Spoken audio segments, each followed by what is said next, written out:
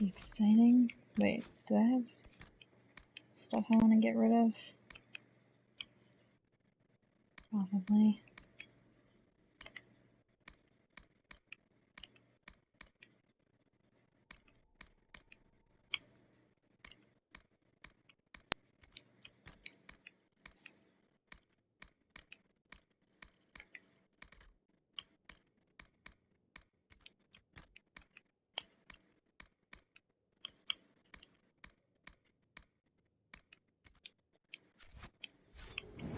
Sell that real quick.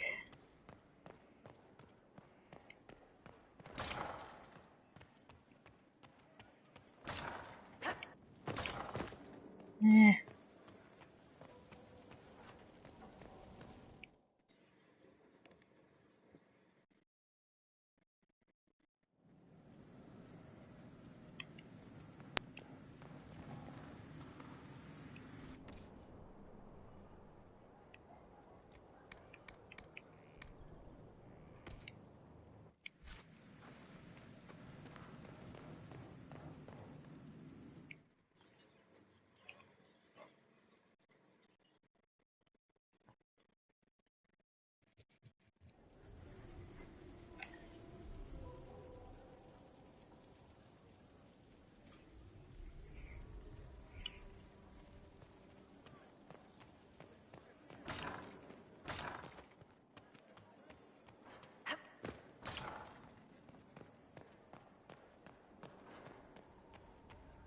Okay.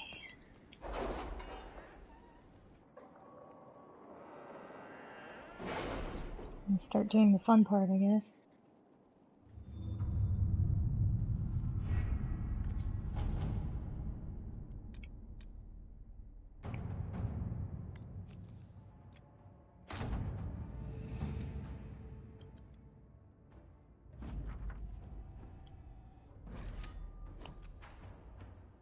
Here we go.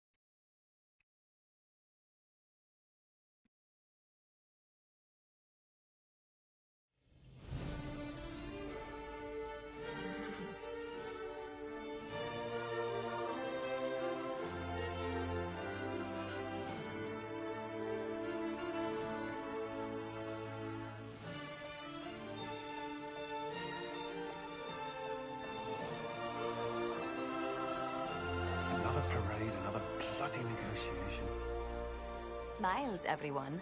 We must be careful how we present ourselves. Why did Divine Victoria call the Exalted Council? She's kept Orlais from bothering us for the last 2 years. At increasing political cost, yes. She has done all she can, but the Exalted Council has become necessary. Orlais would control us, and based on their many marriage proposals, they have specific plans for you. Our real concern is Ferelden. They would see us disbanded entirely.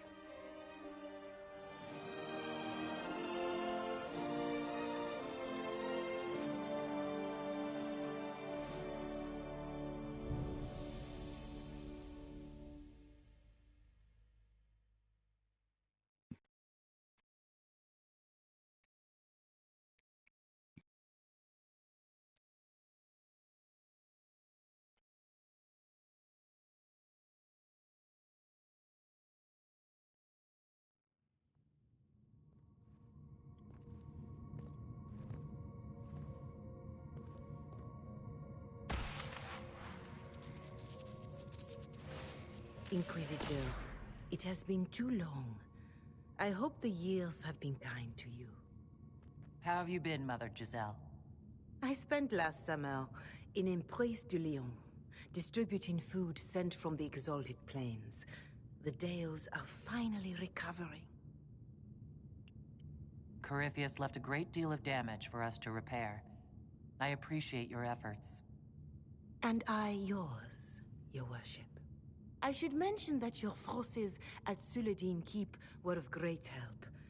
Please give my compliments to Baron Deschedin. Divine Victoria asked me to greet you on her behalf. She is currently attending to the Ferelden ambassador's concerns. You can probably just call her Cassandra in private conversation. You can, Inquisitor. I prefer to use her divine name. Our last divine once joked about why I insisted upon calling her Justinia. She called it my way of reassuring her that I had not completely forgotten who was in charge. How do you think Divine Victoria has done these last 2 years? It is hardly for me to say, Inquisitor. With respect, that's never stopped you before, Mother Giselle. Victoria says she is better suited to the battlefield than the Sunburst throne, but she has restored the Chantry. And also people's faith in it. We are lucky to have her. I'll speak to Divine Victoria. I believe she would appreciate that, your worship. The Divine sees the good that you can do, and have done. Duke Cyril will wish to greet you on behalf of Olay. I believe he is currently speaking with the Tevinter ambassador. Many of your friends have returned as well. I hope you have a chance to speak with them before the Exalted Council begins. The Imperium sent an ambassador? Yes, your worship. Dorian Pavas has taken the chance to return from Tevinter. It will be good to see him again. I owe him my apology. I allowed my distrust of Tevinter to cloud my judgment. He took a great risk coming to help us, and deserved better treatment. You're going to apologize? To Dorian? I have little patience for those who cannot admit they were wrong, your worship. Myself included. I will have to make my apologies somewhere public. He will want an audience for his reaction. Who has returned for the Exalted Council? Your dwarven friend, Master Tetras. For one, I understand he spent much of the last few years in Kirkwall. I believe Sir Blackwall has returned as well, although he now uses the name Tom Ranier. Enjoy time with them while you can, your worship. I doubt you will have the chance once the Exalted Council is underway. True. Thank you, Mother Giselle. Your worship, a final question, if I may. This Exalted Council, Ferelden would have the Inquisition disband. Olay sees its power as another feather in a chevalier's helmet. What do you wish to do with the Inquisition?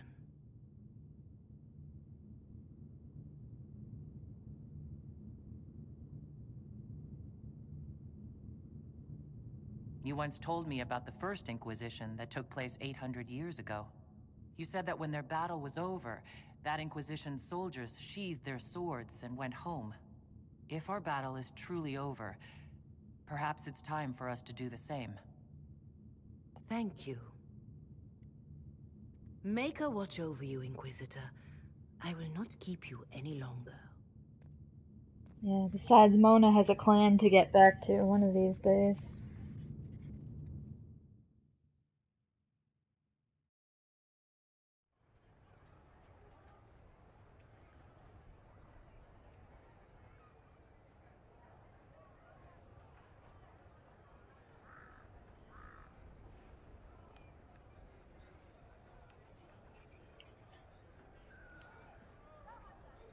Where to start?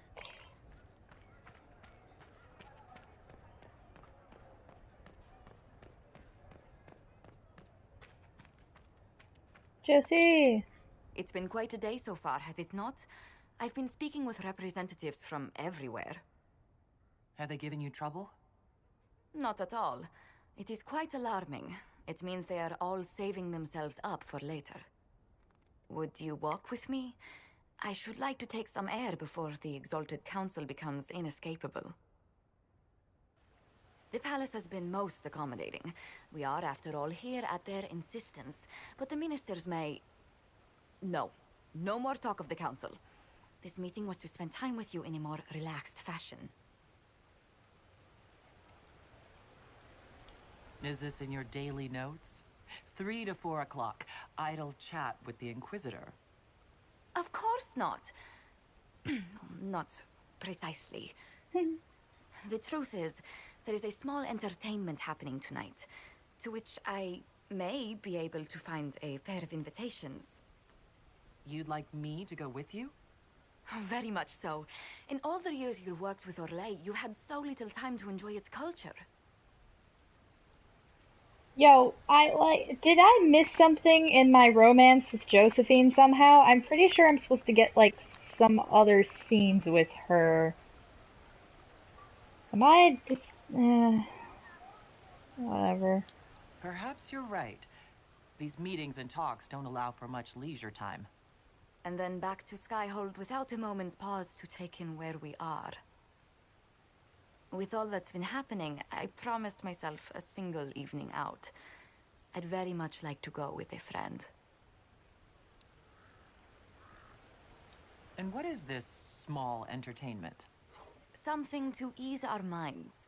I would very much like to surprise you with the details. Thank you for thinking of me. I'd be delighted to attend.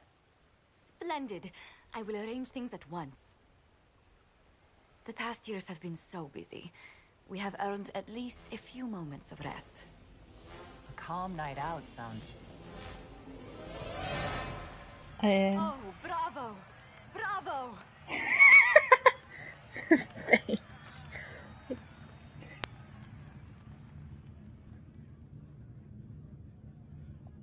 Was the woman in gold playing a king? Who was the man in feathers? Oh, it's all very simple. The first actor's mask is determined by... well, I will lend you the program guide. But tell me, did you enjoy the performance?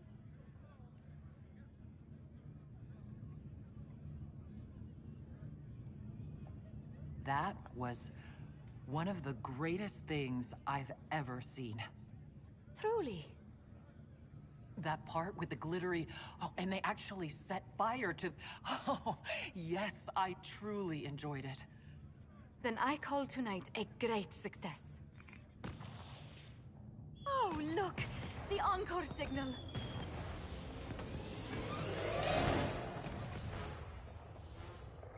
So, we don't get to do any romance things? I'm confused.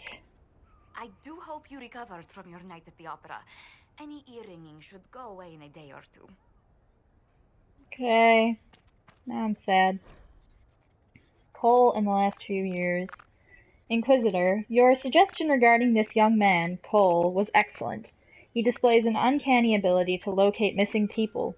When hostile forces held our agents and we feared they would be killed if we approached, Cole was able to reach them without being detected.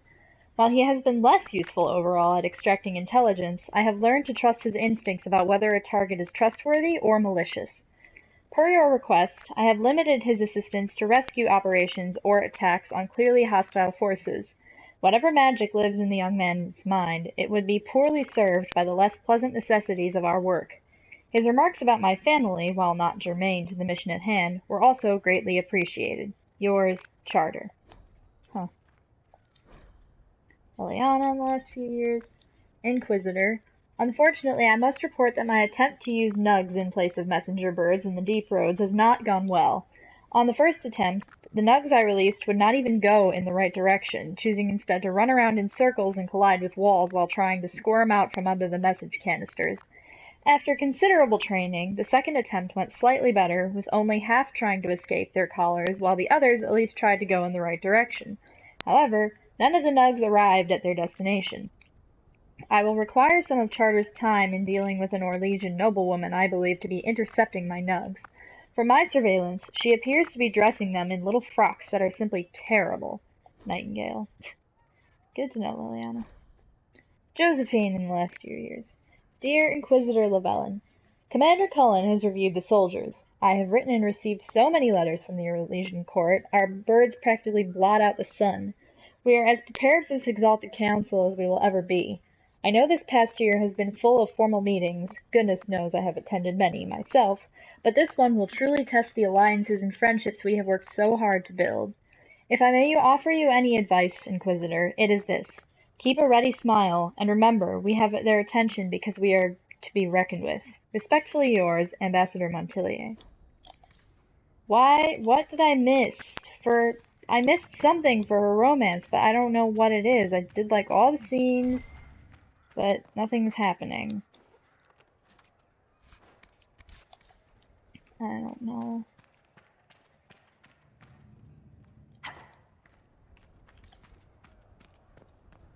Just want to have a romantic moment with my girlfriend, who is apparently not my girlfriend for some reason. Can I go in? Oh, I can.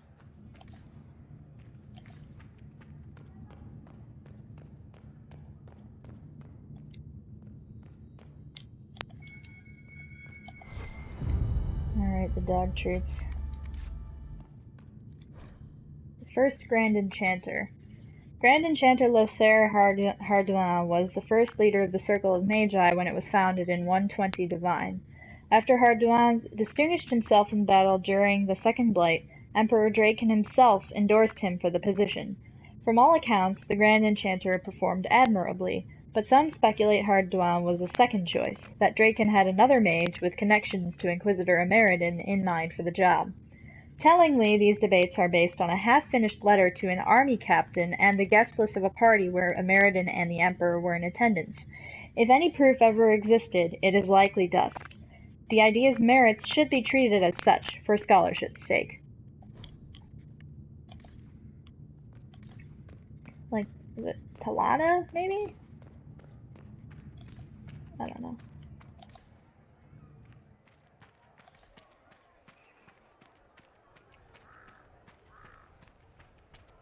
Is there something you need? At once. No. Yeah. Right. Can't go in there yet.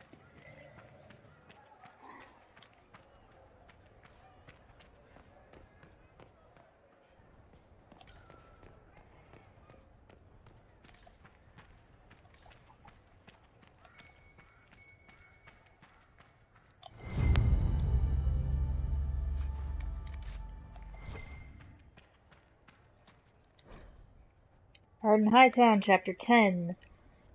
Oh god, it's the name that I can't say. Donan Bernakovich had been pursuing the killer of Magistrate Dunwald without food or rest, and so far all he had was the seal of an imaginary group, a wounded arm, and a package that contained a rusted Tevinter short sword. He was past exhaustion, and every breath made his head throb like he'd had too much to drink. He was getting too old for this shit. He couldn't go to the barracks with a knife wound he'd picked up off duty. If the captain caught him, and she would, he'd be thrown out of the guard for sure. That left one option. The Chantry Clinic turned no one away, but it usually didn't have to. The presence of 3 circle healers was more than enough to frighten most decent folk into deciding to wait and see if they got better on their own. Aside from a few drunken beggars snoring in their beds, the clinic was quiet. The healer didn't ask his name and tended the wound with only a disapproving frown. In a few breaths, his arm was as good as ever. Pity magic wouldn't mend his coat sleeve. As he walked through the nave toward the exit, he heard a voice. Guardsman, I was just about to look for you. The deep black gown she wore only made her eyes more otherworldly. A scent like lilacs filled the air around her. She may have been dressed in mourning garb, but she was dressed to kill. Donnan bowed. Lady Marielle, we should talk. I may have a lead for you. Huh.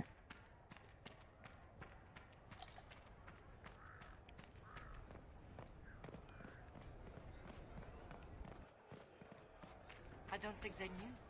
Oh my. Okay. Well, Smile upon me. hey man. The Prince of Starkhaven wrote to you again. Of course he did. Just put that one in the pile with letters from the Merchants Guild.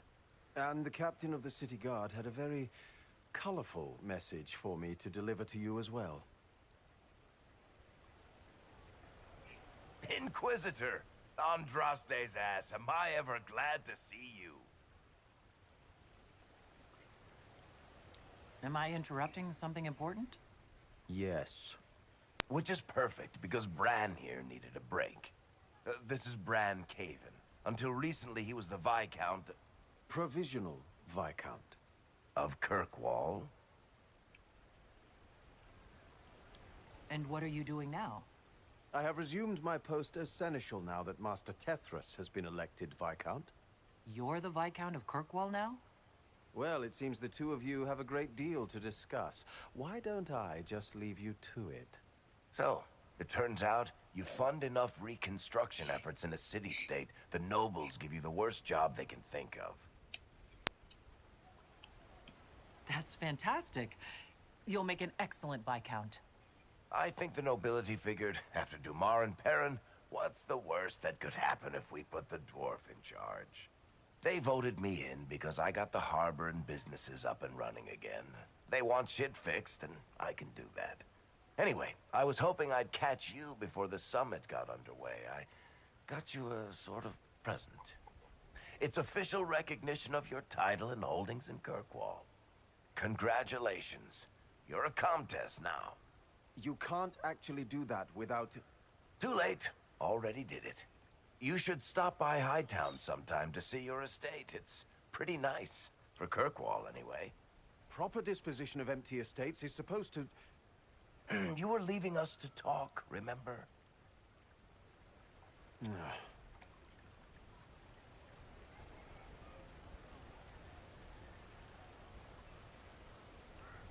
This is possibly too much, Varric. I don't know what to say. That's nothing. Practically nothing. Don't mention it. Oh, that reminds me. It's the key to the city. You can't give that away without approval from the council and a special ceremony. It's just symbolic anyway. It controls one of the giant chain nets in the harbor. Really? That is so much better than I thought.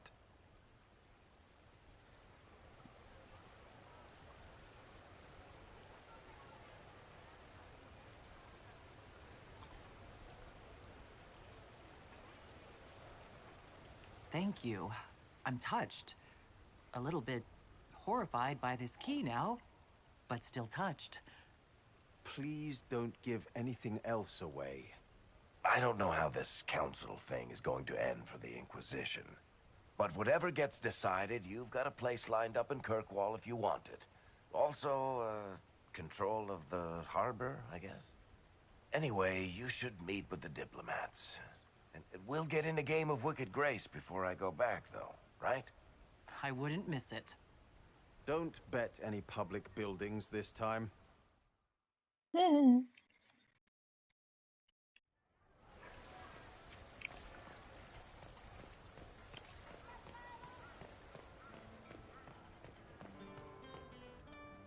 Meriden.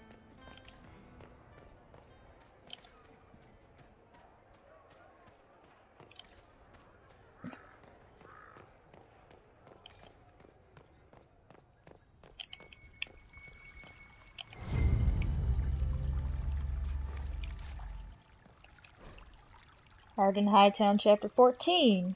The late Magistrate Dunwald's butler blinked as Don and Bernakovich charged into the same thing pretty much, into the foyer.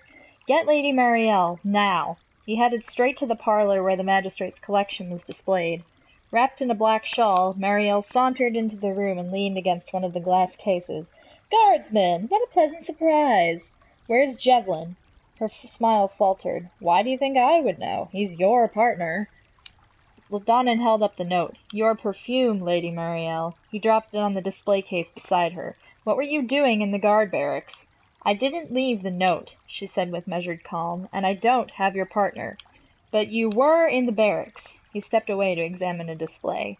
You told me Wagner wanted to buy the magistrate's entire collection, but he said he was only interested in one blade. He opened the case. And I think it was never in Seamus' collection.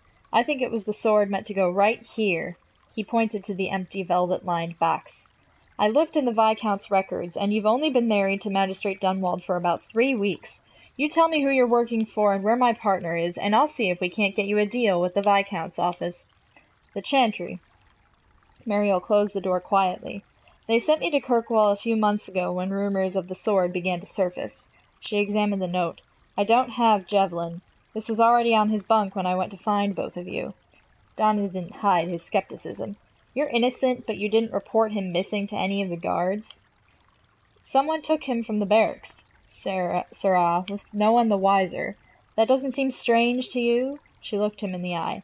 Have you ever heard of the executors? They're a myth that kills. She sighed. The executors have your partner, and I think they have someone inside the city guard. How else could they have gotten Jevlin out of the keep without being seen?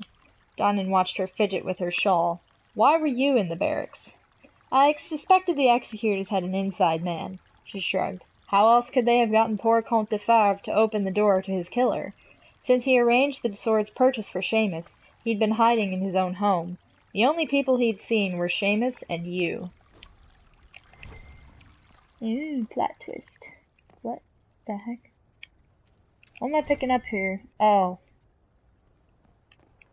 Right, that.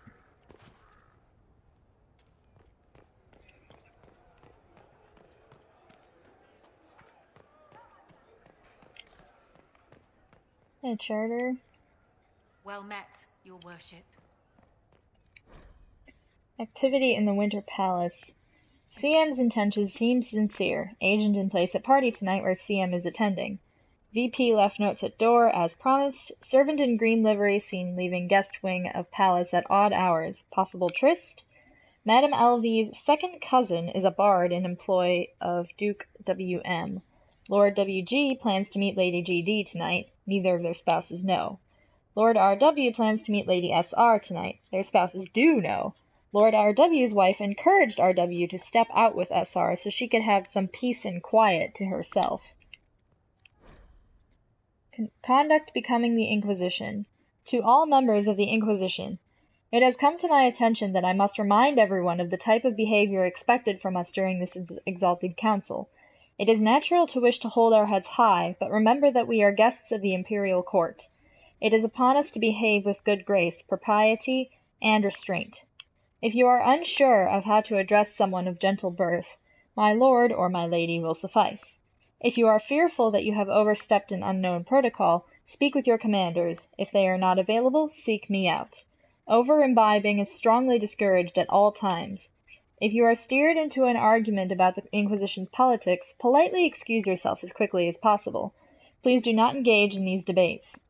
If all else fails, trust sense and common courtesy to guide your actions. Sincerely, Lady Montelier. Dorian in the last few years. Inquisitor, it was good to hear from you, my friend. For months I've had only the society of Meveris' fledgling Lucerni party, junior members of the Magisterium, so filled with fire and zeal, and so wildly inept at politics. May keeps a bucket of ice water in hand in case one accidentally immolates himself. Lest I give you the wrong impression, we are making progress, but it will take a great deal of skill to keep the Lucerni alive through the usual schedule of Minrathous scheming long enough to become a real political faction. Fortunately, they do have me. I'm sorry to hear that politics are plaguing you as well. Must be something going around, like a pestilence or an Orlesian fashion trend. Hopefully Josephine can diffuse the Ferelden outcry and persuade the Orlesians to stop circling you with a collar and leash. You know she did always love a challenge. I'll find an excuse to make a trip south soon. We should really catch up in person, don't you agree? Dorian. Thanks, Dorian. Love you too. Oh, it's storage. Nice. Iron Bowl in the last few years. Thank you for sending the charges to assist in dealing with the demons attacking Montfort. Their assistance was most appreciated and many lives were saved. The Iron Bull and his chargers have prevented another civil war from sweeping across Orlais with their efforts in Tarrandale. The Iron Bull in particular defeated the would-be usurper in combat. We must protest the actions of the Bull's chargers in South Reach. While the presence of demons and Templars corrupted by red lyrium is undisputed, the necessity of your dwarven miner collapsing the better part of a mountain on the enemy forces was hardly necessary. The Bull's chargers were of great assistance in driving back the demons that attacked the shores of Lake Calenhad. The elf who calls herself Dalish was particularly helpful, and I look forward to her promised explanation of how Dalish archery techniques can create walls of ice or dispel magical barriers. Ah, funny. Oh, what's this? Oh, right. Can I switch back to my... Can I switch to that? Yay! Maker. I prefer to wear this anyway. Yes, I love dog treats. Cassie?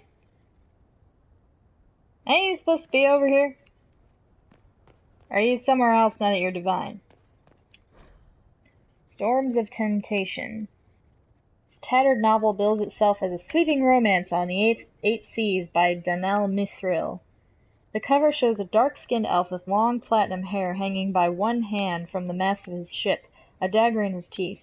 A woman in elaborate mask, low-cut dress, and almost as much hair as the elf, gasps up from the base of the mast. The elf is glaring at a tanned and chiseled human pirate, grinning as his vessel pulls alongside the elf's ship.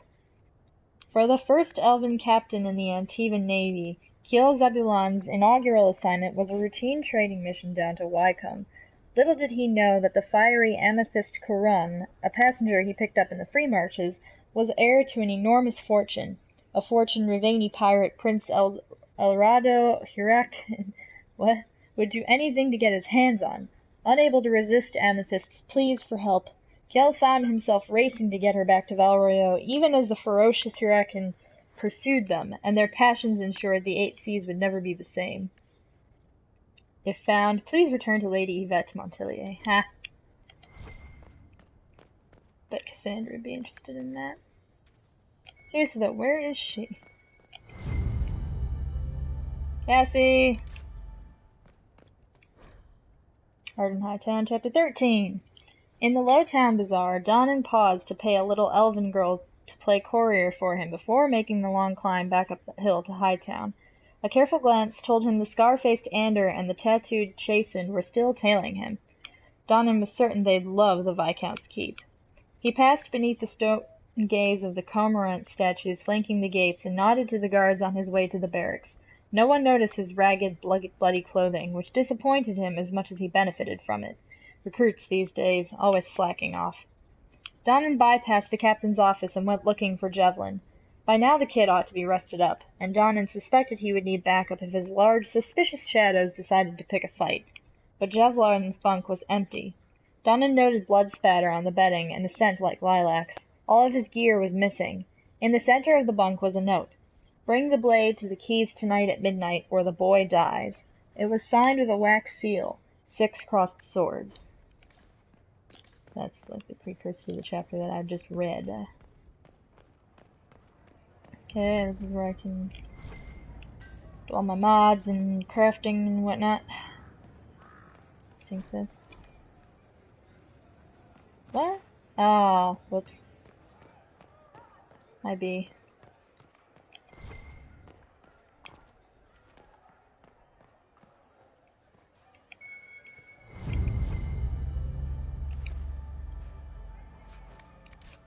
Yay. Hey, Cole. Inquisitor, I see you have time for afternoon refreshments. Did you know that a merchant in the courtyard is selling gemstones the same color as your eyes? What an odd thing to say. I must see this for myself. Thanks, Cole. I appreciate the help getting him elsewhere. I still don't understand Orlesians and their masks, but it makes him happy. And I needed the table. For breadcrumbs? Birds like breadcrumbs.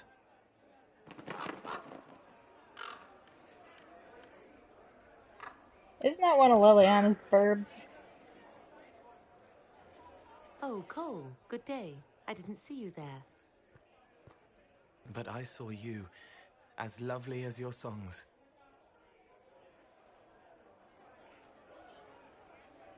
I'm pleased for both of you. The world has ample pain, Inquisitor. The kindness found in Cole is rare indeed. Her songs bring happiness to those who hear, and I can make her happy in return. Well then, carry on. Cole's got a girlfriend. Alright. The Gilded Horn's drink menu. The Golden Nug, an effervescent white Celony wine with a dash of West Hill brandy and a splash of pomegranate juice, muddled with raspberries and a sprig of royal elf fruit. The Hissing Drake, a bold mix of cinnamon-infused whiskey, dark Lamarin rum, and Hyrul's Lava Burst. Not for the faint of stomach or heart. Benediction, Prophet's Laurel Gin served with a wedge of lime and a thimble of golden scythe. The Emerald Valley, made with a spirit distilled by Chantry sisters in lights from over 70 herbs and flowers, topped by egg white foam dusted with nutmeg. A Night of Shame, oh boy. Our sweetest Antivan port with a dash of chocolate bitters and a twist of orange, served in a flute of chilled Syrah glass. The Randy Dowager, rumored to have been concocted by the editor of Orlay's most scandalous periodical herself, a tall glass of abyssal peach liquor and fresh cream garnished with sugar rose petals and served on a silk handkerchief with a scandalous Roman couplet inked on it by the bartender. Jeez, it's fancy. It's very fancy. Hey, Sarah. Here's you, and everyone. Glad to be back, all stuffed together, with the pressure full on. Again. Don't worry, Herald of Everywhere. I came prepared. I know what everyone needs.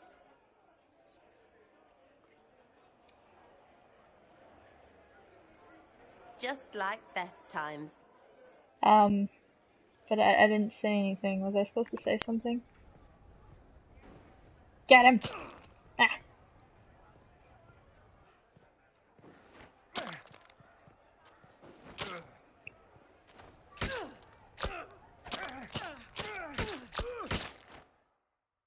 When did we get hit? I expected a roof. It's early. Anyway, that was a good run. It's all been a good run. I needed that. And I need... You know it's ending, right? We can say it won't, but knobs in places like this, all they do is end things. They'll try a leash. Or worse.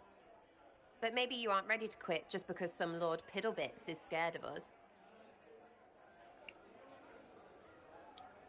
Do I seem like I'm ready to retire? I'm tired. I've never done anything for years. Point is, sooner, all this changes.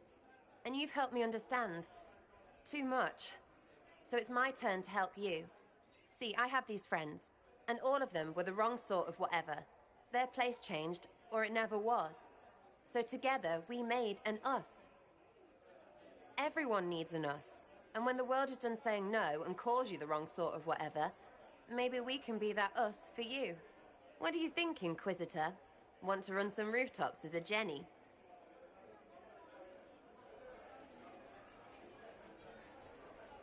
Yeah, let's do it. Well, all I have to say is, call me Red Friggin' Jenny. Way too confusing. You'll get a city. One that rhymes with arse. Oh! I should have said we needed a we instead of an us, because... Wait! Anus! So stupid. To all my friends. Yeah, the timing on these conversations Always is super and ever, awkward. Inquisitor. Always and ever. Sarah was never in the great. Creepy song is creepy. Ugh.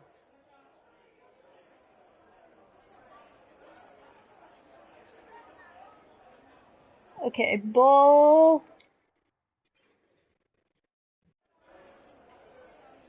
Your Worship, I'm glad you're here. Listen, I need you to keep the Chief distracted while we sneak this dragon skull through the room behind him.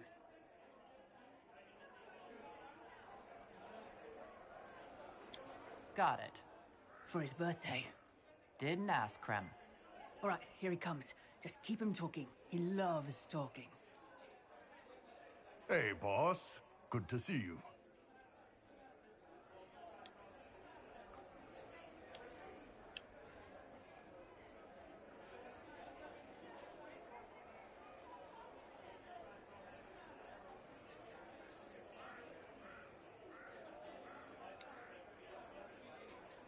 You know what, Bull? I really like hitting things. I know, right? We have the best job.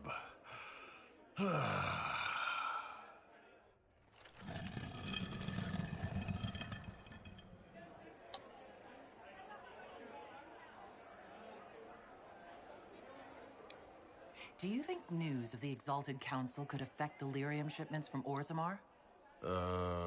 Maybe.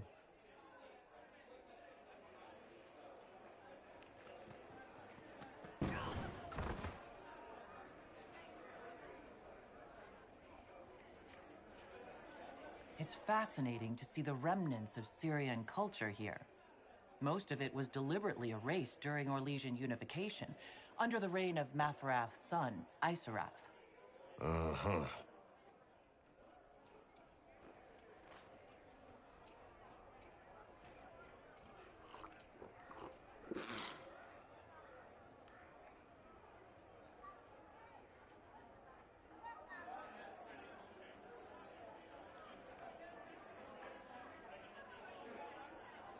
Okay. Did you know that Ferelden has its own names for lords? The country is divided into Ternirs, governed by Terns. Inside those are cities and Arlings, ruled by Arls. And then there's the Benorn. It's a large area of countryside, ruled by multiple bands. Good to know.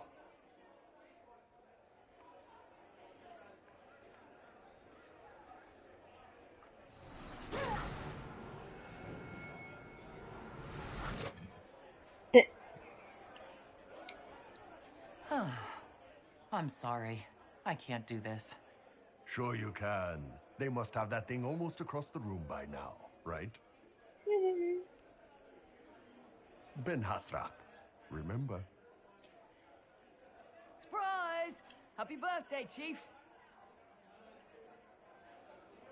Oh, you guys. You got me.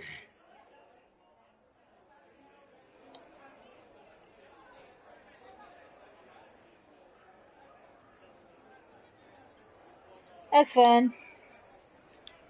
Okay, who else? Talk to Cole, talk to Bola, talk to Sarah. There's somebody back here? Oh, it's up there. Right, that's Josie. Who else was hanging around? Is that you, Blackwall? Yep, what's up?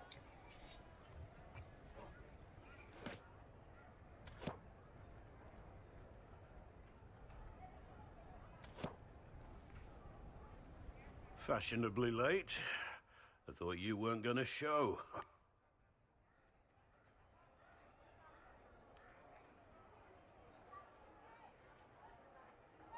Sorry, I'm still trying to figure out...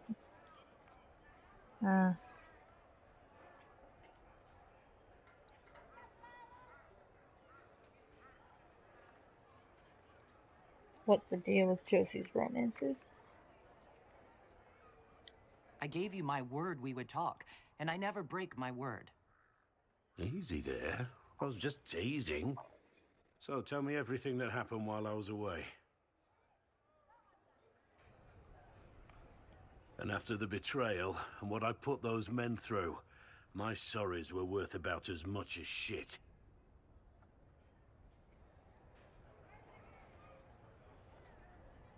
Are you glad you at least tried to apologize? It's hard to say. I go back and forth most days. They needed to know that there's a way to come back from anything. And I wanted to help them if I could. I thought going up there on the gallows was difficult. This was worse. 100 times worse. Anyway, it's nice to be back. Though I'm not sure what to think of this council. No matter what, you know you can always count on my sword arm and my friendship.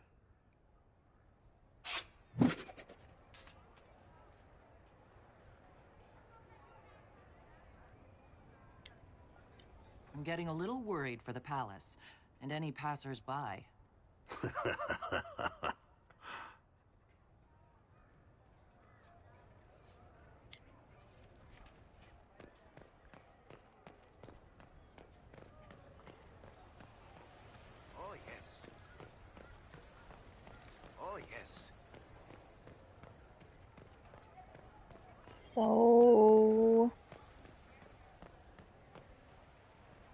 There's Colin and his doggo.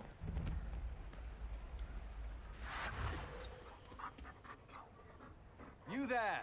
You're to dodge, not catch. If that ball were a fireball, you'd be dead.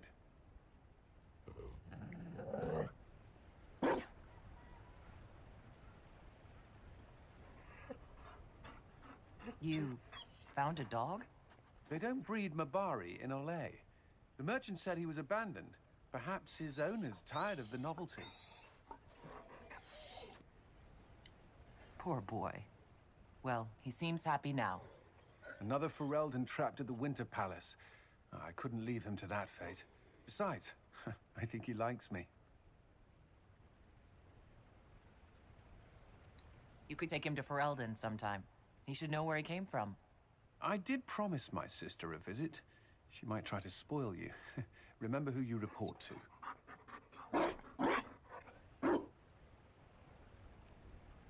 The Inquisition will change after this. I'm not yet sure what that will mean. Whatever happens, our people, you, Liliana, Josephine, will have my support in whatever form you require. I can't imagine the Inquisition without you. I am honored, and likewise, Inquisitor.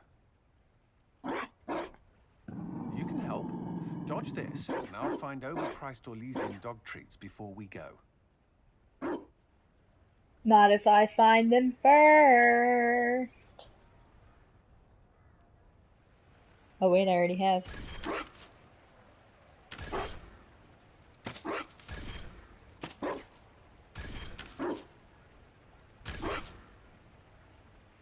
Did I run out? I ran out. That's a sign. Okay. Who else we got? Hi, Liliana. Will you walk with me?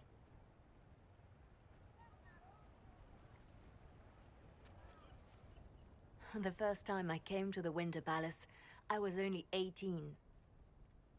I was dazzled. Such rich hangings, splendid marble columns, more golden lions than I could count.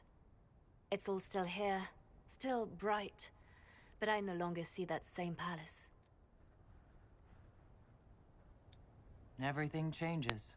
People, most of all. Yes. Now all I can see are the knives in the shadows, the poison in jeweled goblets.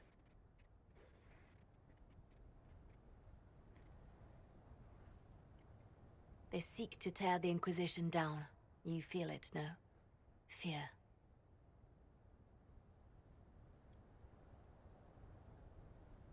I'd fear anyone with our vault of secrets. Wouldn't you?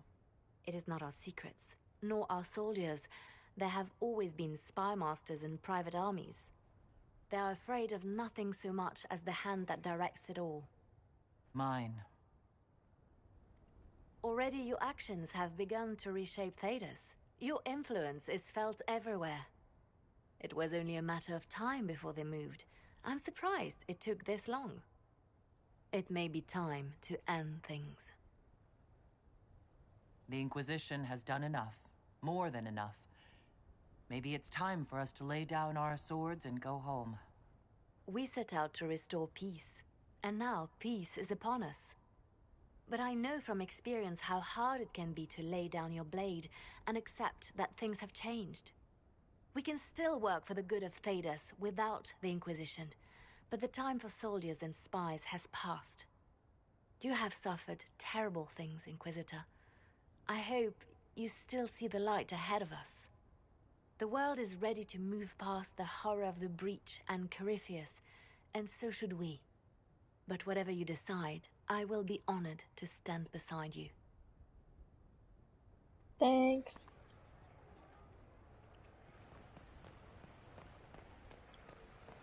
Bev, I know you're around here. Good day to you. Darling, you made it. Excellent. I scheduled this appointment ages ago, and they do appreciate punctuality. Appointment? With the Imperial Garden Spa, of course. You work so hard, my dear. I wanted to treat you.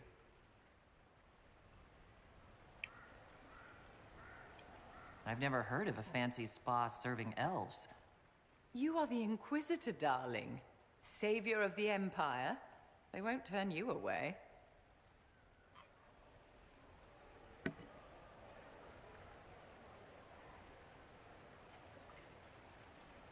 What are the cheese wheels for? It pains me that you even have to ask. You've clearly been living too long in barely civilized conditions. Did you hear something? Relax, darling. It's spa day. How have you been? It seems ages since we've spoken. No doubt this peace conference is boring you to death. I can hardly blame you. So much hot air.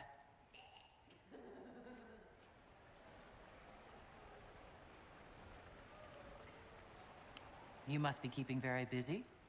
The Circle needs more supervision than a toddler. It may master using the Privy on its own any day now. Don't you feel better, my dear? This place really does work miracles. What happened? Darling, it's spa day. Don't fret. You'll undo all the good they've done. Come along, Inquisitor. They have other appointments, you know.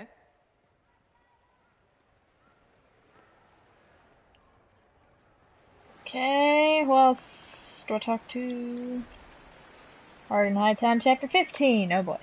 The nobles of Hightown like to imagine that petty crime can only happen in the dank shadows of Darktown, or maybe the crooked alleyways of Lowtown between the alienage and the poorest neighborhoods.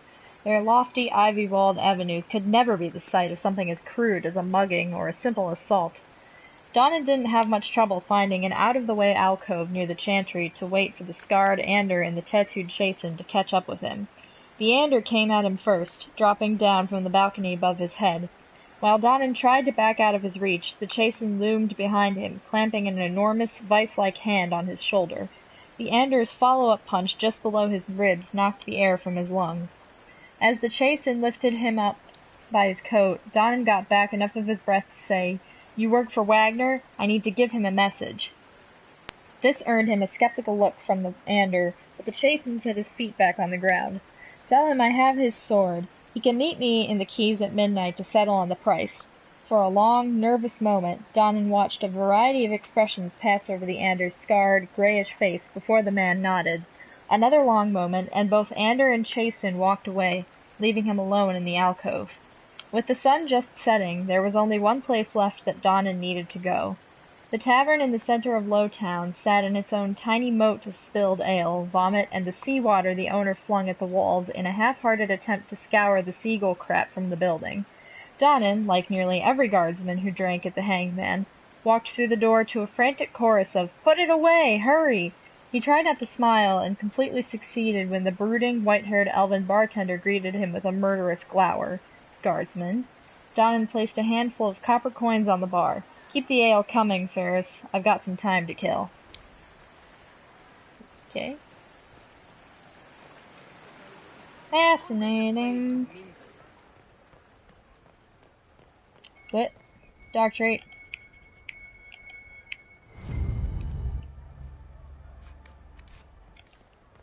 Will it matter?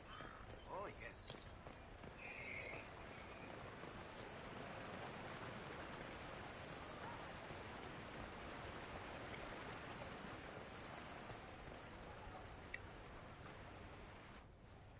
Divine Victoria, am I interrupting? Not at all. The Arl of Redcliffe was telling me of events in Denerin. He represents Ferelden at the summit. Inquisitor, good to meet you.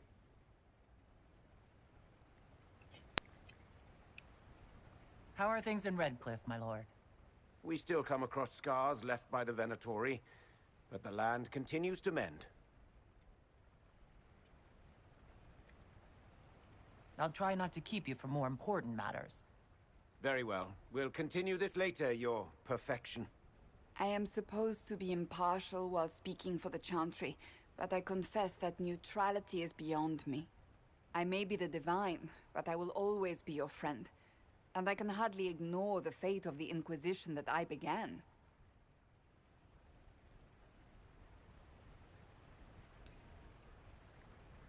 Is there anything I can do to make your job easier?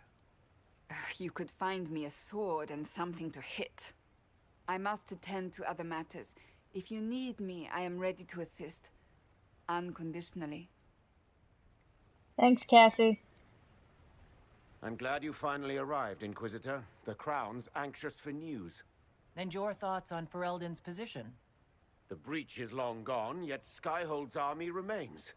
Ferelden can't continue to ignore soldiers on its borders.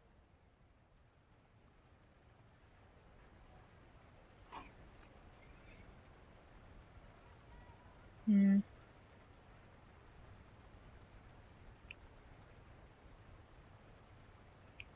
Inquisition has grown. I can see how its presence might cause concern. Then you understand why we must demand a reduction of your military forces. A power without allegiance to either Ferelden or Orlais? Even I see neither of our countries can let it rest. I won't keep you longer.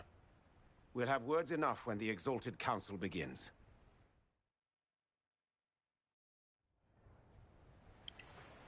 Okay, it's one ambassador done. A dispatch from the Crown of Ferelden. Hang on. To our honored friend, Arl Tegan, thank you for attending this exalted council. We trust you implicitly with Ferelden's wishes, and to fight for the security of our borders. Messengers will be dispatched daily, so that you are not cut off from us as you undertake this duty. Maker be with you, King Alistair and Queen Honora of Ferelden. A postscript has been scribbled faintly at the bottom of the page. Good luck, Uncle. If there's anyone I'd rather have there than me, it's you. Or anyone else, really, but thanks for braving the lion. Yes, thank you.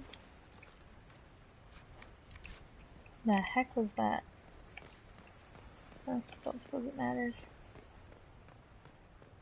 Changeable weather this season. Orlais is on your side, Lord Parvis. The Inquisition's support is not a thing to lose lightly. Which is why the Orlesian court is circling it with a net and collar? But you'll have to excuse me. I see an old friend I must greet. Dorian! Inquisitor, how long has it been? Don't actually tell me. I despise feeling old. It's good to see you, my friend.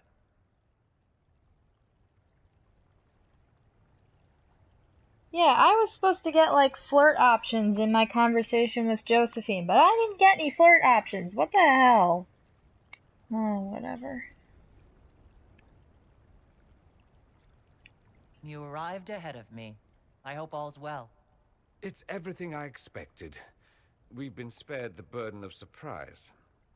Orlais wants the Inquisition tamed, Ferelden wants it gone, the Chantry meddles, and Tevinter sends but one ambassador. That's me, by the way. A reward for my interest in the South. Thankfully, Ambassador Pavis is a token appointment. Call on me as you like.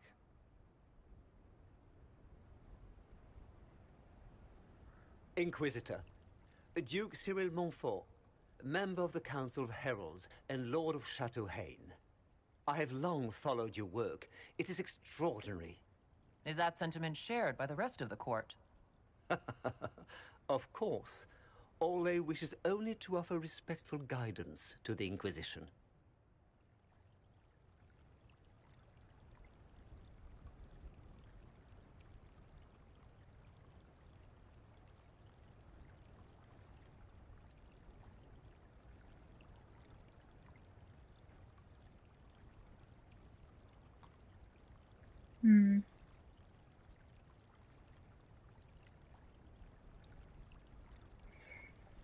The Inquisition's grown.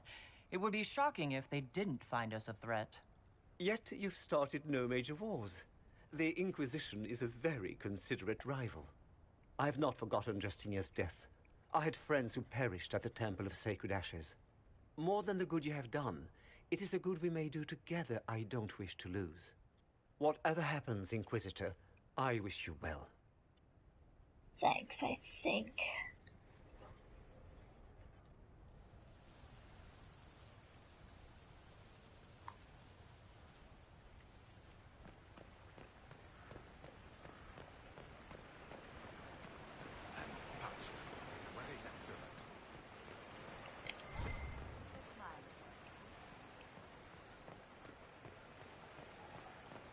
There's a book.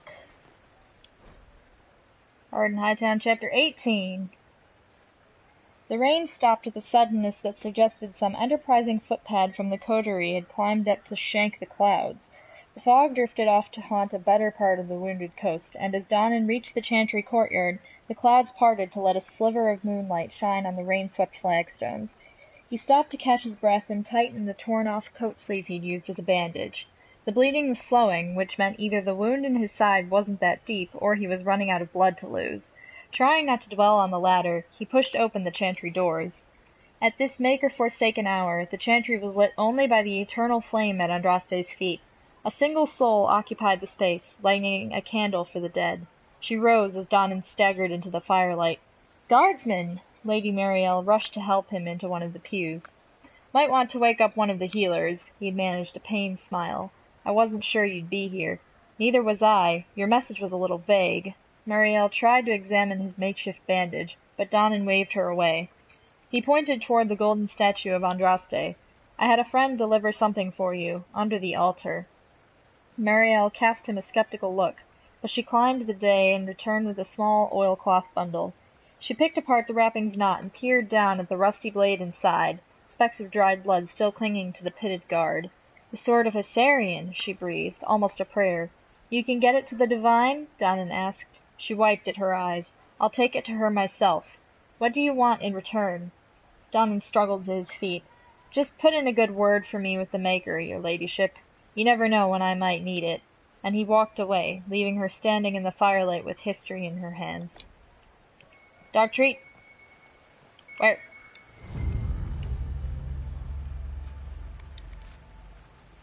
Alright, one sec.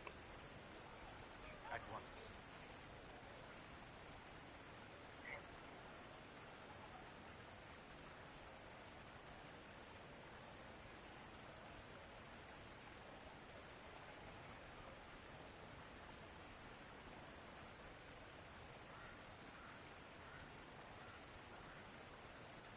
Okay. I think I can go talk to Dorian some more.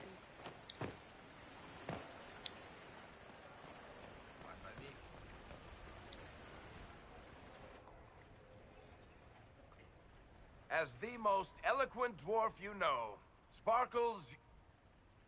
Speech! Speech! Way too much speech. Varric, there's really no need. What's going on? Inquisitor! You're just in time. Sparkles, the Imperium doesn't deserve you, or want you. It may even kill you, but we'll miss you, if it counts.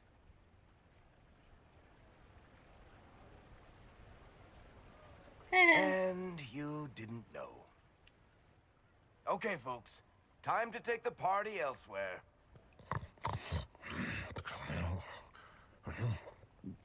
Toma never wanted any. I swear. Leave him.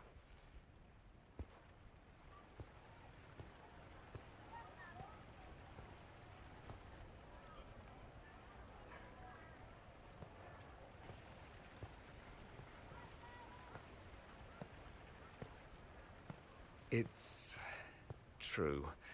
When the Exalted Council has ended, I'm going back to Tevinter. For good, this time.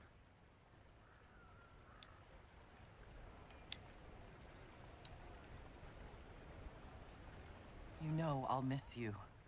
Naturally. My father is dead. Assassinated, I believe. I received notice this morning. A perversely cheerful letter congratulating me on assuming his seat in the Magisterium. I didn't even see him when I was home. I had no idea he would leave me everything. This ambassadorship, his doing, I'm told. He must have wanted me away when the trouble began. I have to go back.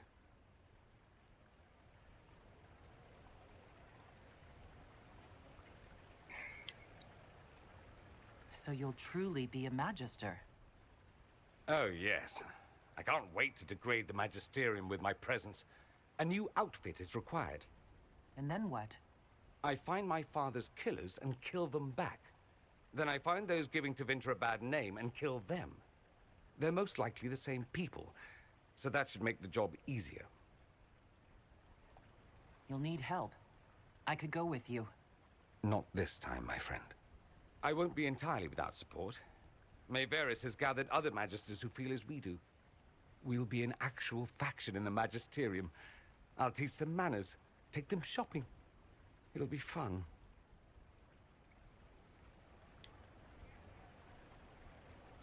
I wish you safe travels, and the best of luck. Oh, I'll need it, thank you. Magisters are tricksy bastards. A present. A going-away present. It's a sending crystal. Amazing what friendship with the Inquisition gives you access to. If I get in over my head, or you're overwhelmed with sorrow for lack of my velvety voice... magic. What? You didn't think I would just leave and you'd never hear from me again, did you? You are my dearest friend. Perhaps my only friend. That will never change, no matter where we are. Now let's finish the good wine before the others get back. Okay, so there is no special romance scene in Trespasser, apparently. So I am being told. Also, I apparently missed a big part of her romance in the main game, and I have no fucking idea how that happened. That was pretty thorough, I thought. Guess not, though. Jesus. Okay. I still gotta talk to Cassie one more time, I think. Right? Yeah. Still gotta go talk to Cassie. I suppose.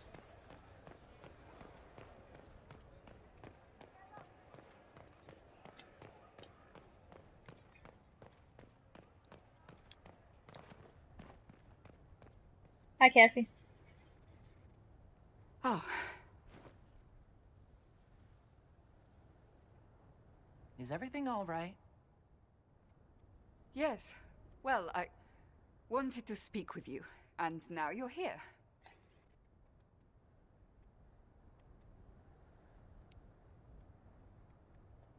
This seems serious. It's not about me. It's about you. Uh-huh. Maybe you should sit. I can stand. Maybe I should sit.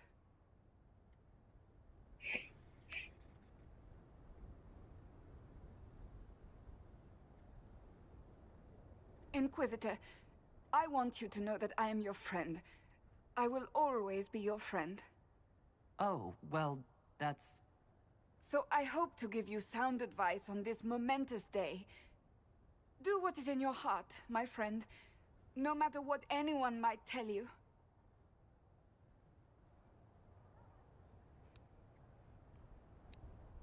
That's a lovely sentiment, Cassandra. Marriage is much more than a lovely sentiment, Inquisitor. Marriage? Josephine is a wonderful woman. If you're clear There on we your go! path, Acknowledgement. you're not proposing to anyone. I am going to kill Varric. Why do I believe everything he says? Why? I might get married. I've thought about it. I suspected as much. Being Inquisitor has brought you good things. Many good things. But only a few have been by your choice. Take what happiness you can from those and do not let them go. That is all I meant to say. Advice from a friend for the days to come.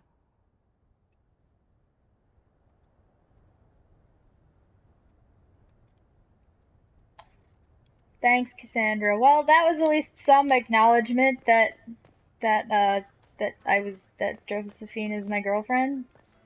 If nothing else. Still apparently missed a big part of her romance, though.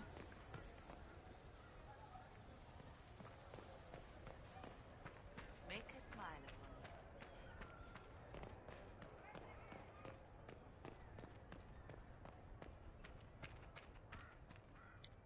It is good to see you.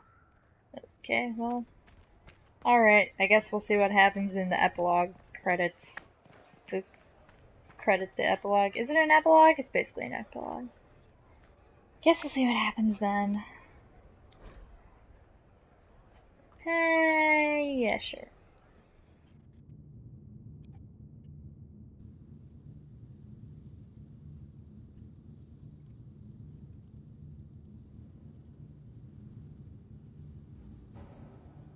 Thank you, Your Holiness. Now, Artigan, as to your concerns... The Inquisition established an armed presence in Ferelden territory. You outright seized Caer Bronach in Crestwood.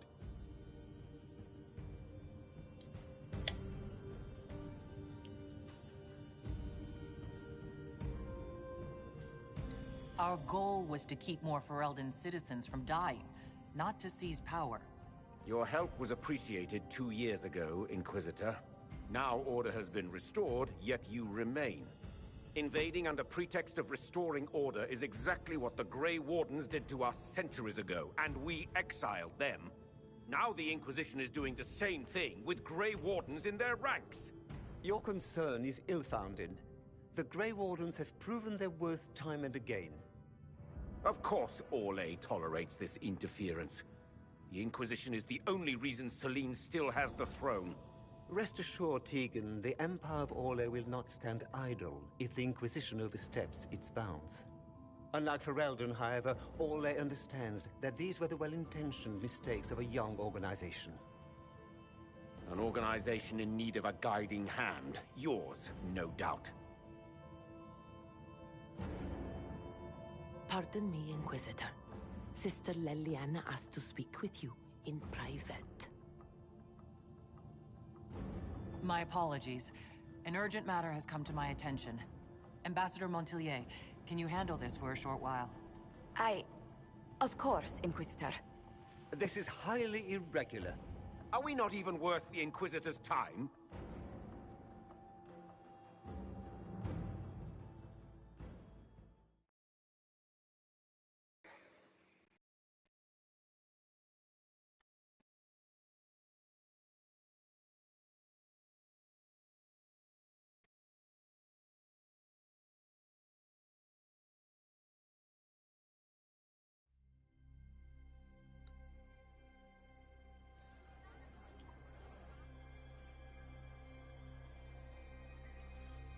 Here we go. Inquisitor, I thought you would want to see this. A Canary warrior in full armor. How did he get into the Winter Palace? So what would the left hand of the Divine see when she looked at this? This is a warrior, not a spy. Part of the Antam, the Canary military. Most of his wounds come from a fight against someone using magic, but at least a few are from a blade. He was badly hurt, separated from his allies, and made it here before he died. But how?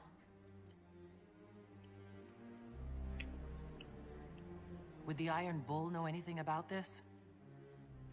I asked, and he is as surprised as we are. Since becoming Talvashov, he has had no contact with his people. He seems frustrated at not knowing more. We need to find out what's going on.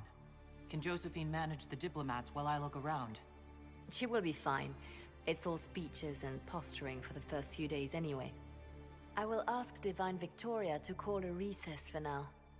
I will also have our friends ready themselves for battle if need be. You think that's likely? I think the Exalted Council may be more exciting than we expected. True that.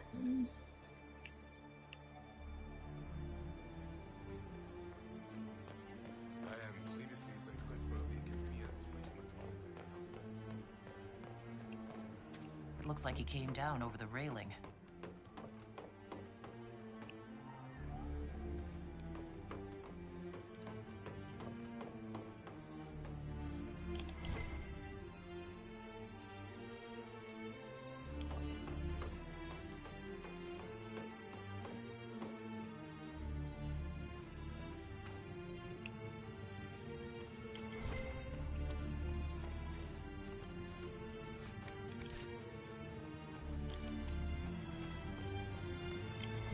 active Illuvian? If I'm going through it, I'm not going alone.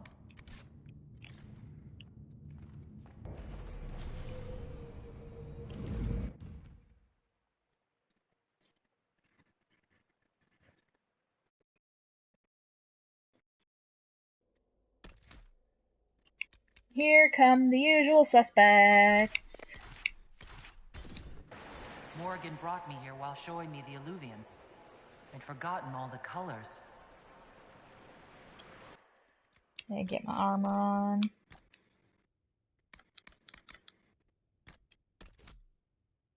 Everything else is already good. Yep. Everybody else all dressed and ready to go? Good.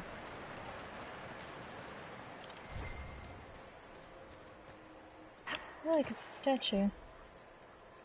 Enter palace. Alright.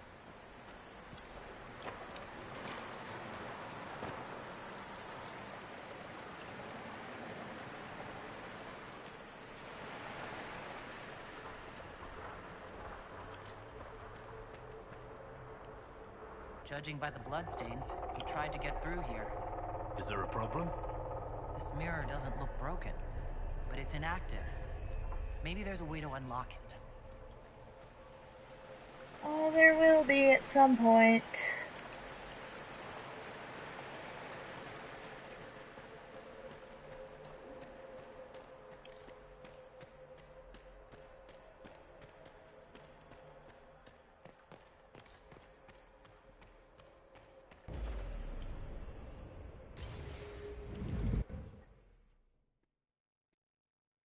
Once more onto the breach, except it's not the breach.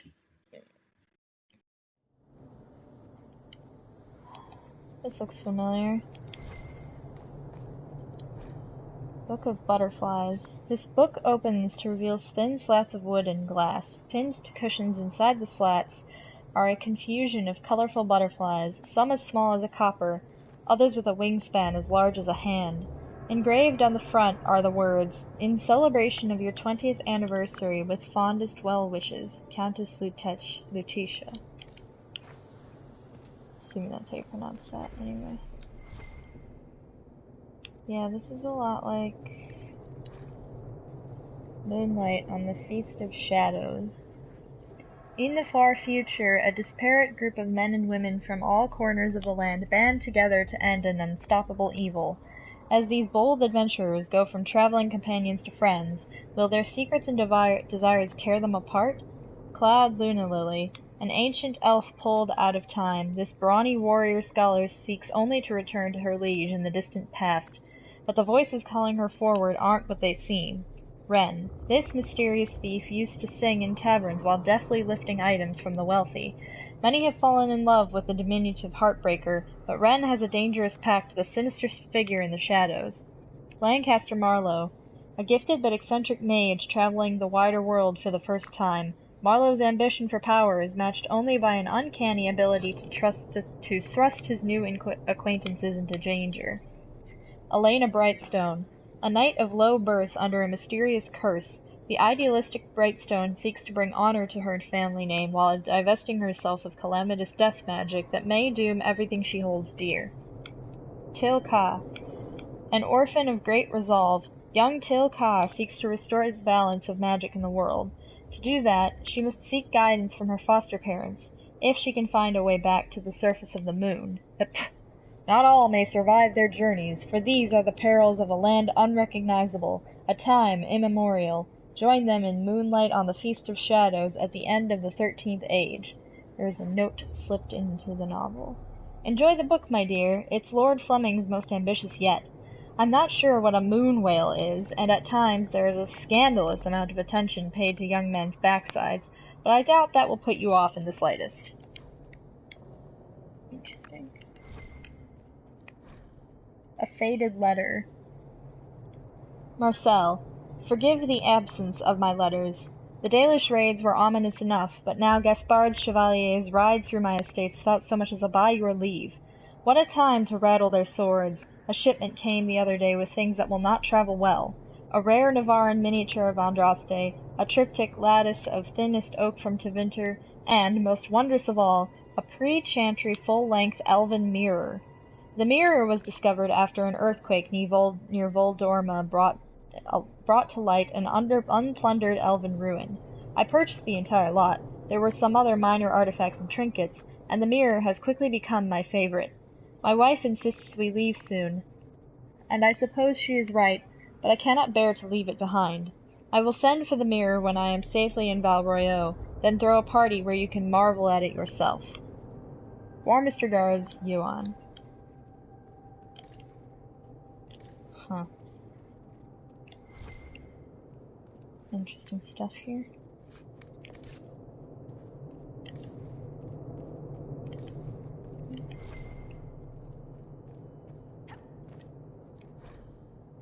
Illustrated periodical. Notable changes. Chevaliers serving Duke Ennius will now carry shields with dovetailed dividing lines instead of their previous flory. Lord Fortier of House Aigle will join in union with Lady Vauclin of House Souris. A full-faced mask in the Monsimadien crimped style, containing 2 colors from each noble line's heraldry, may now be worn by first and second cousins of either household. Lady Westmouth of Denerim will join in union with Lord Pierre of the House Venere. A half-faced domino mask, black with white trim, rubies, pearls, or opals, may now be worn by Lady Westmouth's direct relations.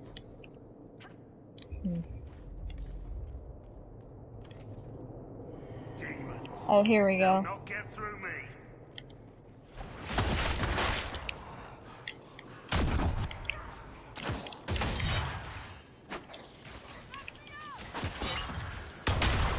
Dang it.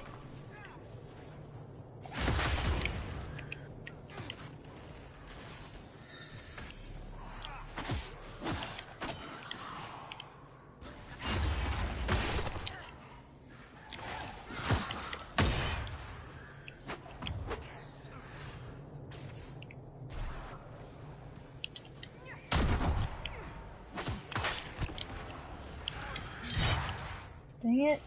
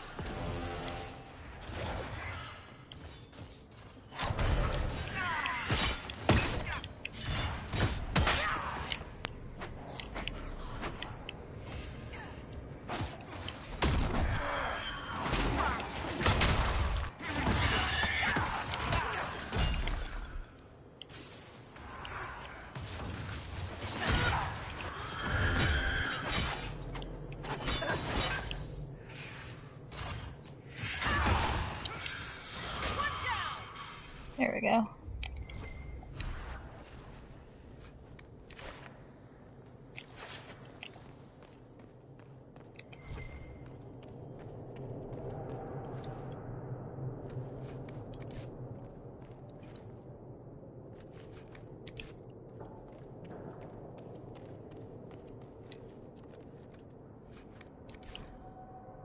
Notes on methods of enchantment.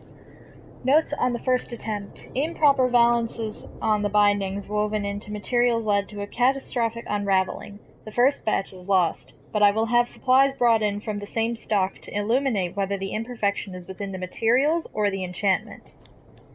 Interesting. Okay.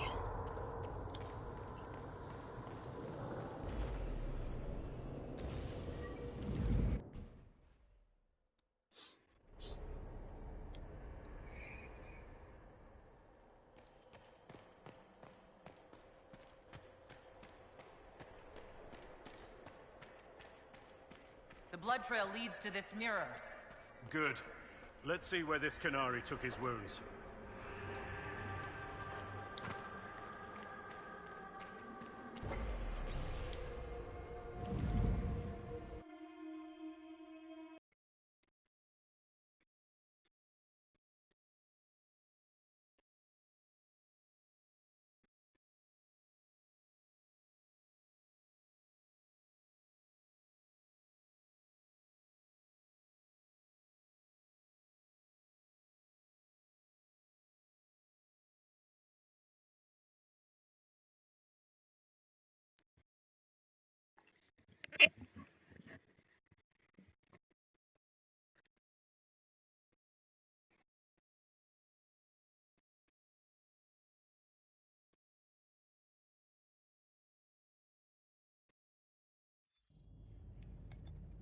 Elven ruins.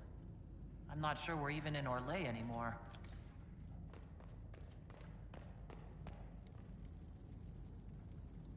Another Kunari, dressed like the one in the Winter Palace. They must be from the same faction, both girded for war.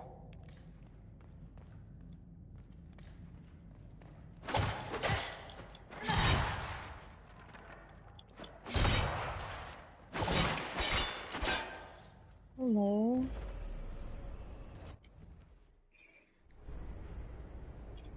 Oh wow.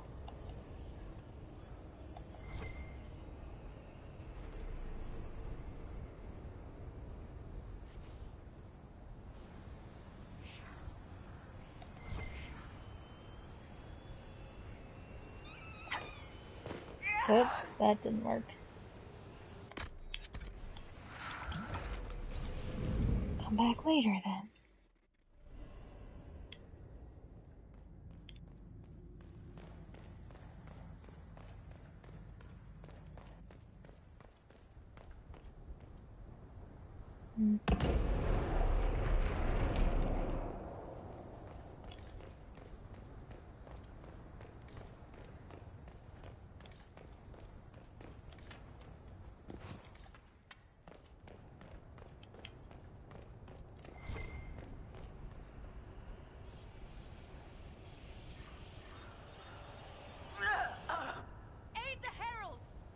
I'm okay. Wasting more potions than I'd like. I think I have to wait until I get some kind of mark-related power that'll let me walk through that stuff, I think. At some point. Scorch marks everywhere. This is the work of a mage. The expended energy is remarkable. I'd say the spell was cast within the past hour. We need to find out why these Kunari were here, and who did this to them.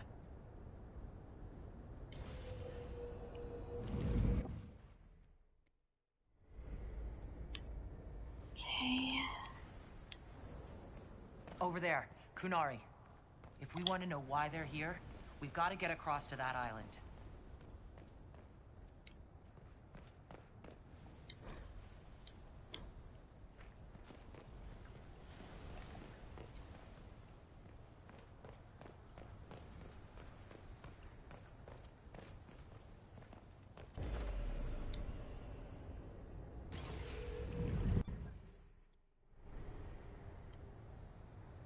Here we are. Hello? A spirit bound when the elves built this place. Because that could never go wrong. What does it want?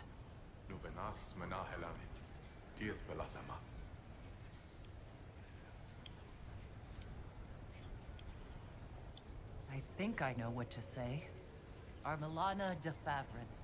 Revas Virinaris. Yes, good. Hey! It was part of a ritual. A secret greeting from those Van Harel trusted. If Mythal's Well of Sorrows knew this, were they close? Friends, or...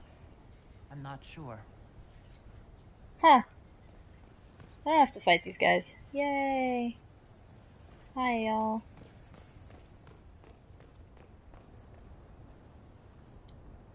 Too bad we're not here at night. We could come back when it's dark, use the stars to see exactly where we are. We're on the ground. I meant where in the world. But I'm right here. Yeah. No, I meant... Are you having me on? Cute.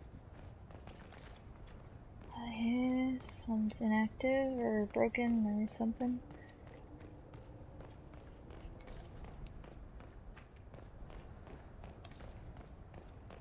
Oop.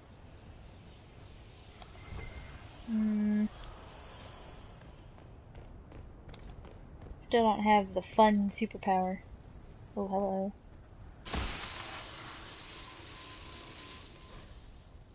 Wolf's welcome. A wash of powerful magic carries an impression of welcome. Images flash by. Elven slaves fleeing to this place in ancient times, greeted by others who then tend their wounds. Words are not so much heard as felt. Fen Harel bids you welcome. Rest, knowing the Dread Wolf guards you and his people guard this valley. In this place you are free. In trusting us, you will never be bound again. That was like Veilfire. It claimed this was a refuge for elven slaves. Yes, I can feel their pain. They came here hurt, hungry. This was help, a new home. This whole valley was a sanctuary, created by the dread wolf, Fen-Harel. This doesn't make sense. In Dalish legends, Fen-Harel is our god of misfortune.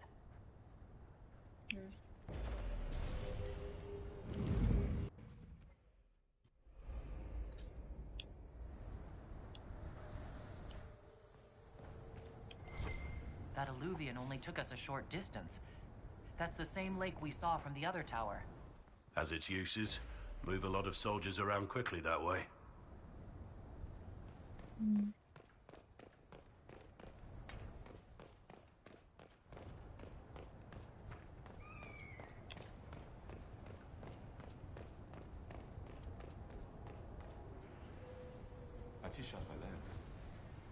Hi.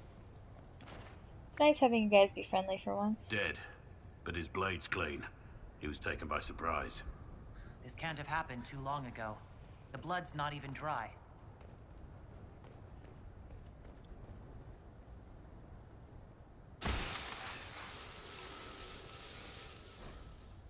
The promise of Fen-Harel. A wash of powerful magic carries a pang of hope. Images flash by. A man in wolf skin standing with a group of freed slaves, clasping one's arm in friendship. Words are not so much heard as felt. Fen-Harel has been falsely named a god, but is as mortal as any of you. He takes no divine mantle, and asks that none be bestowed upon him. He leads only those who would help willingly. Let none be beholden but by choice. This is Fen-Harel helping former slaves as a mortal, not a god. He made this because he didn't want followers worshipping him. Worship makes you more. He just wanted to help. To the Dalish, Fen-Harel is the great deceiver. Perhaps that's propaganda begun by the opposing gods.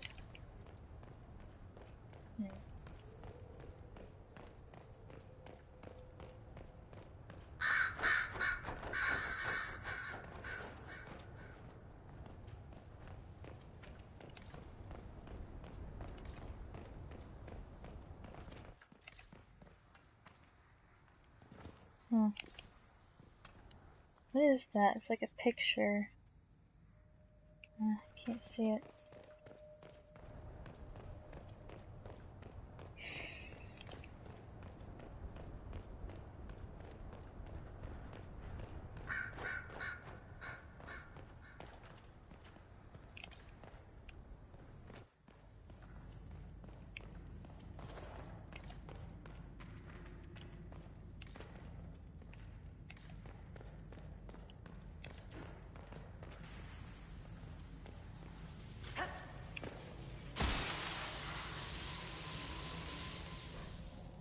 The lies of the Evanuris.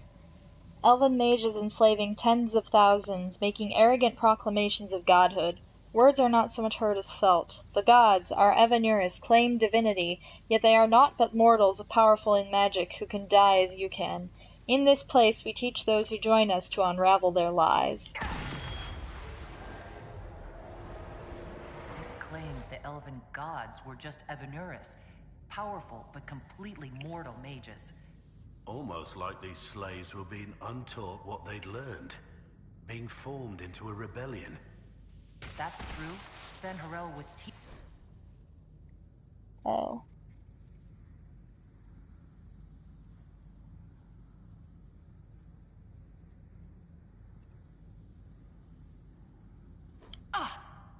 You're hurt. The anchor flared up. It's fine now. Right, now I can walk through the flaming areas.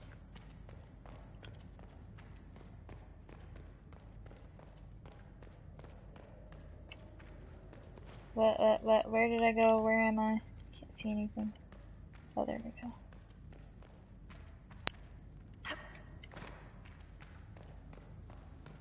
I wouldn't linger here. We're not gonna, don't worry.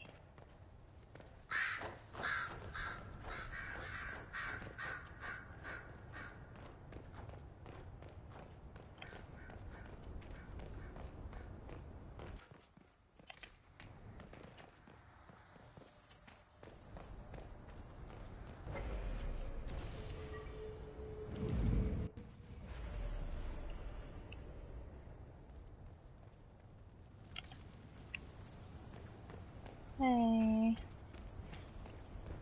That's where I came from.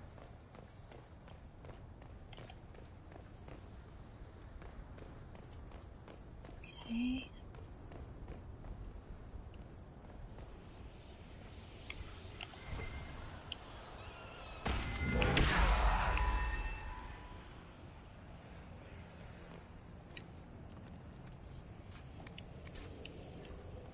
Can I go back? Am I still invulnerable? Get the feeling I'm not. Did the Qunari live here? These Qunari were running when they died. Let's find where this battle began. Crumpled note. 10 more in today. No one saw me. If more instructions, please use second drop point. More people on the ground soon, and it has better cover. A letter by the Qunari. Why are they translating it into our language?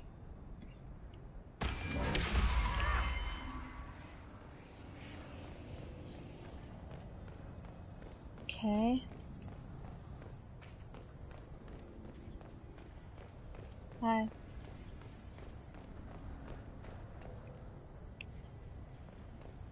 Is that where it came from? Oh wait, no, that's the other. Right, duh.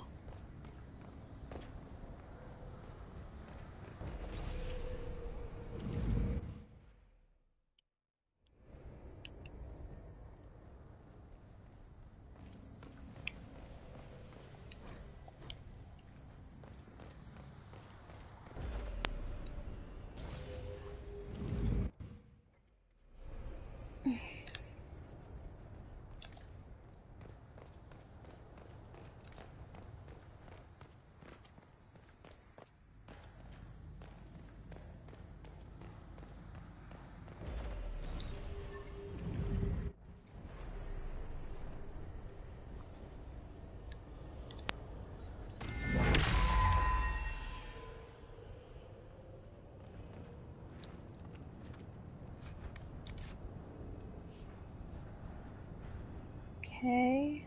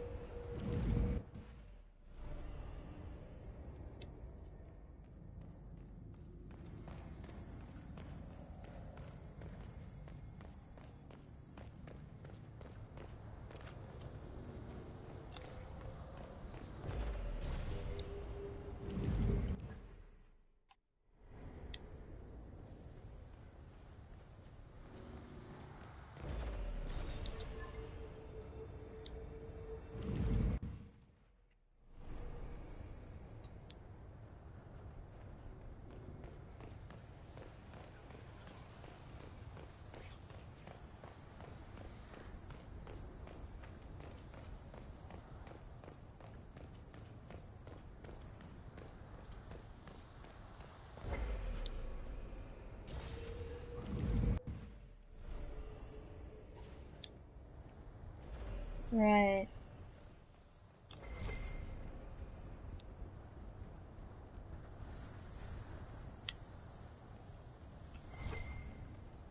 Lots of money. I think I'm good, thanks. I can't remember what I'm supposed to do next.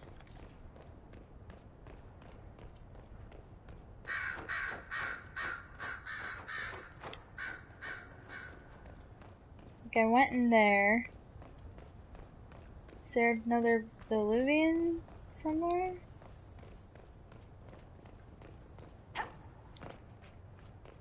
Or am I supposed to be back in here for whatever reason?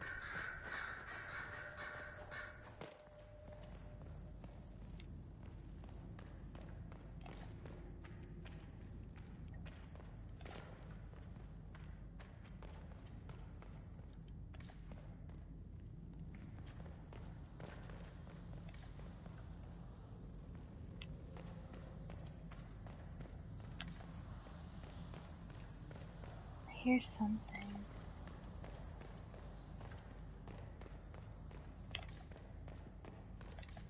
Okay, I don't remember.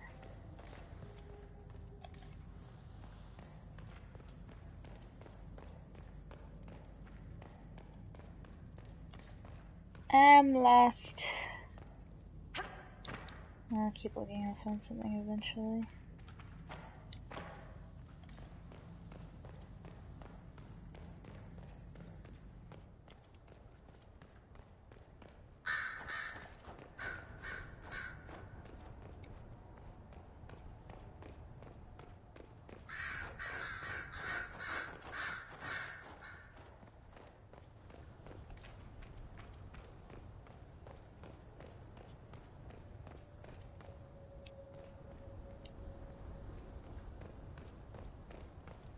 Okay,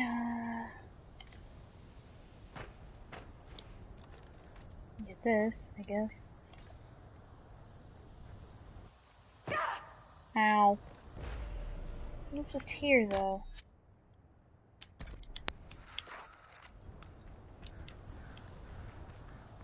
Back this way somehow? Did I activate another one? Whoa, wait. Now where am I?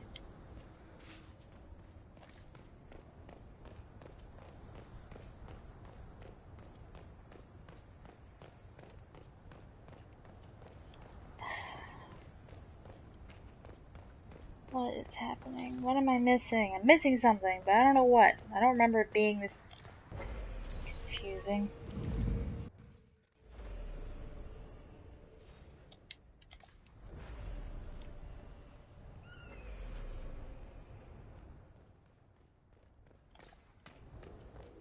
Just to get to the island.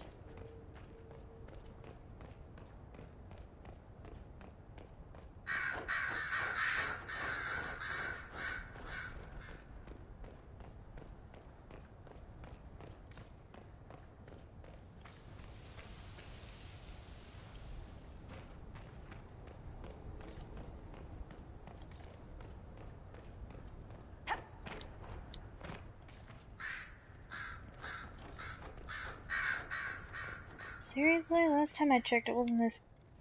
Hang on a sec.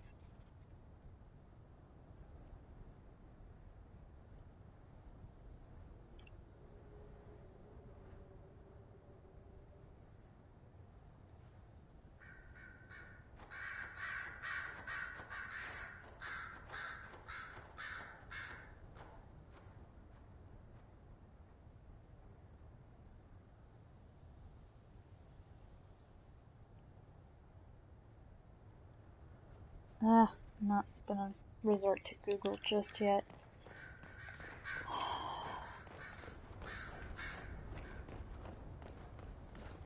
Maybe the invulnerability thing would have something to do with it. Maybe not though. I don't know. Whoops. I should have just run down.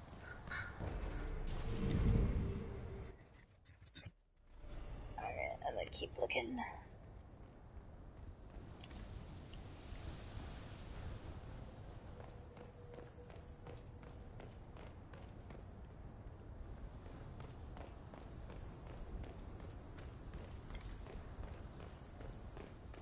Hi? Wait, so there's this one.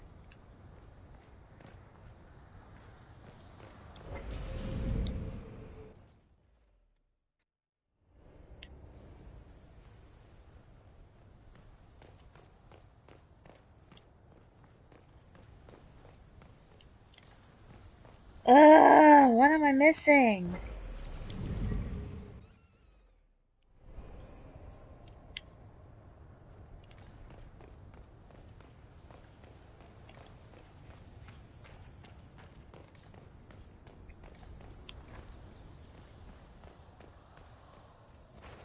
Wait, this is the way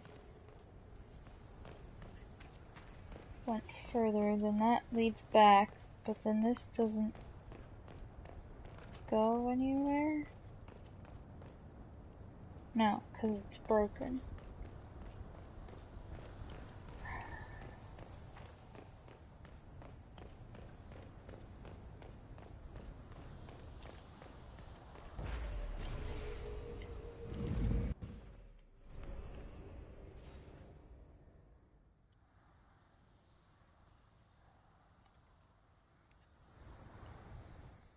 I'm back here again, and I'm still not sure what to do.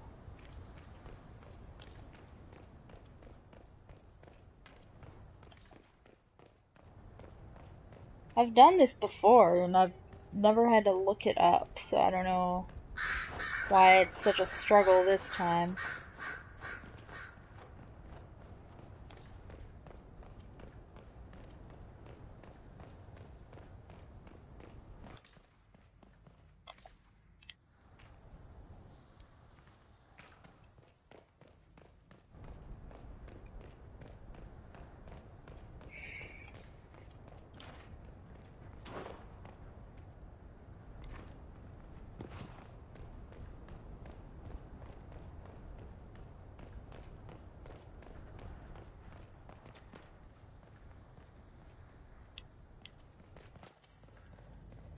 If I had a light or something, that'd be helpful.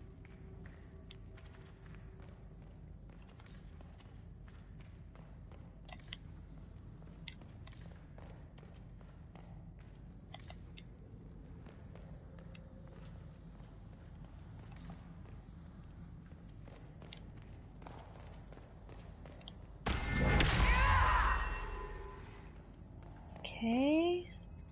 Oh. This looks like it fits into that pedestal by the broken bridge. Wow, okay. There we go.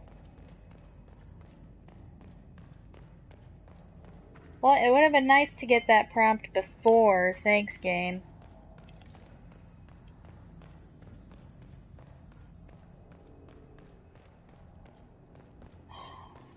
Okay, glad we can move past that. Wait, no, that's not the right way.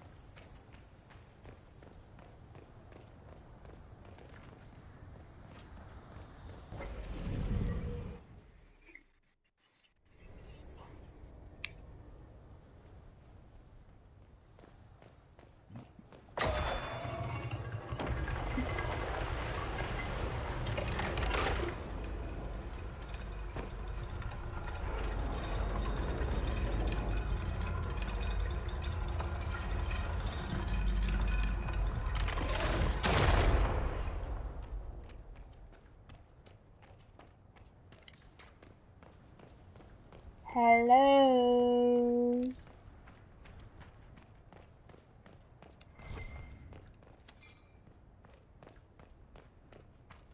Kunari. Oh, hey. The Inquisition doesn't leave alive.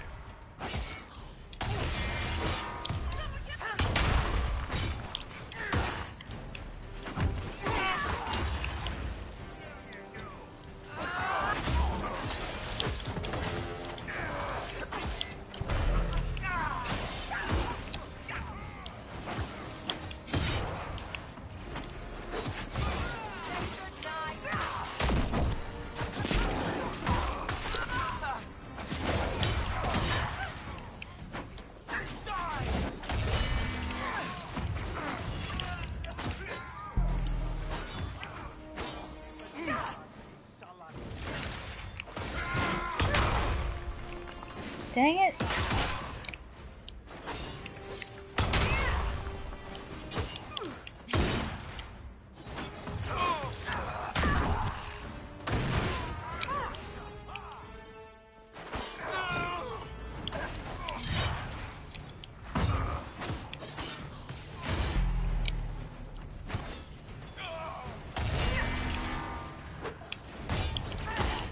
Get him!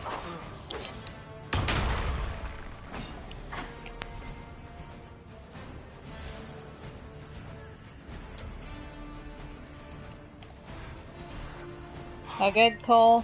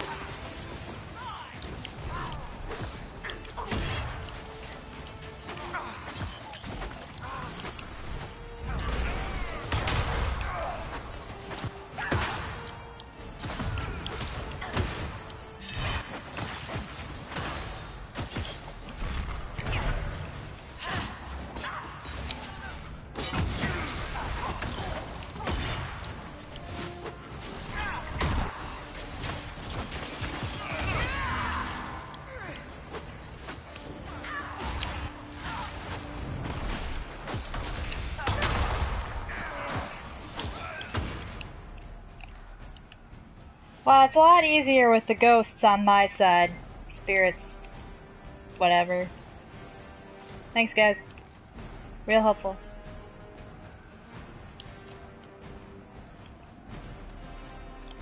No! How dare you kill my ghost friends!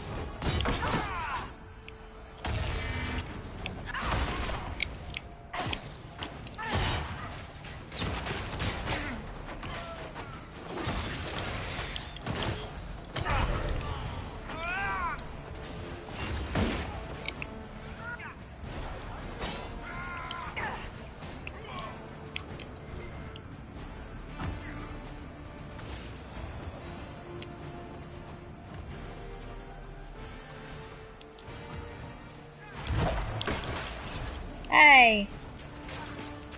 Stop that.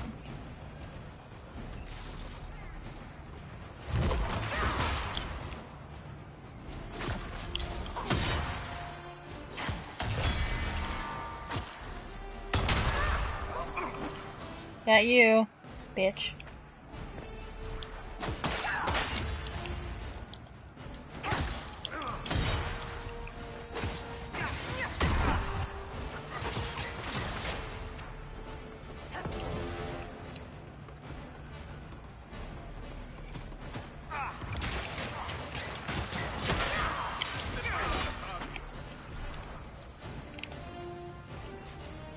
Why did those Kunari attack the Inquisition on sight?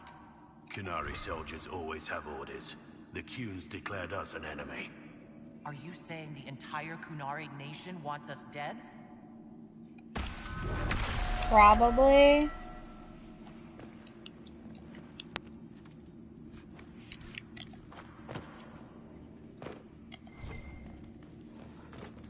I mean, they probably do want us dead.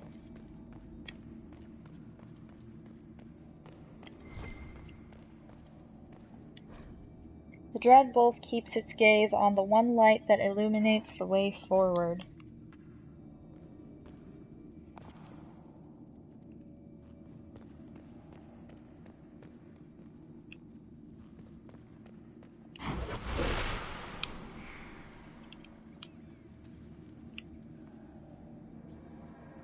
Did I pick the wrong one?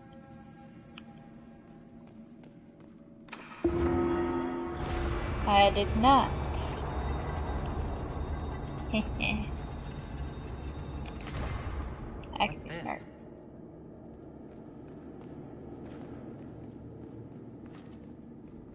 Gotta keep going, you know?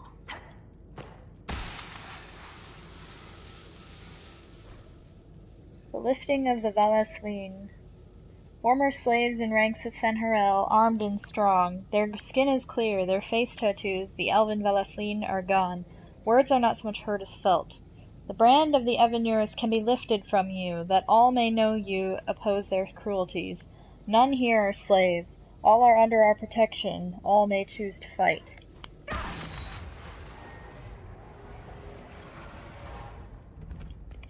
Hidden weapons. These freed slaves actually fought back against the Evenurus posing as gods. Elven mages who hoarded power and slaves?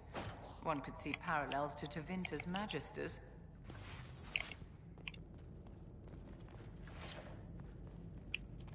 Okay.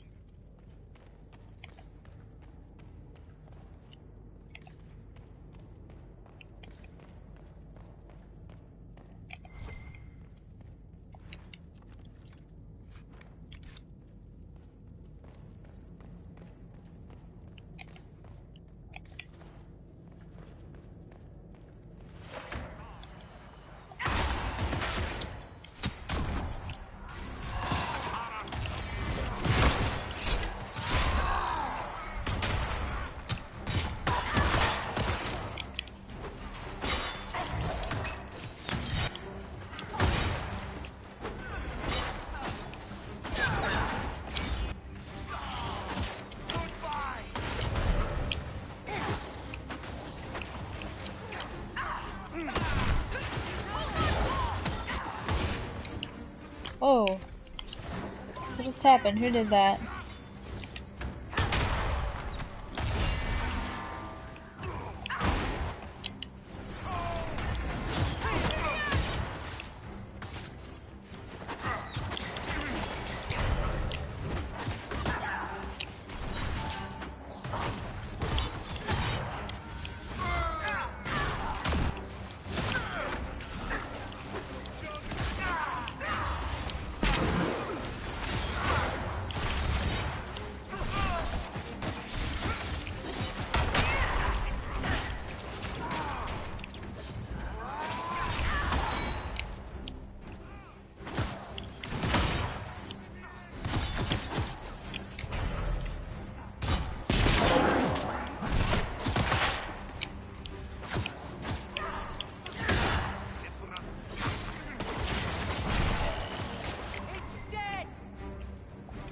Good job, guys. Plan of attack. I have read your reports. Station your people in the abandoned elven towers by the lake. It is a short distance from its entrance to the mirror that connects to Halam Shiral. We will need the space to lodge our people after infiltration is complete. Let's look for anything that explains why the Kunari came here before we go. You know, darling, this place gives me an idea for redoing the small summer breakfast room at Chateau Ghislaine. You have a different breakfast room for every season? A century ago, it was in fashion to have a different room for every meal and every day of the week. When that fad ended, the Dukes of Ghislaine converted most of the rooms to closets. Storage is timeless. Note regarding the wolf statue. Remember, if you wish to move the statue, light the second sconce from the left as you face the wolf's head. Use the blue-green flame in the brazier. It is magic, but it will not harm you. Remember your duty to the Kun. When you light the sconce, a box clutched in the statue's paws will open. There is an item inside. Do not touch it. It is old and elven. We will have a Saravas examine it for magic when the time comes.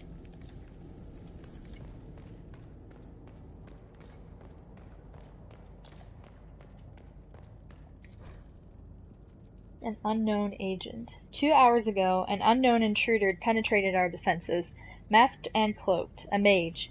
Used magic to awaken spirits and turn them against us. Intruder moved as if they knew this place. Fled after spirits awoke. Dozens dead. Spirits keep attacking. Engagement not A note about an unknown intruder coming through an alluvion. They turned spirits against us, then fled. A mage? They must have fought their way out, then let the spirits finish off the Kunari. 2 parties, then. The Kunari, and a mystery agent determined to stop them. Soulless. Come on. We have to warn people about the Kunari's designs on the Winter Palace. Alright. go. Oh, hey.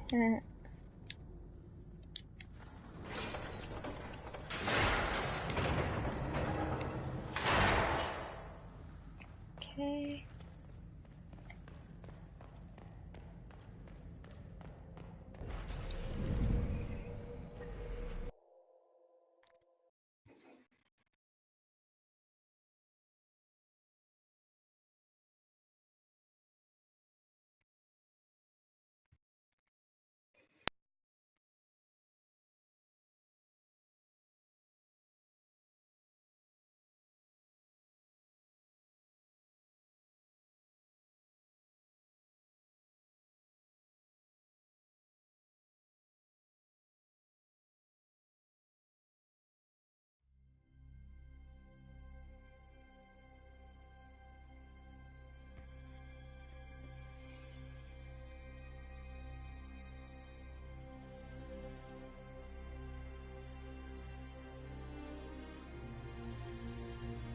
One dead Canary was bad enough. Now we have more, and they're hostile. This makes no sense. The Canary may not be friendly to the Inquisition, but they have no reason to attack us. They also have no reason to be here, or using Illuvians at all. I've had the mirror placed under guard for now. I just wanted the Exalted Council to go smoothly. We must ensure that the Canary do not disrupt the negotiations. The Exalted Council is in a very delicate state. I'm certain you can soothe the nobles' ruffled feathers while we solve the real problem. Not when the Inquisitor insults everyone present by walking out in the middle of the talks. Our only advantage is that Orlais and Ferelden are divided in goal and grievance. If they unite against us, Divine Victoria will have no choice but to support their claims. We could lose everything.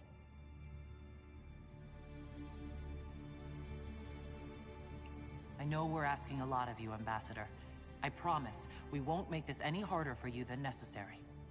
I know, my love. I'm sorry. I will attend to the Exalted Council.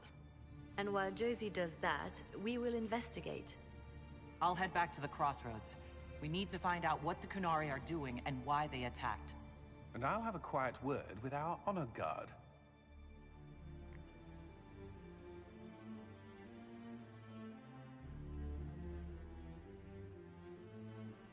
Alright. Quick bathroom and water break.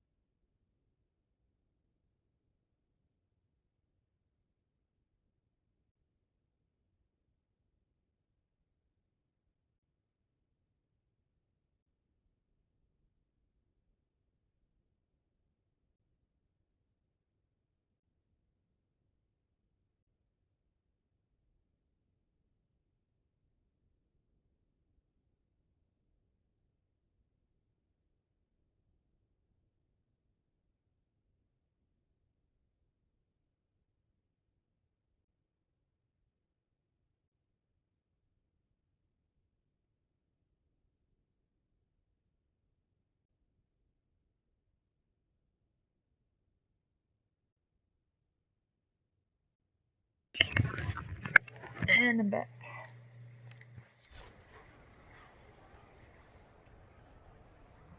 Okay. Here we go.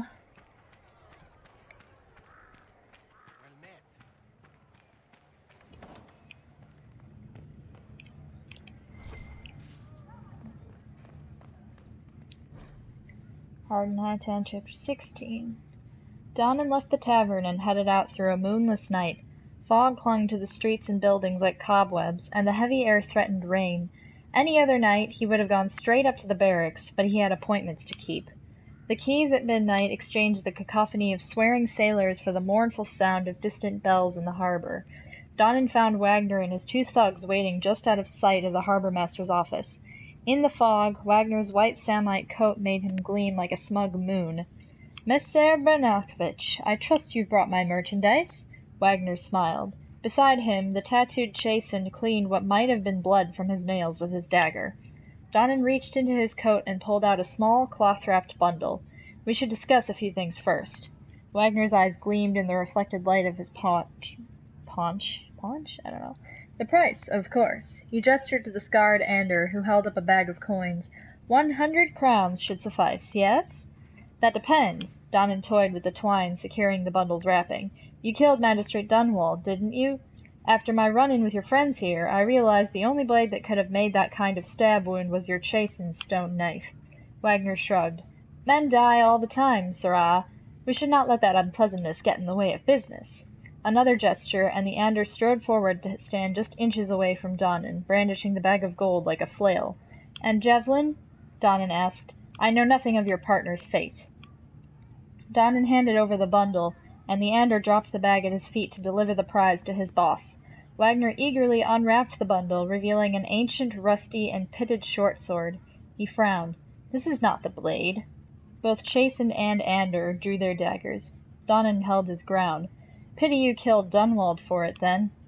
"You think I'd kill a magistrate and not a guardsman?" Wagner laughed. "Unwise, sirrah."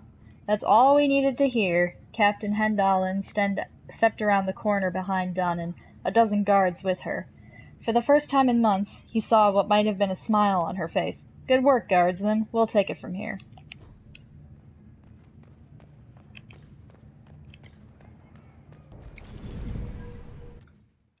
All right.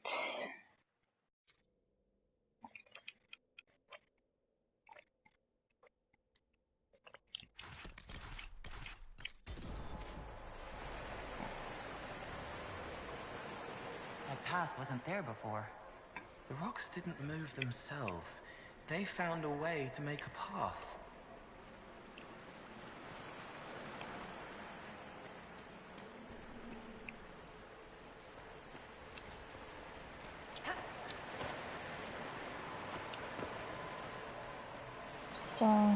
Still inactive.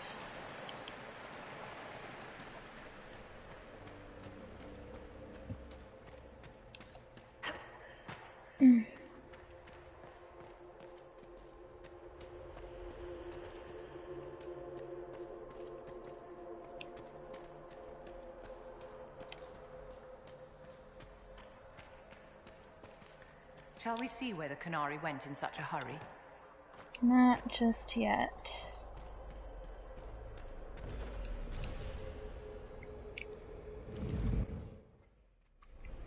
Not precisely where we intended to go, darling, but still an amusing diversion. Thank you, I do try.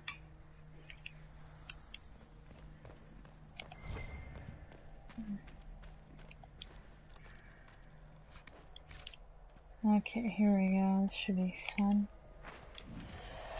Watch out!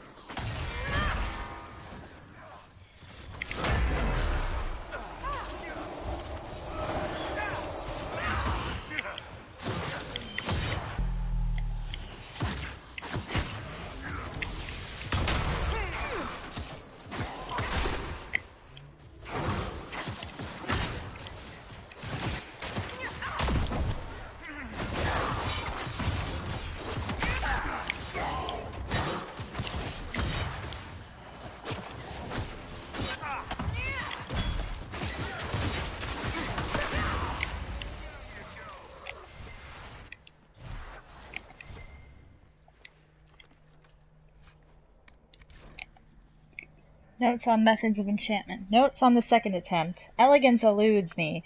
The aim is to improve the coordination of the body and sharpen the perception of the heart, but grafts do not live long enough to plumb their worth. The current process is ruin. This batch is lost. Begin again.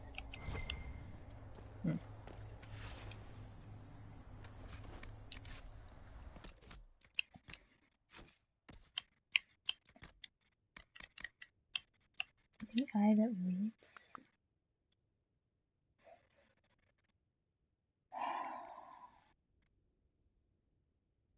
Huh?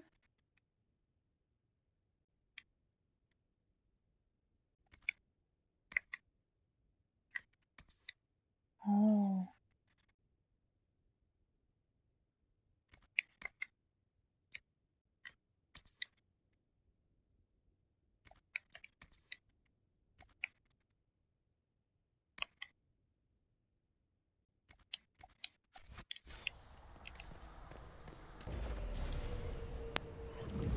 I need to get the rest of the pieces, don't I think.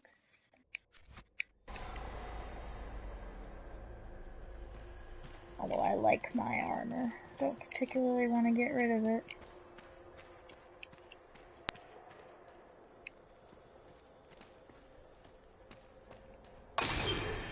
So that's how the Kunari moved the paths. It's old. The stones remember different ways to be, and it asks them to change.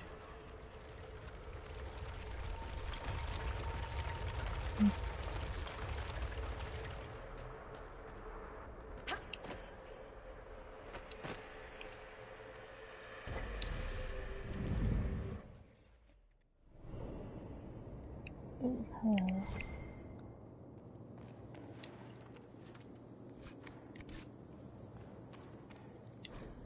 Moldy Journal. Saw YHT cross from the Volca, that which draggeth souls down to its larder in the brine dark. His beast preyeth on humble wits and gold sworn even, and tower's keeper declares I will rest here if it would ease me. The Elven, which pulled me grip up from my end, kens he is last of his kind. I made it known Elven lives south-like, but he says it would not be as it was, and I said that's ever true, and he laughed lark-like. Come dark he showed me a mirror deep strange, an alluvian sworn to been in his family for. We're talking about Solus? Return these creatures to the faith. Yeah, okay.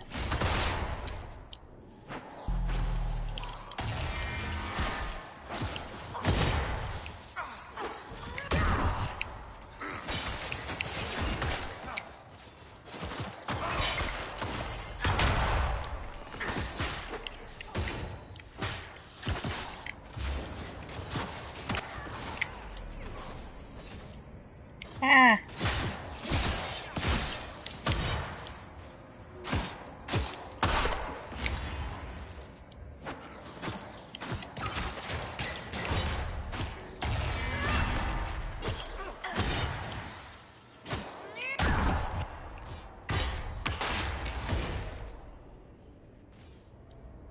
I can't move. Why can't I move? There we go.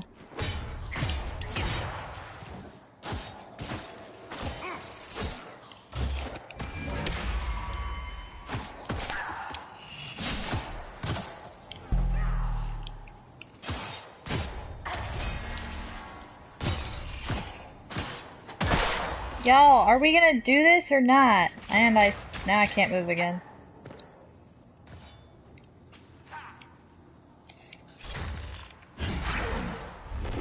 Come over here. Wow, this is a really badly bugged room.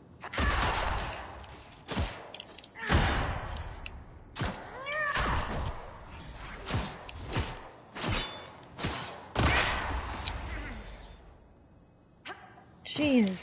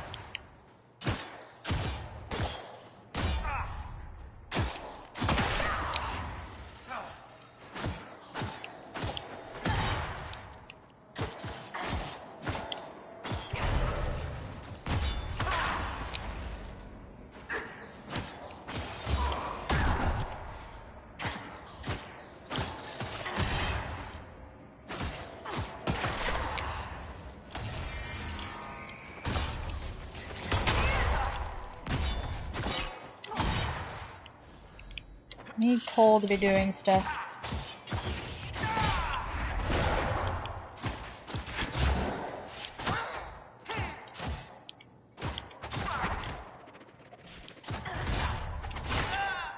Whoops.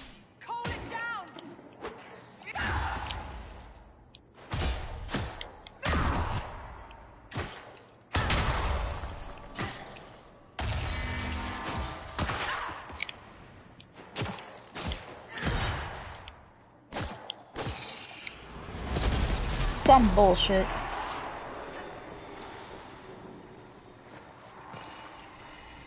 Seriously, why? What is wrong with this room?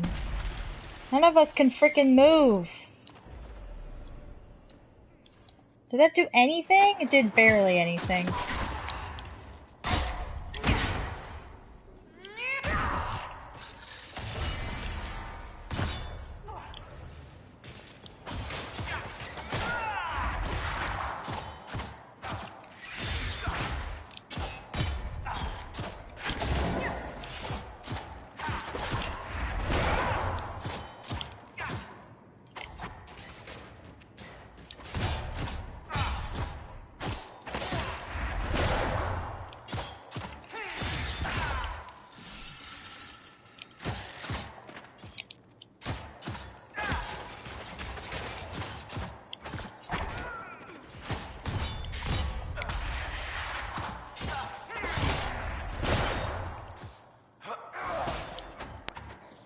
Finally, jeez.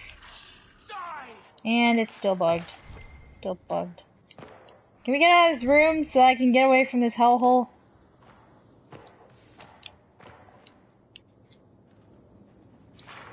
Did that not do anything? Did I get nothing? Hey, so, if I, like, leave, then what?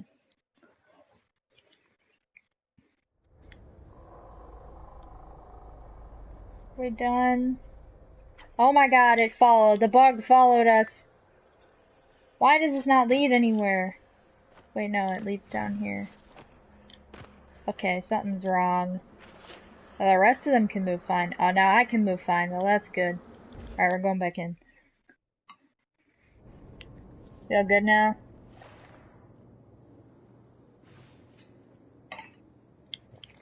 Oh, really? We beat them! Not fair! Just because this room is bugged to hell doesn't mean we should have to beat them again. I give up. I give up. Screw it. I'd love to be able to do all these extra rooms and stuff, but no. Can't freaking move.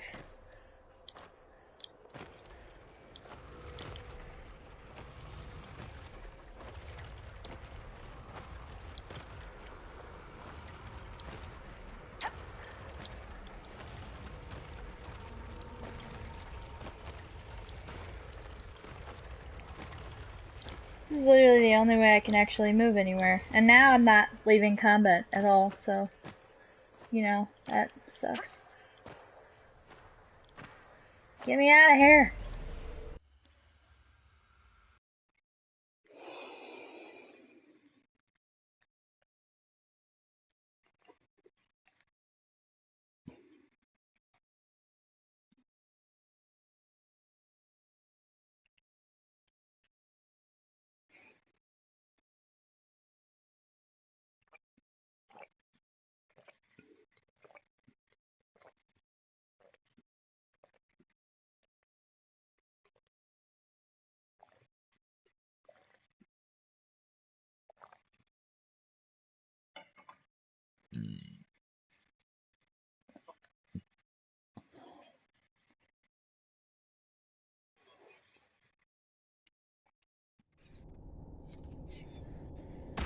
Okay.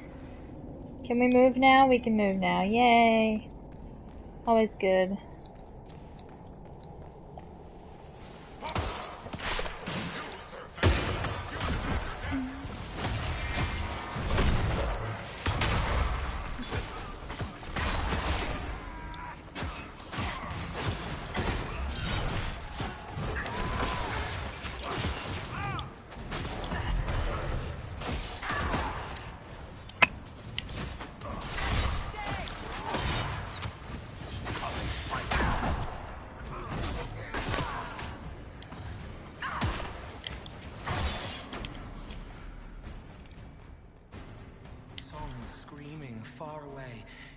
wants to wake up but can't remember how. No one should be here. We need to find out what these Kunari were up to. So let's go see, shall we? Kunari writing. This paper is covered in what appear to be mathematical calculations. An extremely precise and detailed sketch of the wall has been heavily annotated with measured angles, dimensions, and several lines of text in Kunlat. Whatever conclusions were drawn about the measurements are lost. The page has been ripped, seemingly by sharp teeth, and much of the remaining paper is hidden by a hardened layer of dried blood and dust from the cave-in.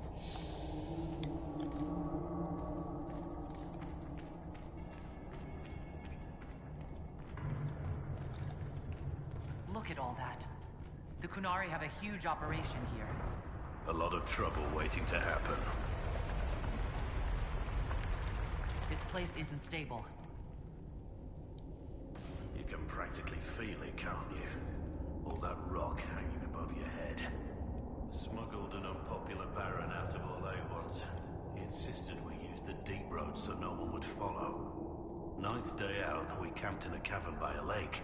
Stunk to high heaven, but I couldn't place the smell. We woke to a Carter ambush. I shouted orders, grabbed a sword and a lantern. The dwarf fighting me froze at the light.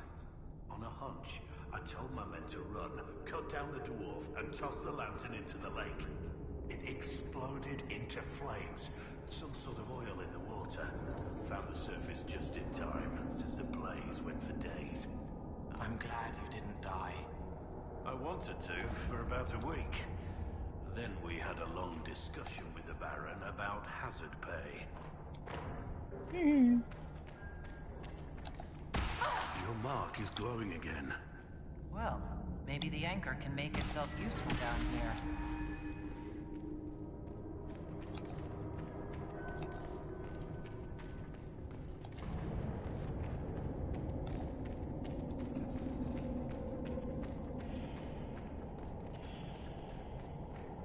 Deep stalkers, don't get surrounded.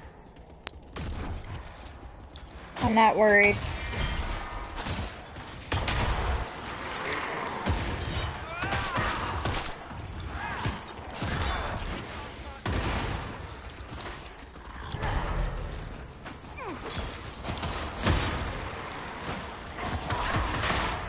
Oh jeez. Oh my god. Okay.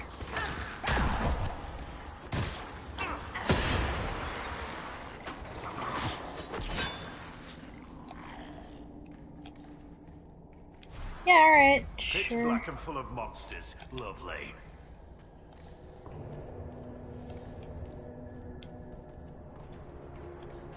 It's singing where no one can hear.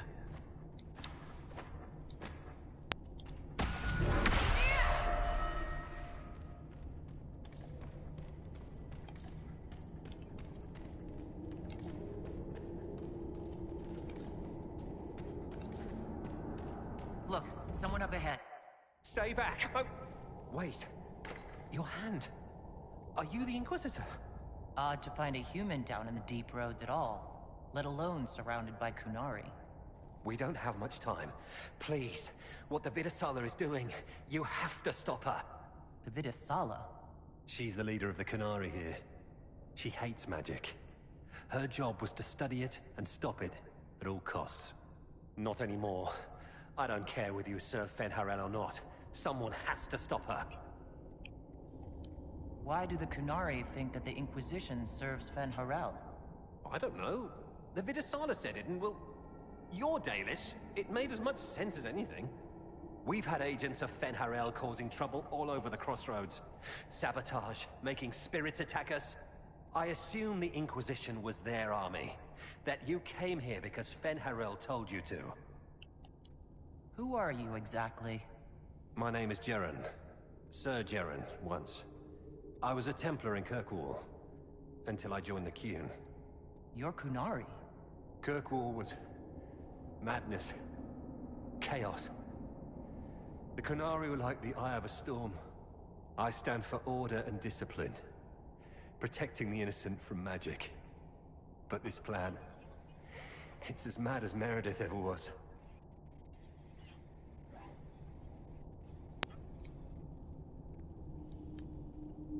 What is it you want me to stop? This place is a lyrium mining and processing center. The Canary need it for... Have you ever heard of Sarabas? It's a mage. Except Canary mages are much more dangerous than those among humans or elves. Even as a Templar, I'd never seen anything like the power Sarabas can unleash. And now Vidasala is giving them lyrium. A lot of lyrium. It's part of something she calls Dragon's Breath. There's more to it than that, but I couldn't find out what. The Canary don't like it when you ask too many questions. Where are we? Why are there elven mirrors in the deep roads? This place is close to something like a lyrium spring. The more we mine, the more there seems to be. As for the mirrors, I don't know. Maybe the elves were mining here too. What are you doing down here?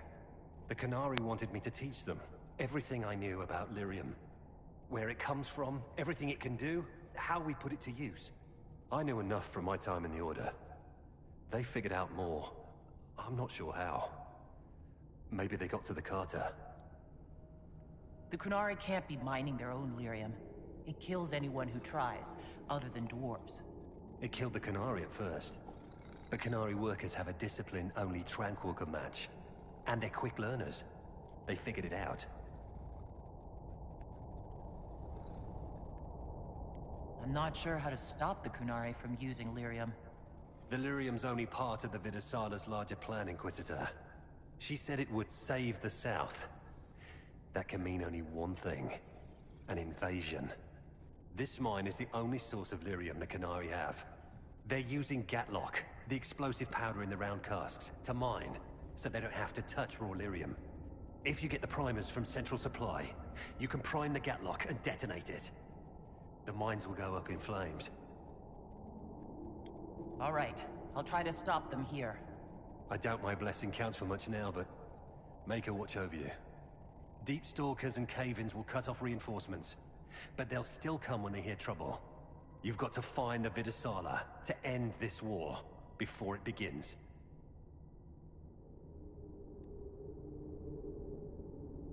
There's no telling how bad things will get when I destroy the mine. You'd better get moving. I will. Good luck, Inquisitor. Let's go. We have a lyrium mine to ruin.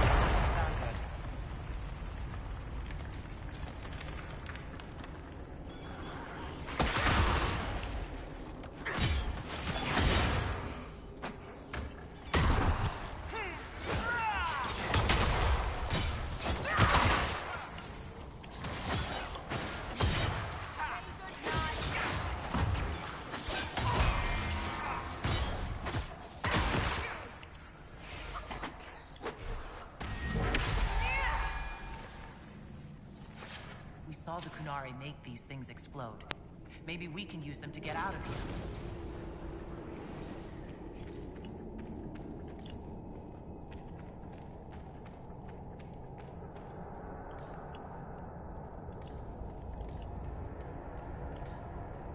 Curious that the walls aren't glowing. Even the dwarven ruins in Crestwood held onto their light. That's a very good point, Vivian. I don't know.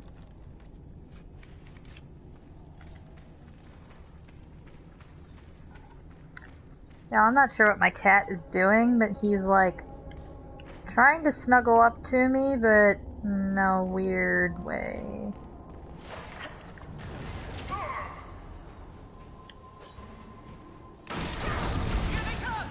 Bitch.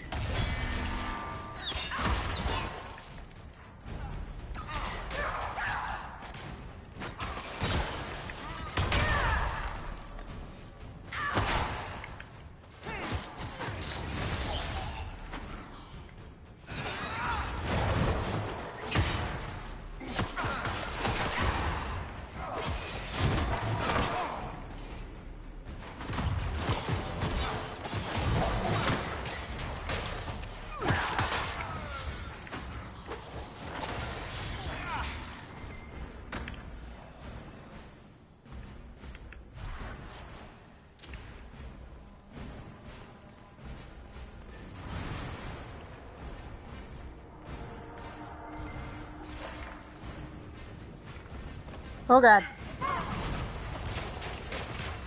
Why would you do that to yourself?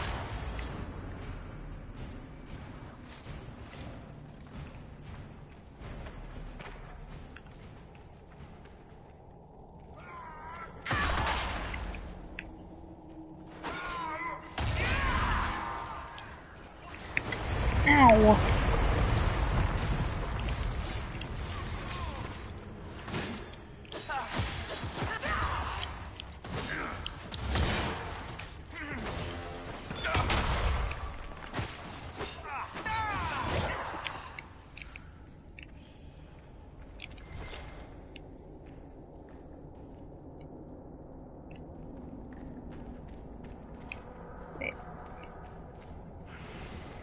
What? Okay, sure.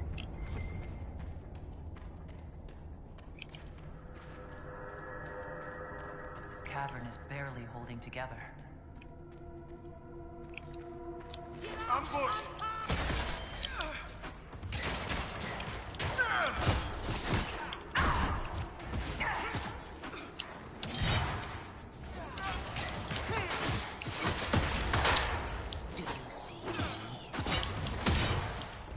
Yeah, actually I do, thanks.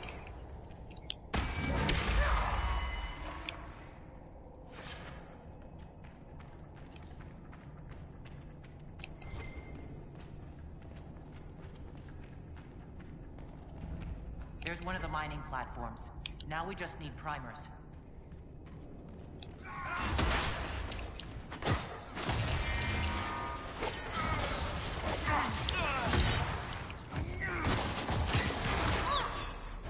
Oh, Jesus. I don't know what just happened, but okay.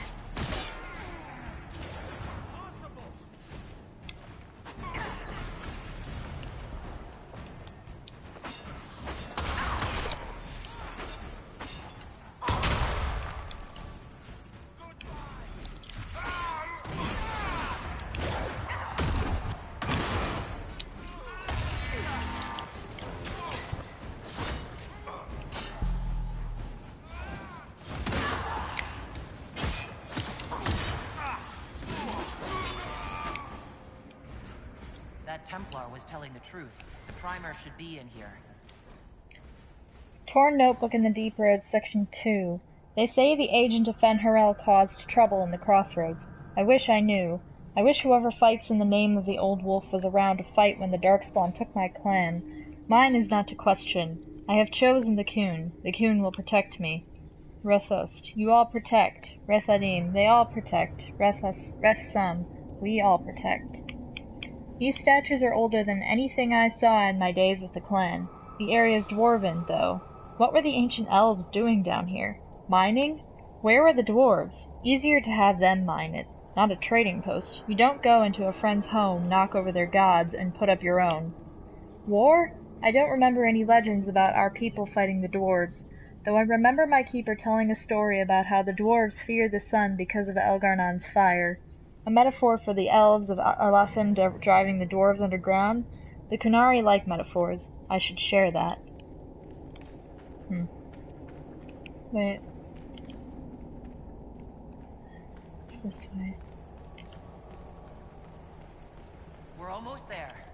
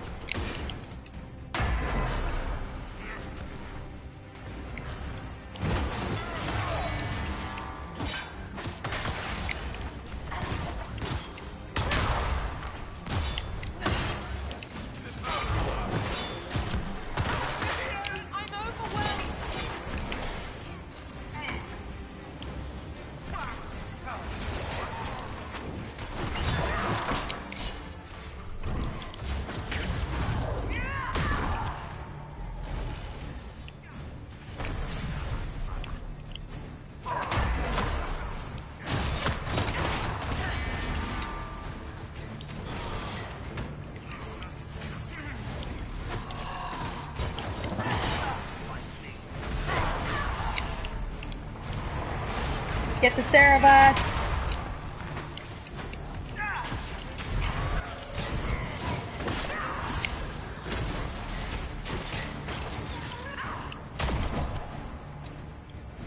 Good job, guys.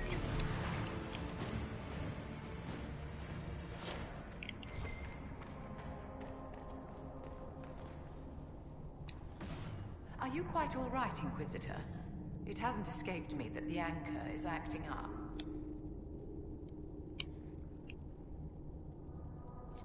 It's nothing to worry about, Vivian.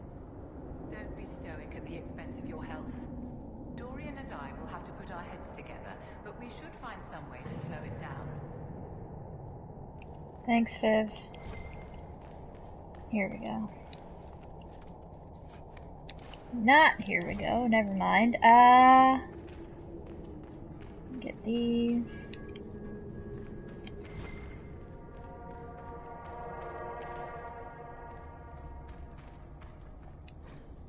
Communique in the deep roads. Vidithari Kith, the boss disruption of the Tasi Asara must be ended at once. Hera decreases with each. This line is crossed out. A dragon's breath must be complete. Locate and eliminate Bas Hisra. This is also crossed out. Eliminate agents of Fen Harel. Time runs out. Okay, where are the primers? They're not up here, are they? No, they're not. Not sure where they are then.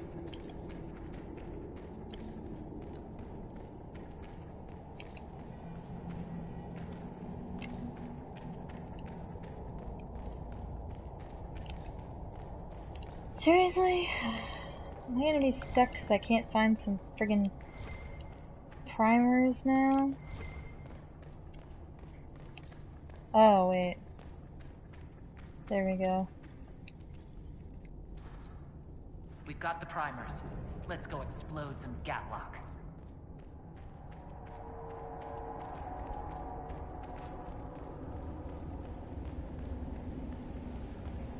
Bridge of the Stone.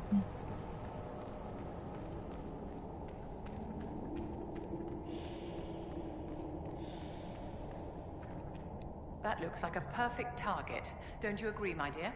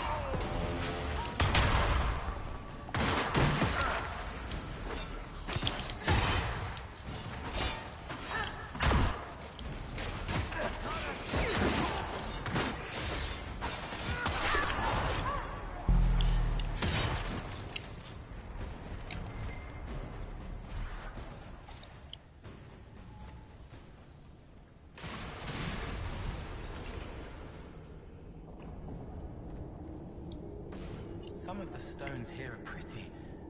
I should get one for Meriden. Am I to believe you're courting someone? I am human now. If you say so, dear. She's kind, and her voice helps people. And her bodice smells good. Wait, I shouldn't have said that last thing. Forget. Oh, that doesn't work anymore. Forget. Oh my god, Cole.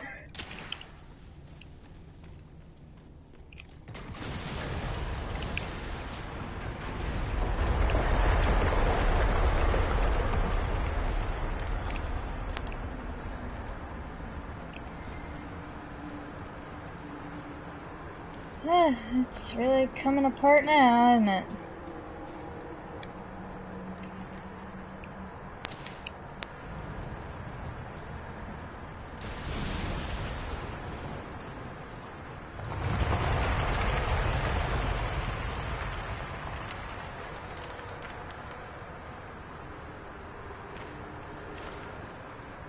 Where?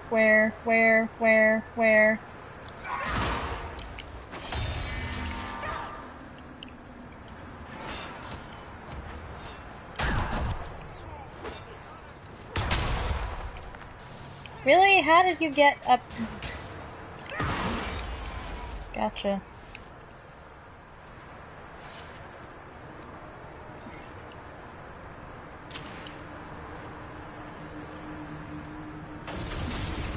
That's it. Let's get out of here and warn the others about this Dragon's Breath plan. Hopefully before this place floods any worse. Look at the water. Ah, come on.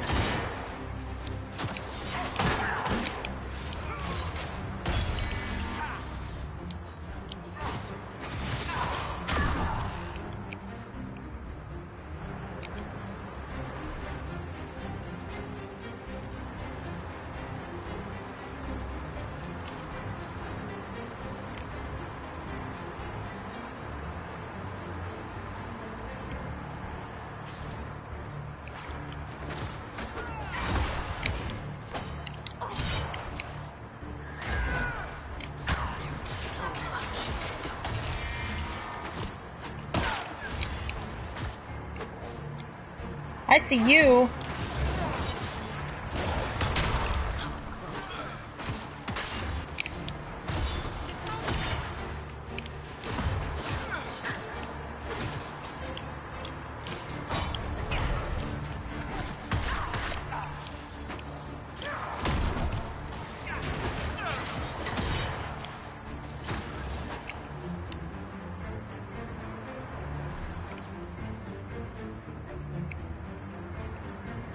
Wait, where?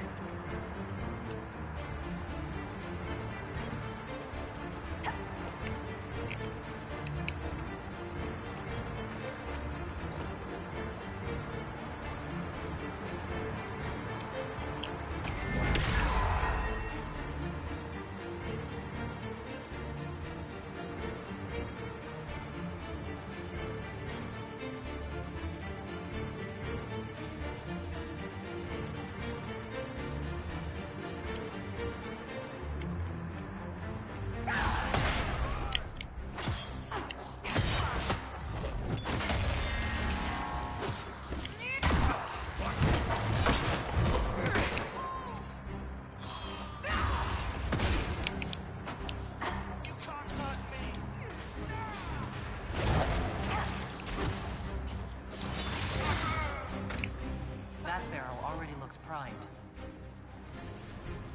We should see where that leads. Orders. Elf Iskari, our Templar brother is in need of re-education. He must be located and returned at once. Vidisala. Well.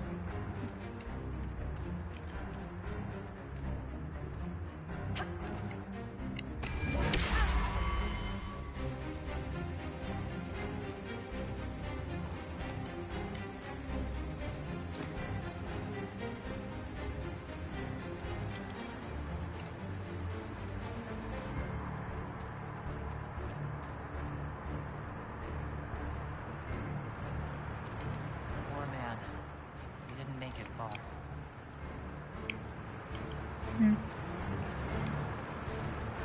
Oh well.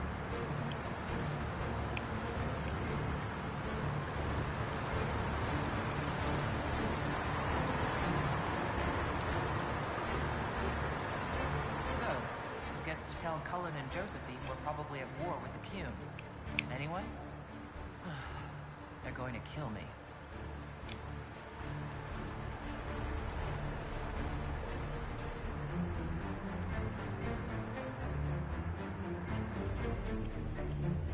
And we're out of there, thankfully.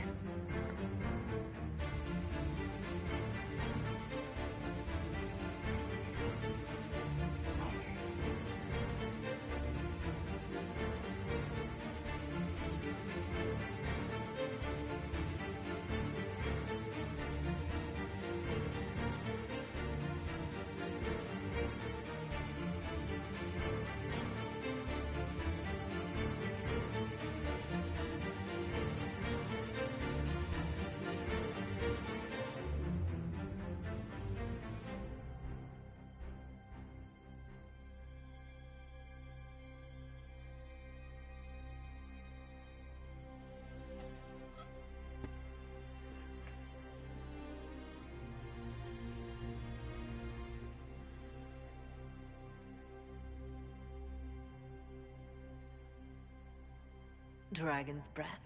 The Kunari always enjoy their metaphors. But what does it mean? Who knows?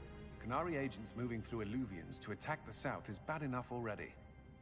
I still do not understand why they accused the Inquisition of serving Fenarel.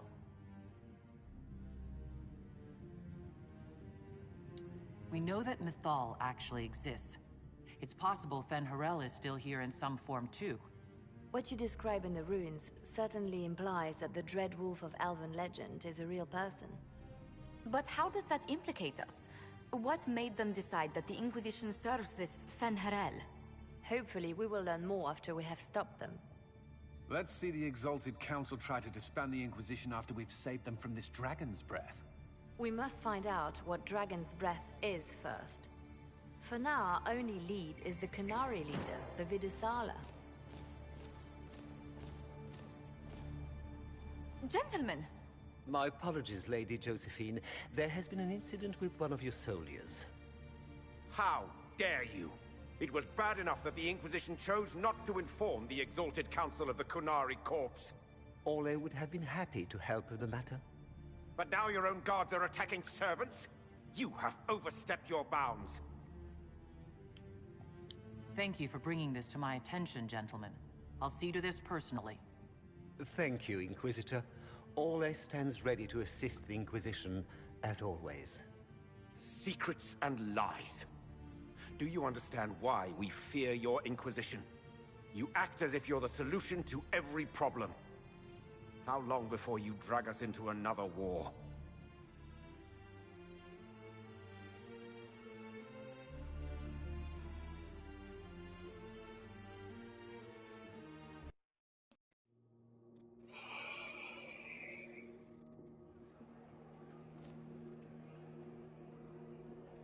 What's going on here? The Orlesians tried to take one of our people, Inquisitor. We've secured the area. This is the Winter Palace. You cannot simply seize control when one of your guards attacks a servant. The Inquisition is handling this. When some noble commits a crime of fashion, you can take over. I only asked what he was doing. And when I refused to bow to the Inquisition's dogs, you attacked me! How would you like us to handle the situation, Inquisitor? That barrel there, where did it come from? I was ordered to bring wine for the guests. You're lying. Your Inquisition soldiers are completely out of control. No, we're in control. Keep talking and you'll find yourself in chains.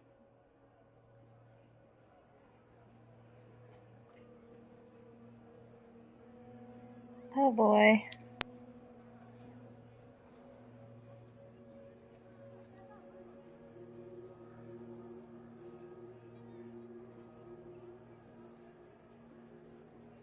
I apologize for my guard's actions. My people will take her into custody with your permission. As you say, Inquisitor, Lord Cyril will hear about this. Inquisitor, I also found this by the barrel. I can't read the language. Thanks. Did you resolve the problem with the guard? The guard is the least of our problems.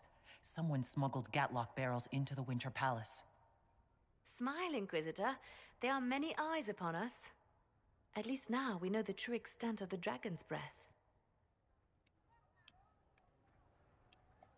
How are you still smiling? Years of training as a bard, Inquisitor. We cannot show weakness now. Enemies could be watching, or we can let them seize idle conversation between two friends. You think the dragon's breath is these Gatlock barrels? Of course. A surprise attack, even through the Illuvians, would have met fierce resistance.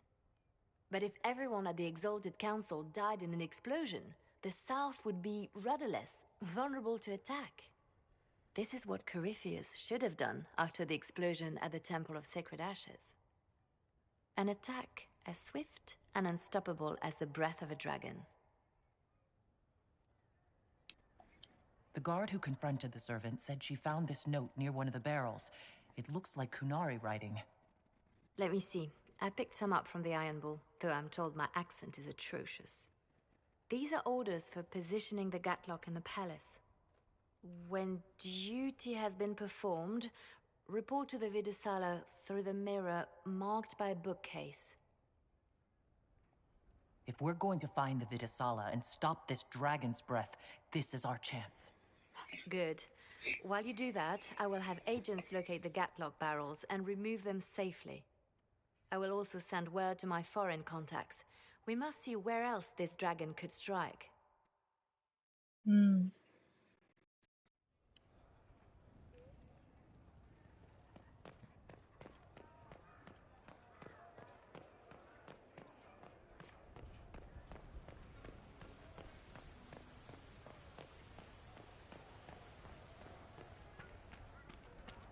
Fine by me.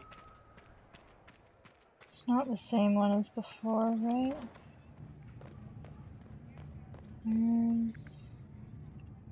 It's not a bookshelf. Oops. Is it? Oh, maybe it is.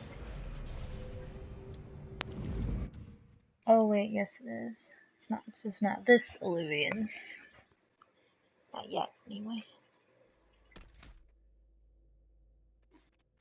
Okay.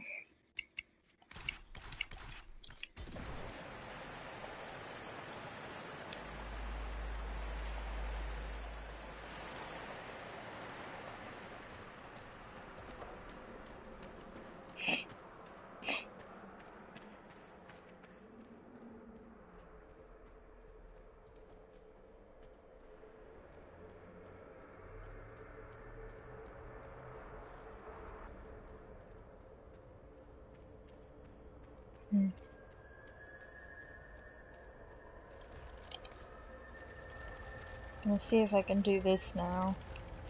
Maybe it'll be fixed? I don't know.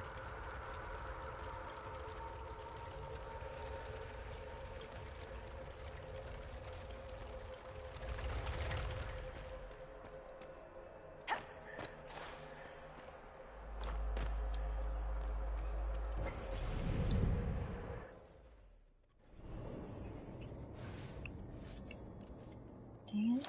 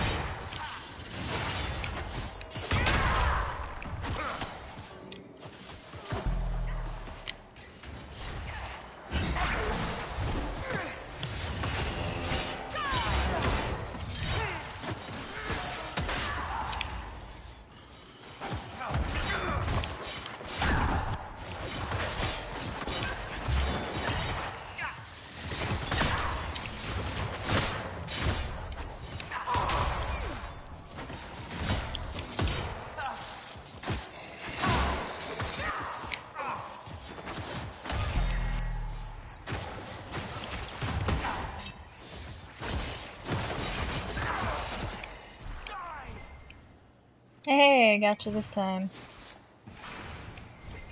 Much better.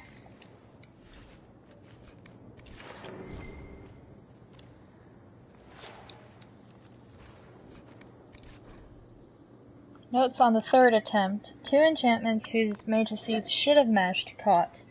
The combustion caused such damage it broke several previously forged pieces. There is now a resonance between them, however, and light on my thoughts, an enchantment linked in tandem as the neck turns the head or the wrist turns the hand.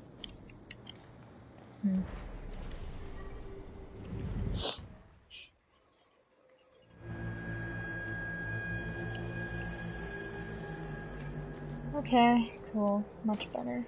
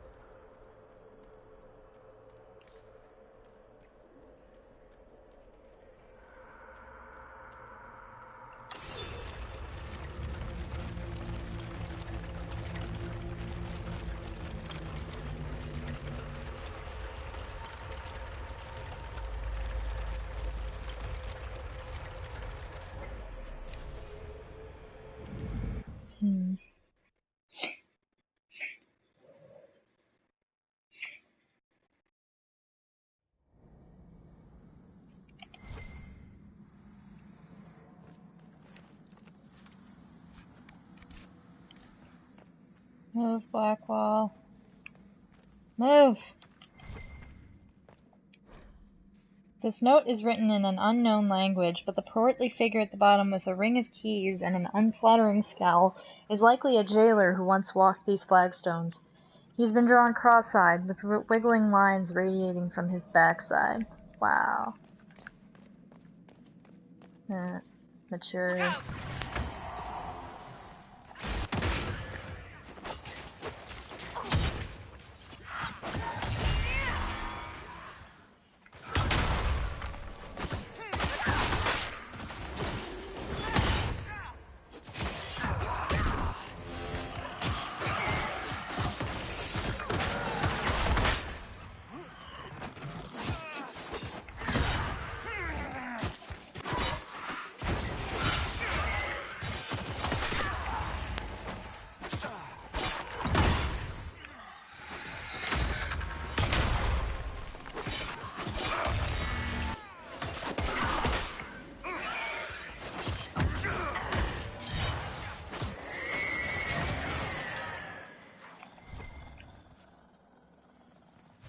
That all you a-holes? There we go. Notes on the fourth attempt. The weave goes smoothly, bound tightly between many items. The stress on the energy produces finer results than a singular enchantment. Using up the last of the stock was well worth it, as I explained to it as a courtesy before final work began. Adjustments to the underlay were a great success and will allow the recipe to be made with material taken from lesser animals if the need arises. So I have all those?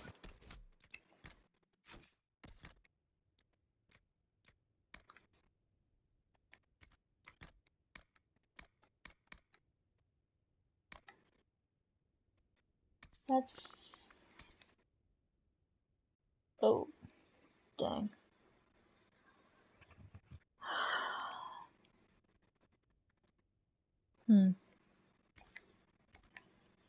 Honestly, I might give it to Cole.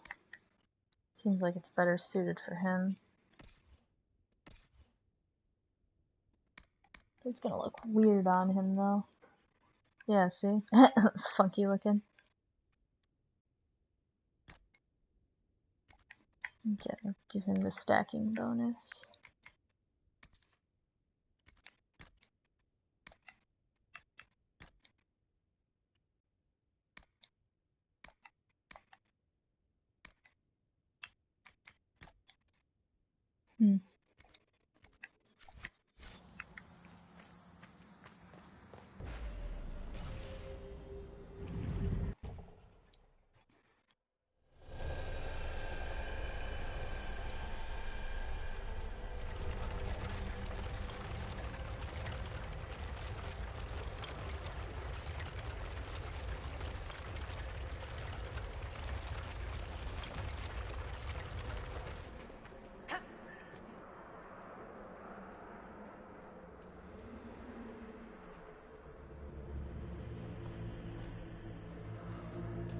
So are we going to the library this time?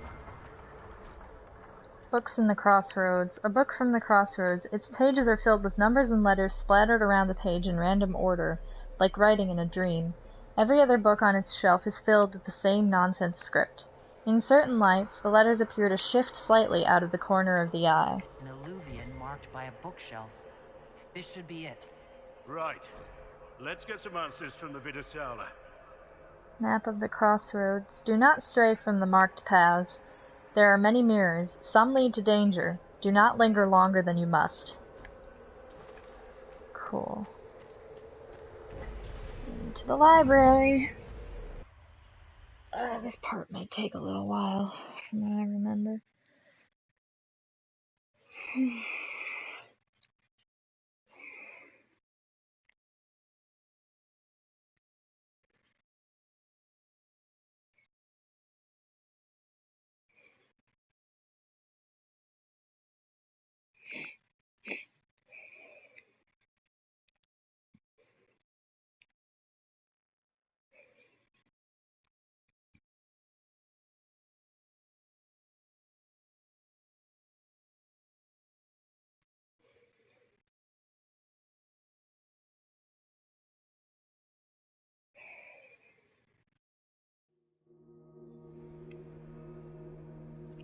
Is this some sort of old elven library? There are traces of some ancient magical catastrophe in the air. Let's hope we can track down the Vidasala in all this. Vir Dirthara, Signs of Victory. The pages of this book, a memory, describe a monument made in a single afternoon by 1,000 toiling servants swarming over a lump of fallen stone as large as a collapsed mountain. By the end of the day, the stern figure of Elgar'nan stares down into a valley carved out from the foothills of the rock. The slaves have disappeared. Light radiates from the Eidolon's narrowed eyes and its open, snarling mouth. Hail Elgar'nan, first among the gods, mark his victory eternal.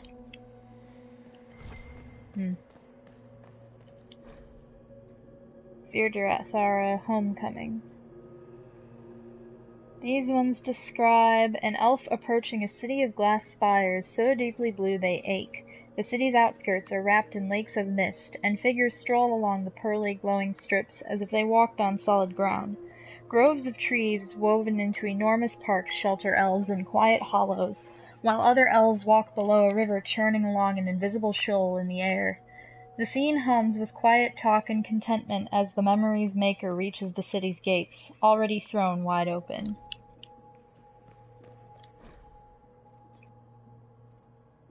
These ones show the blazing forms of the Evenurus banishing a howling spirit from the reaches of the Fade that touch their lands. A voice rings out, stern and imperial. For abandoning the people in their time of greatest need, for casting aside form to flee to where the earth could not reach, we declare Zebenkek and others of her ilk exiled from the lands of the Evenurus.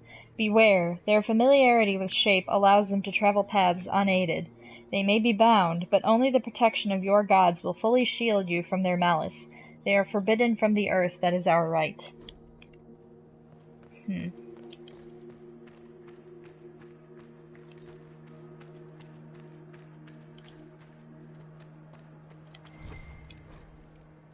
The very private diary of Sandal Fedek. Do not read.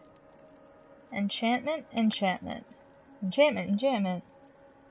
Enchantments. Isn't he in... I don't know.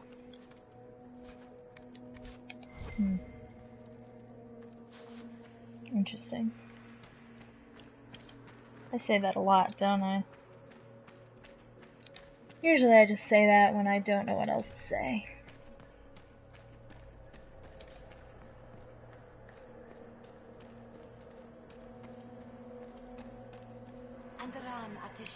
Whoa! Can I... More ancient elven. Greetings. What do the old elves use this place for? This is the Vir Dirthara, the living knowledge of the Empire. The libraries of every city, the wisdom of every court. A connecting place whose paths are in disarray. What put this place into disarray? The Virtithara was made with world and fade. When they sundered, so did we. Paths broke, knowledge fragmented, many were trapped. I preserve their last words. What were these old elves' last words? What happened? Where are the paths? Where are the paths? God save me. The floor is gone. Do not let me fall. Do not let me... On this spot, that is all. I'm looking for a Kunari called Vidisala. Do you know what she wants here? Vidisala, yes. She uses scholars and mages for study. They fear this place, but they seek to know the Veil. What does Vidisala want to know about the Veil? I regret I do not have more information. I am sundered from myself. If you discover another one of me nearer the Kunari, I may know more. Kindly give it my greetings. I have not thought with myself for some time. I could learn so much about my people. What were they like? How long is our history? I will try to recall Honored Patron, but there are gaps, breaks. Greetings, laughter, Enasal, forms out of air, light, memories. And yet there are so many broken paths at every... Missing. Stop, please, stop. You don't need to hurt yourself. Yes, wisdom from compassion. Yes, I will stop. Apologies. I knew all once. We knew. With the break, only fragments or knowledge new since the fall. We'll be going now. Know this. An unknown person, not of the Kunari, recently woke the librarians. An unknown person? Could this be our agent of Fen'Harel? The librarians facilitated learning before the fracture, before the fall. Now, beware them. They are unwell. Thanks.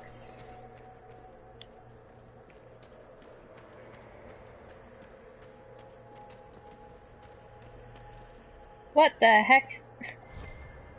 What am I gonna be able to buy here? Huh, wow. That's nice.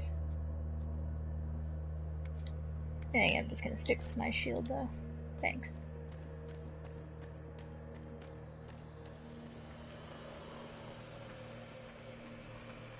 There. Kunari. On that upside down island. They have a camp.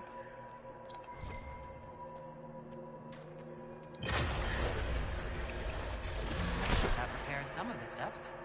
Let's look around for more. The inverted alluvium must lead to the Kunari.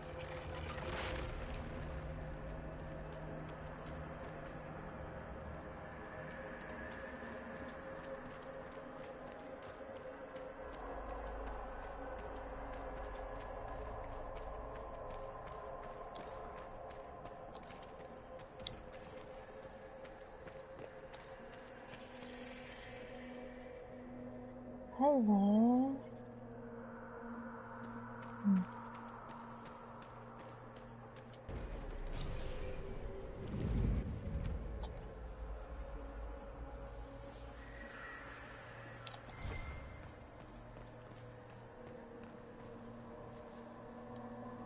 Back when I was a spirit...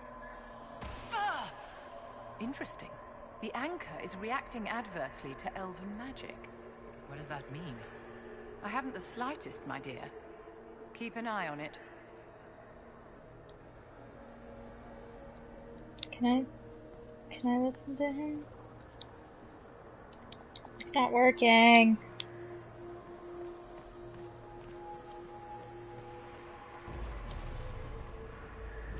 If I leave and then come back, will I be able to listen to him?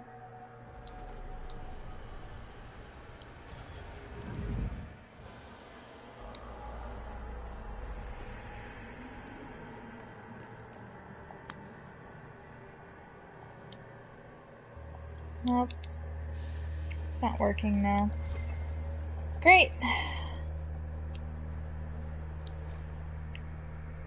Duel of 100 years. These show a narrow plateau on top of a mountain. Two armored figures, one in gold, one in black, are fighting in the snow. Steel flickers so fast that the air hums. Blood dots the ground. They do not stop for breath. The one in black makes no sound as a blade parts his throat. Mithal, in her wisdom, interceded in an argument between Elgar'nan and Falondin.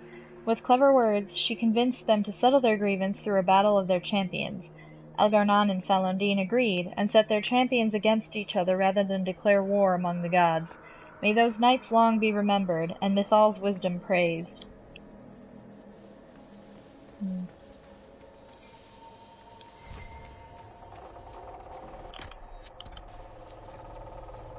A flowering image.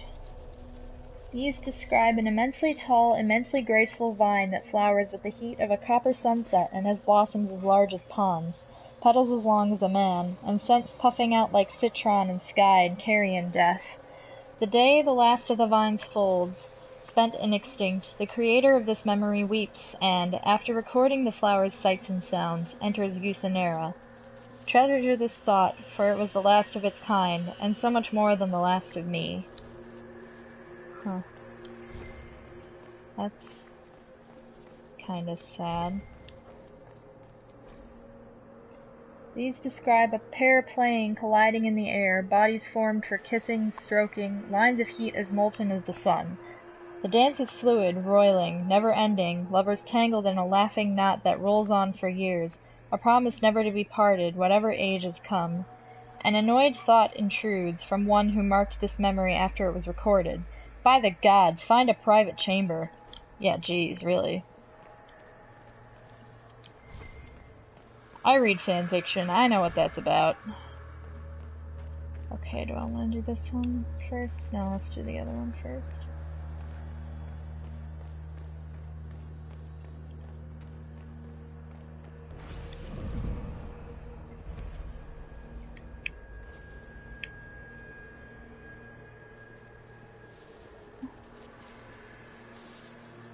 Oh yeah, this part. This part's real fun.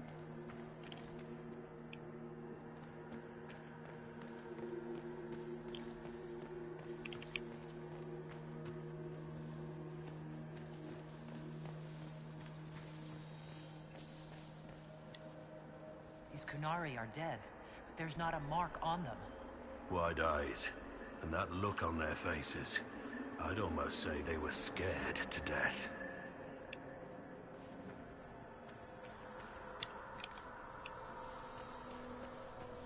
That's comforting. Hello. Welcome, welcome. Listen to the last words of those who lived past the fall. How could the dread wolf cast a veil between the world that wakes and the world that dreams? The Evenuris will send people. They will save us. When have you last heard from the gods?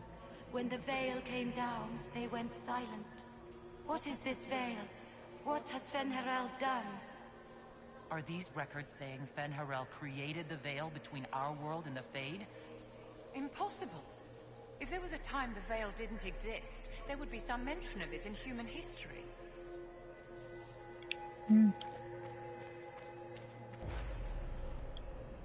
Unless it was before humans even existed.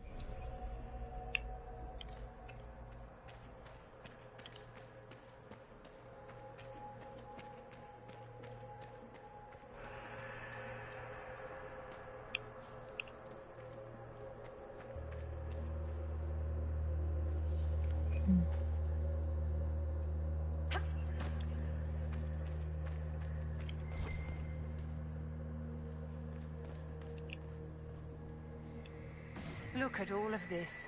What a pity. You mean the library or the books? Actually, I meant the elves. To build an entire empire on the foundation of magic. They couldn't have known that the magic would one day dry up. The elves trusted completely that the world as it was would never change. This rubble is the legacy of that trust. Empires fall and regimes change, Inquisitor. Do make sure you're still standing when the dust clears. Research notes. These loose pages are scattered about as if abandoned in a great hurry. Algebraic-looking formula crawl across the pages, spiked with dense annotations in Kunlat. This looks like technical notes. What did the Kunari come here to learn? The theorems are familiar. The Kunari are wrestling with abstracted magical theory.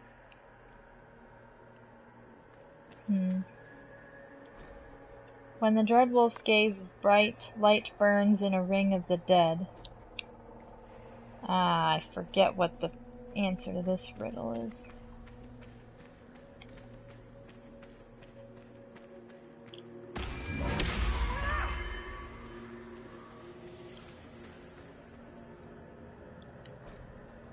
The treachery of the wolf. These warn of a terrible danger, a wolf with slavering black jaws and pits for eyes. The Yevaniris, the elven gods, stand in a ring around it, as if preventing it from attacking. Beware the forms of Fen'Harel. The dread wolf comes in humble guises, a wanderer who knows much of the people and their spirits. He will offer advice that seems fair, but turns slowly to poison. Remember the price of treason, and keep in your heart the mercy of your gods.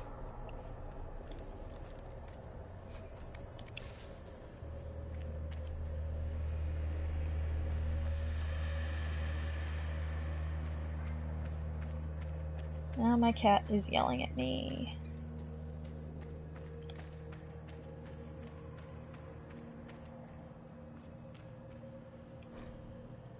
Right. Duh.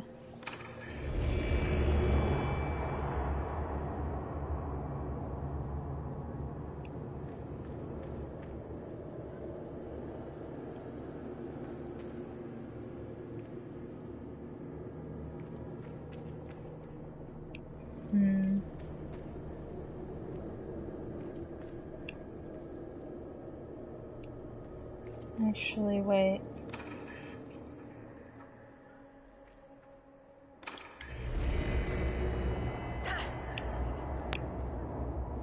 Oh shit.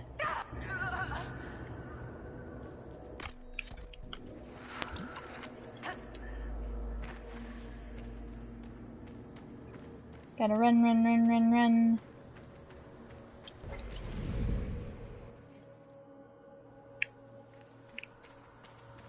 Crap, where are we? Dang it, didn't make it.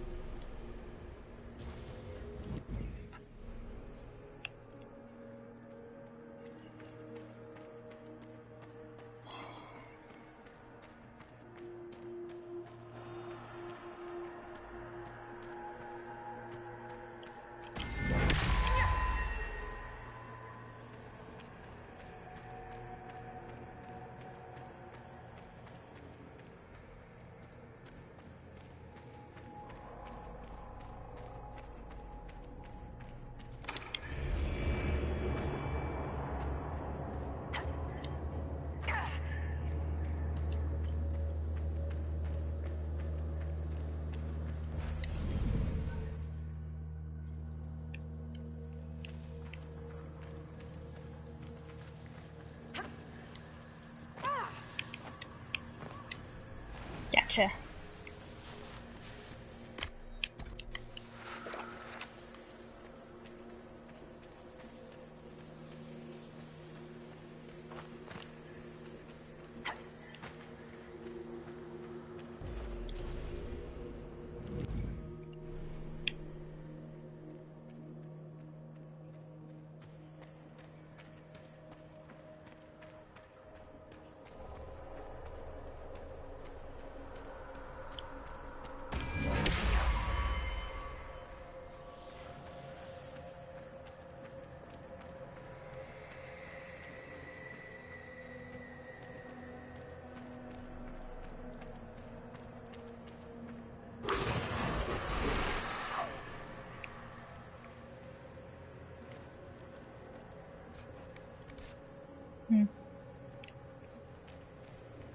Cool.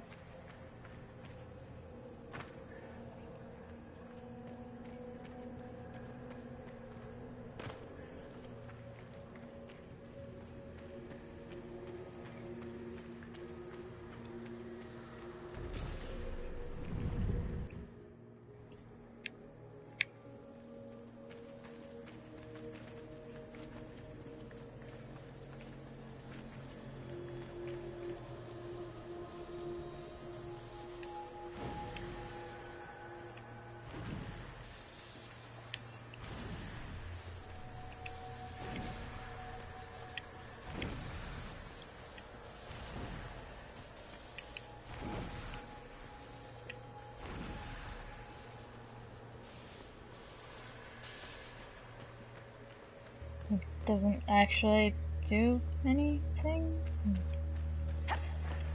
Okay then. I'm leaving.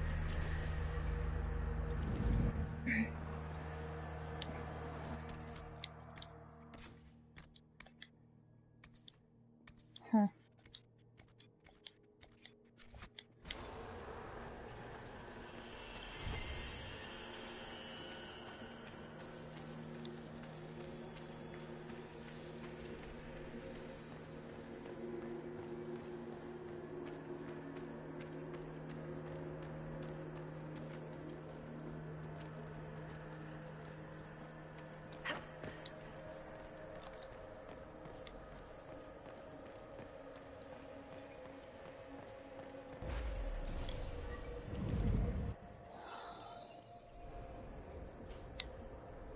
Oh crap.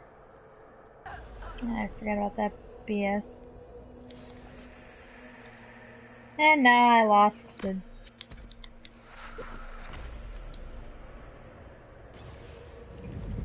my torch. Oh well. Really? There's no way across here? Guess not. Oh, okay, whatever.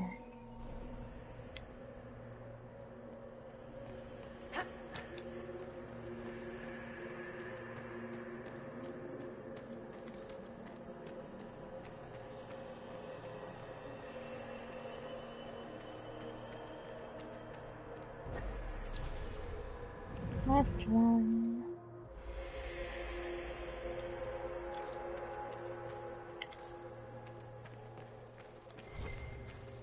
Ew.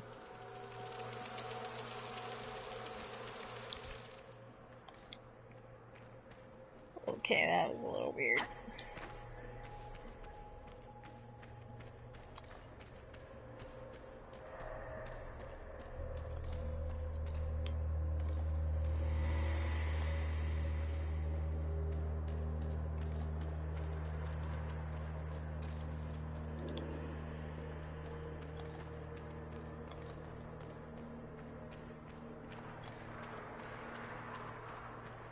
Was that where I came in?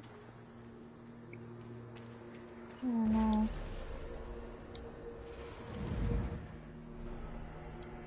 Yes, it is. Awkward. In a big circle.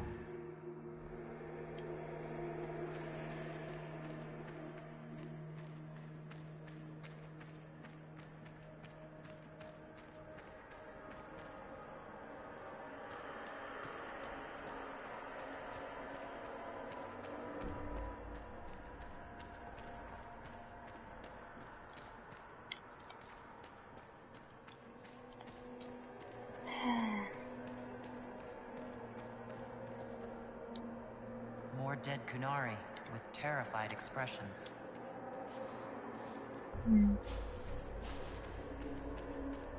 That's a good omen.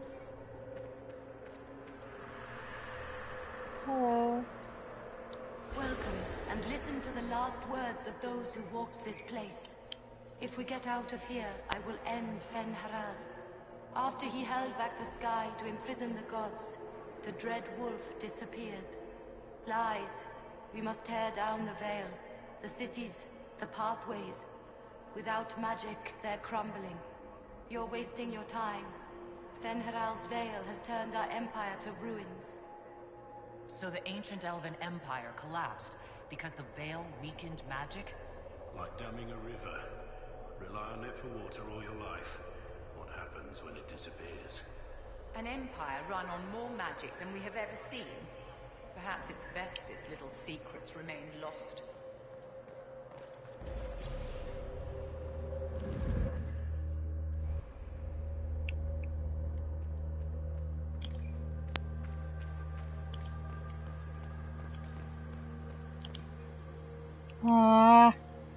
Didn't bring my Veilfire. Oh.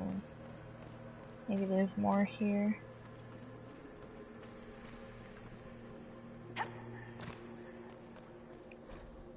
Arden Hightown, chapter question mark? Donnan wiped spilled ale off the bar, listening to the cries of the birds and the crashing of waves outside. Another slow day on the Amaranthine coast. The tavern didn't get many visitors, just a little too far south of the Antivan border to catch the caravans, but he hadn't opened it to make a profit. He poured some noxious Anders stout from an oak cask into a heavy tankard and carried it outside to a dark-haired nobleman on the patio, idly strumming a lute so out of tune it sounded like some other instrument, perhaps a tuba or a kettle drum, trying to invent music from scratch. Donnan handed over the tankard, only half hoping it would stop him from playing any more. "That's very kind of you, guardsman." Thankfully the gentleman set aside his lute and took the tankard, putting his feet up on the table in front of him. "It's just dawnin' these days," he replied, looking out over the waves. "My time in the Kirkwall Guard is over." "It's never really gone," the nobleman smiled. "Kirkwall. It finds its way into your soul, and once it gets there, you carry it always." The sun was setting behind them, casting long shadows from the tavern down to the water. A flock of cormorants took advantage of the fading light to dive for fish making their way back out to sea. "Maybe so," Donnan smiled, too. "But a world can always use a champion or a guardsman wherever they happen to go." The gentleman raised his tankard. "I'll drink to that." And the two men watched the last of the light disappear in peace.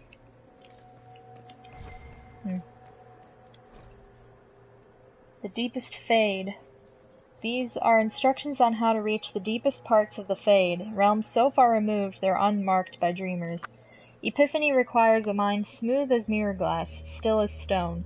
Put aside 10 years for practice, and the next 100 for searching. What others have learned will ease your journey. Those who never manifested outside the Fade will find it easier to find its stillest roots, but it is rare that compulsion overtakes our brethren of the air.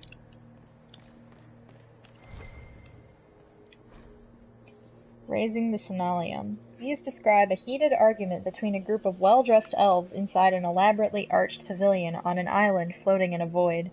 In the distance, haloed by a blizzard of light, thousands of elves are maintaining an elaborate magical ritual that pulls raw essence from the Fade, funneled into a sphere in the middle.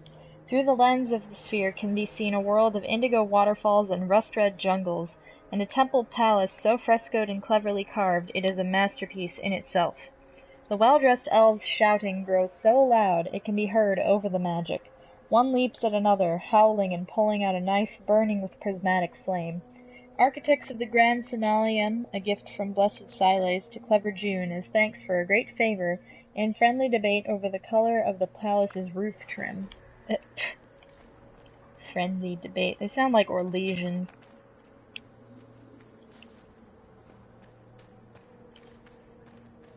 I've forgotten where I am now. What am I doing here? Hello.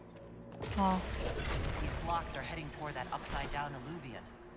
Why are these stairs going where we want them to? It's a place of learning. Maybe this Vir Dathara is helping us find what we need.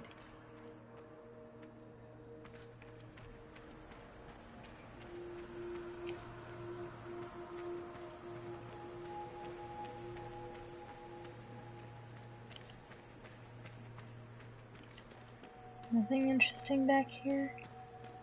Guess not.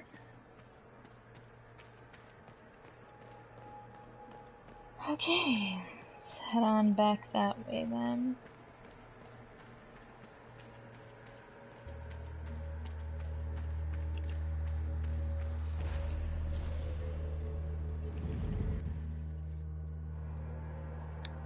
Oh, hello.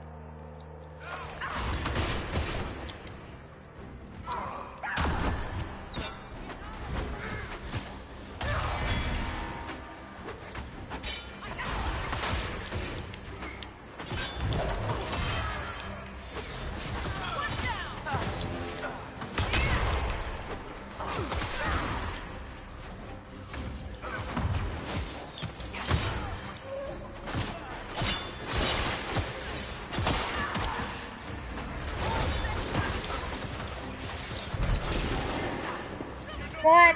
No fair.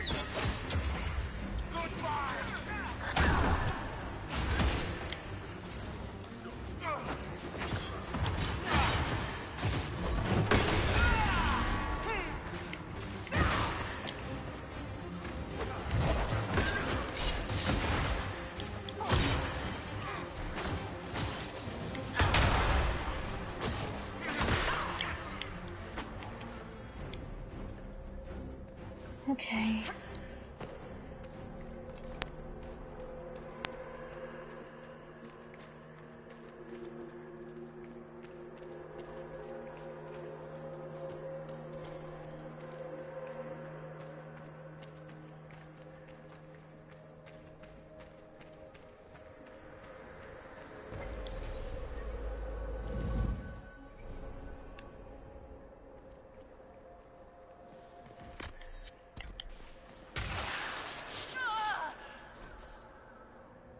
Oh. The anchor again.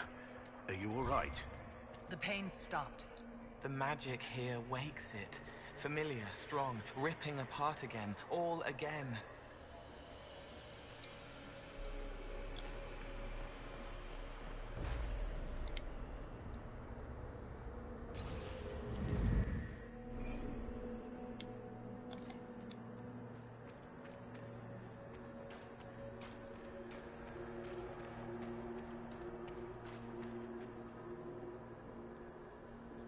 The third one? Wait, but I thought I did them all.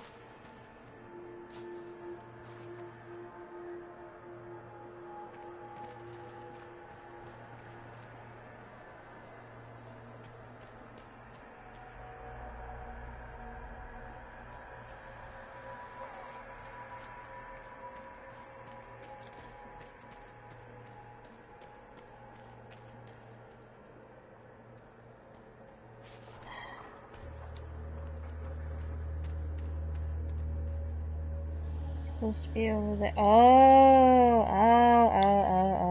Okay, I know where that is. I know where that is.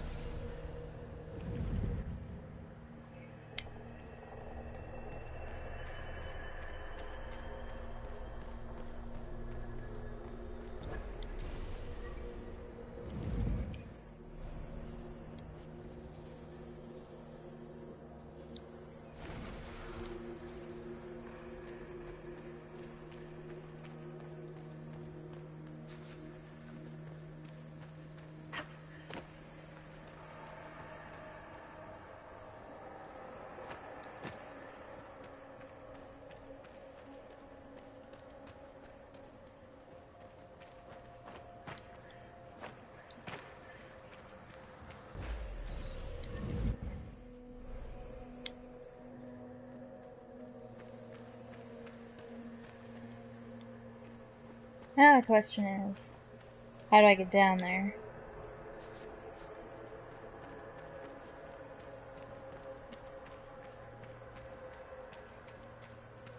Here we go. It's much better.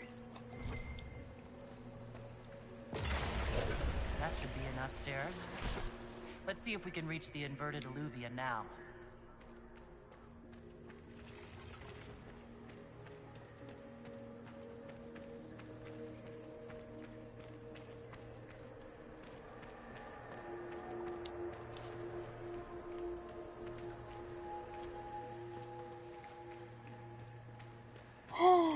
Alrighty.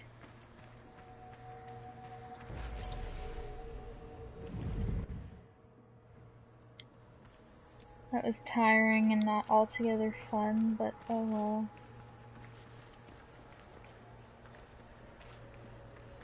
Oh, great. You a-holes now?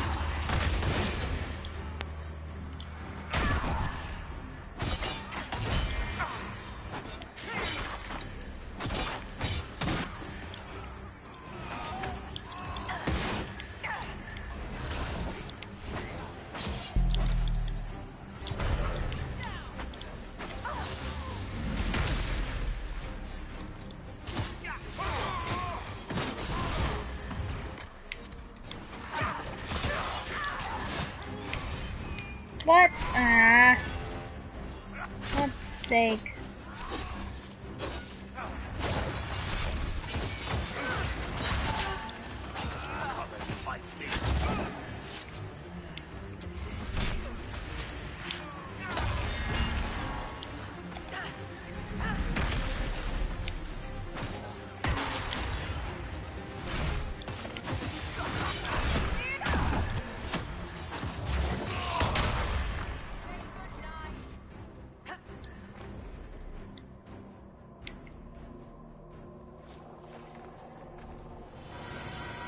What? Why? Hello.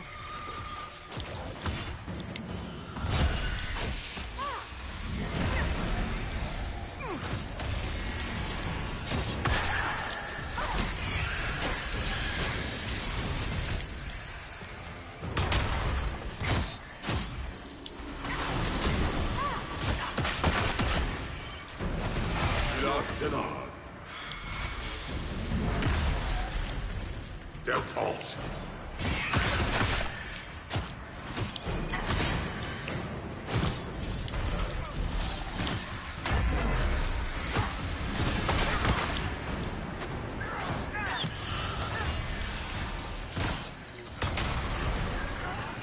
Damn it.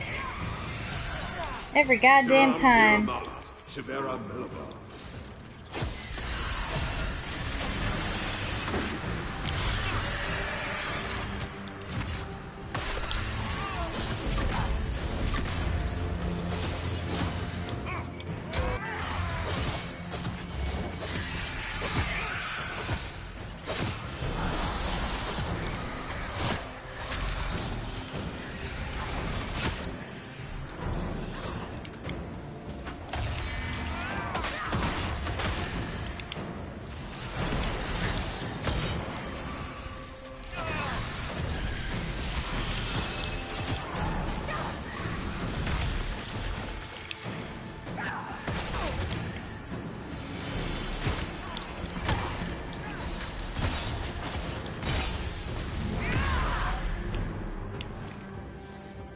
Yay, we won.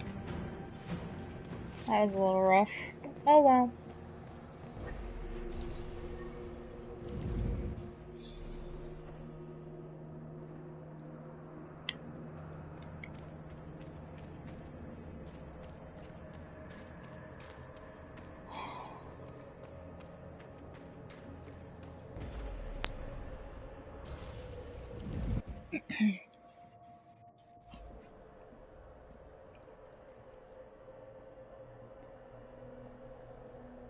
Survivor of the breach, herald of change, hero of the South.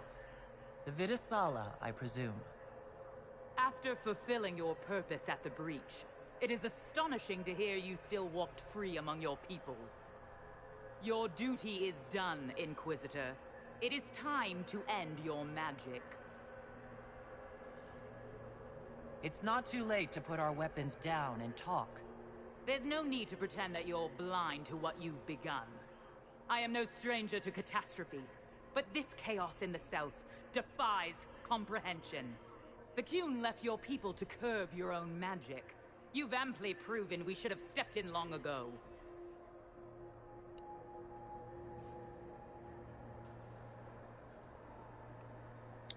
Corypheus had a one-of-a-kind artifact. The Veil is safe. Do you believe closing the breach solved everything? That its consequences stopped there? The day we saw the breach, the Qun decided its action. We would remove your leaders and spare those who toil. This agent of Fen'Harel has disrupted everything. Lives that were to be spared, lost for him. Who is this agent? Why would you think they work for the Inquisition? Kill the Inquisitor, then follow me to the Darvarad. That's not helpful at all. Oh well.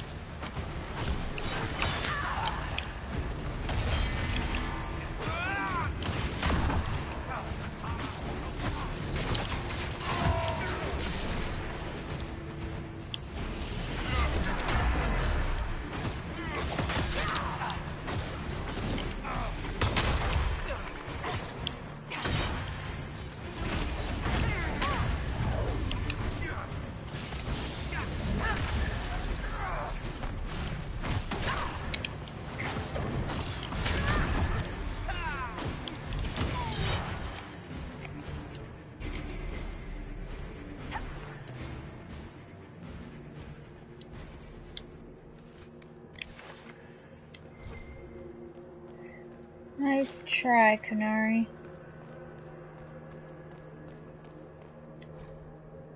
Tattered note. Please excuse my conlot. Its subtleties elude me, even with your patient teaching. We pulled everyone out of the palace. The Shem nobles assumed we were servants leaving on an errand. We are hiding where you told us, waiting for signs that the dragon's breath has begun. Victory is in the Kun. Huh. No wonder the Kunari translated notes into our language. It was for their non-Kunari spies.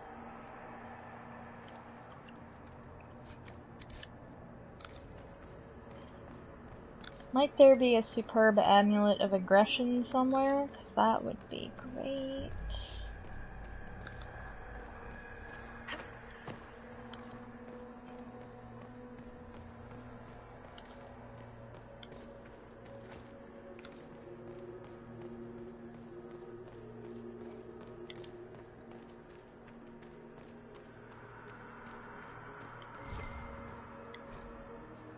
The risk of Cerebas.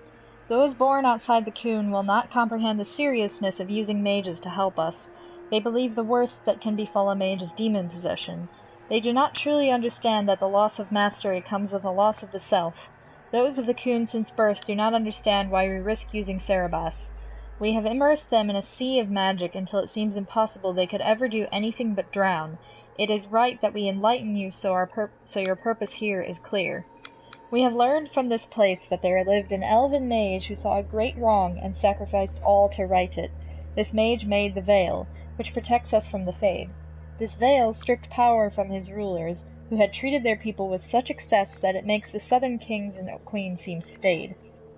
Thus does every action carry rightness and all paths converge. In his greatest magic, the elven mage became an agent of peace through the veil. In our willingness to brave this place, we may discover how the veil can be strengthened through our own mages. For that we risk our lives. The Cerebas who have joined in this endeavor understand the dangers and have made their choice. Remember the words of Ashkari Koslun.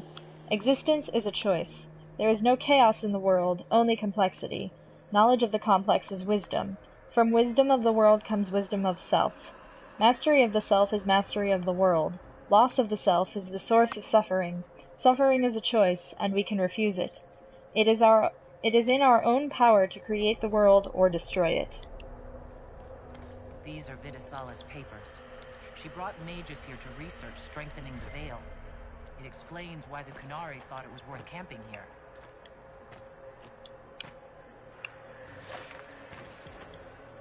What, who, what, when, where, why? Evasion.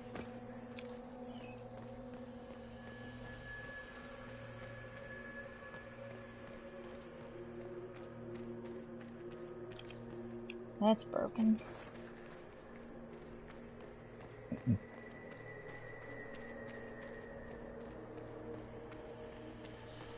Hello. Visitors, patrons, welcome. The halls are open.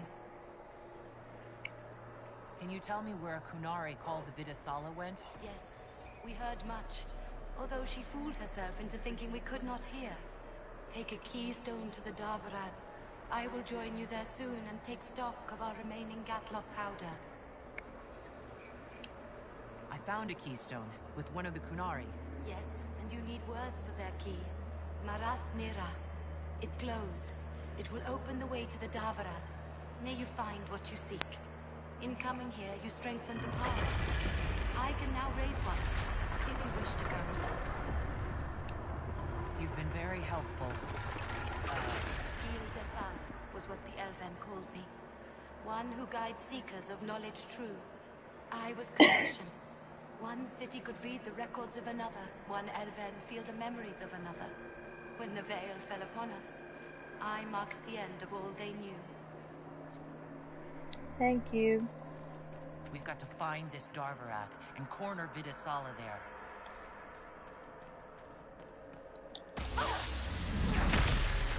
I guess that doesn't work anymore? Oh, it does. Oh, cool. What, really? This doesn't lead anywhere? Yeah. Okay, well. I'm okay.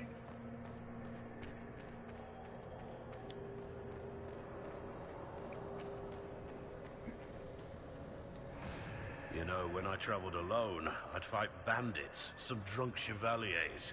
Nothing out the ordinary. Back with the Inquisition, and a moment later we're battling secret Canary assassins in a dream library. Did you expect anything less? I wouldn't have missed this for anything. I'm glad you're here, Tom. Aww. The usual suspects are back again, baby.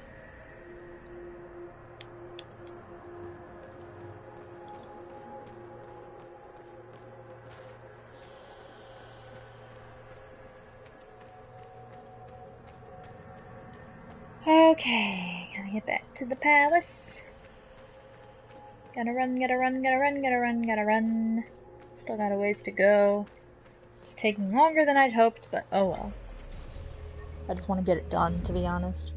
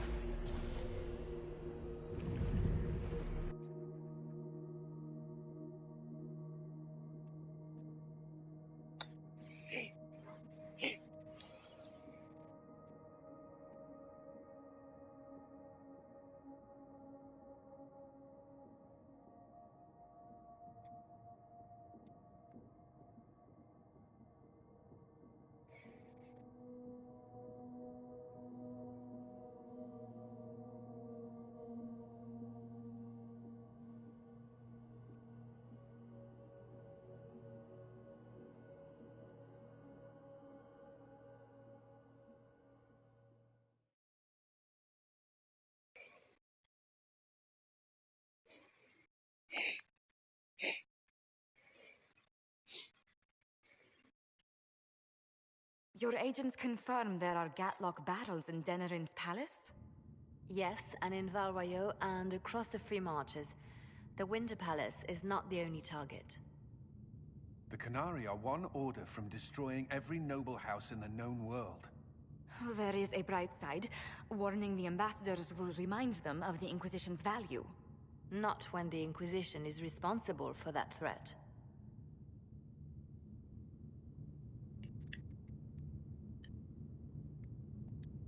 This is our fault.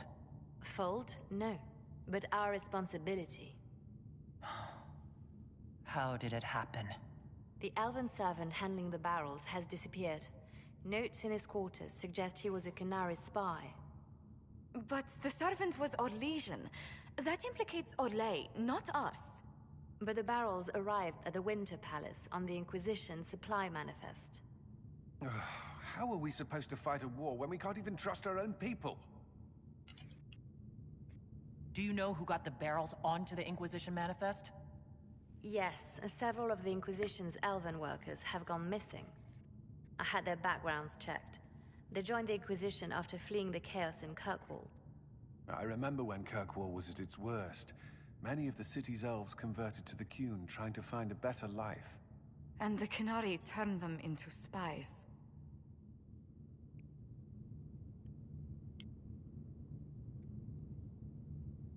A few years ago, we railed at the Templars for becoming corrupt. We did the same to the Grey Wardens. Look at us now. I fought to protect the Inquisition in this exalted council. And for what? So we could deceive and threaten those we claimed to protect? Once we locate the spies... This isn't about the spies. You hid the Canary body. You all but seized control of the Winter Palace. We did what was right, not what was politically convenient. Do you know what this has cost us with Orlais and Ferelden? They are planning to dismantle us as we speak. And perhaps they are right.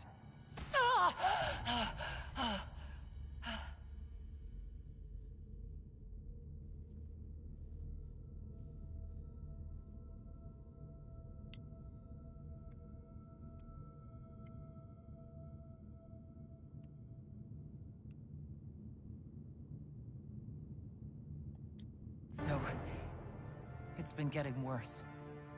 I don't know why. I don't know how to stop it. I don't know how much time I've got left. What I do know is that the Kunari need to be stopped. So I need to get to the Darvarad while I can still fight.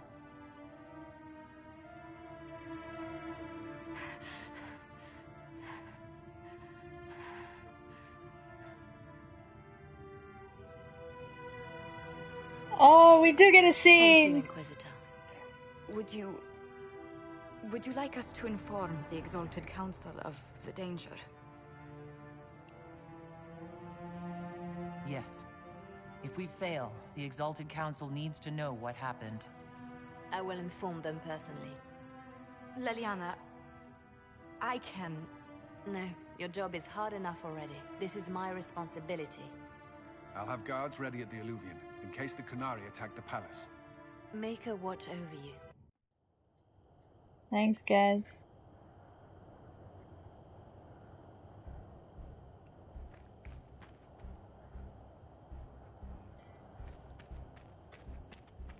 Alright, here we go.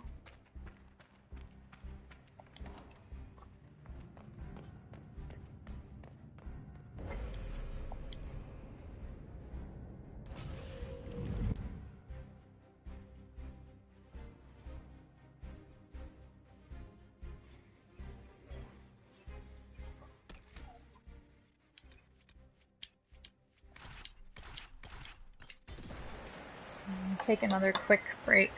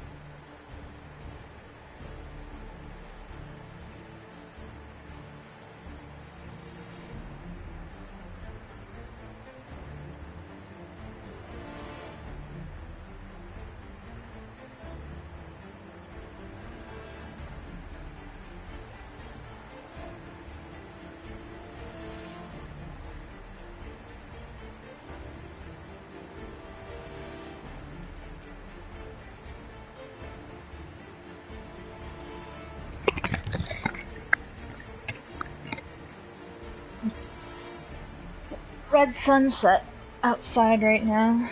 Means there should be nice weather tomorrow. Alright, where are we going? Straight ahead, gotcha.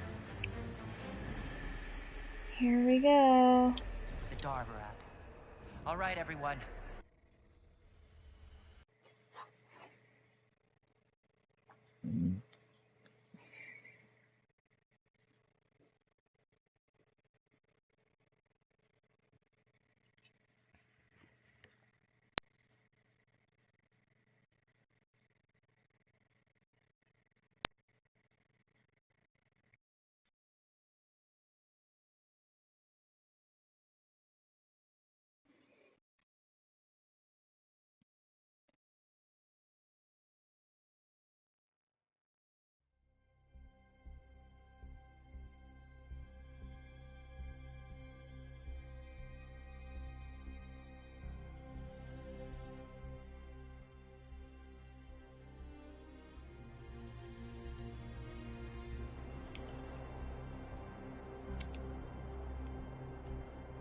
The sooner we stop this invasion plan, the better.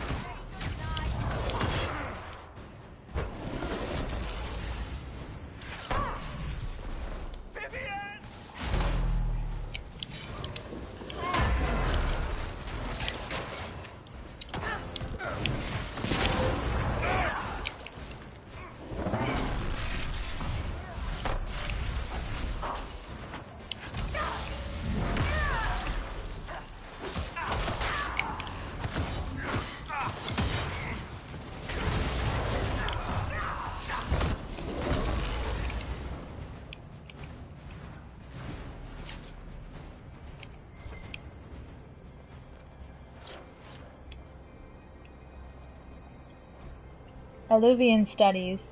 The writing on these pages is completely incomprehensible, even to a native speaker of Kunlat. The handwriting resembles the scratches of an inebriated chicken, but the drawings are meticulous, an excruciatingly careful study of several alluvians, along with exploded diagrams of their inner workings.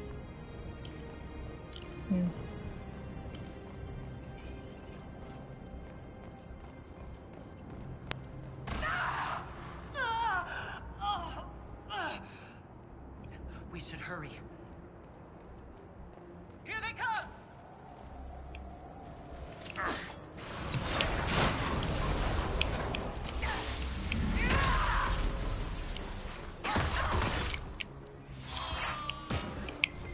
Goodbye!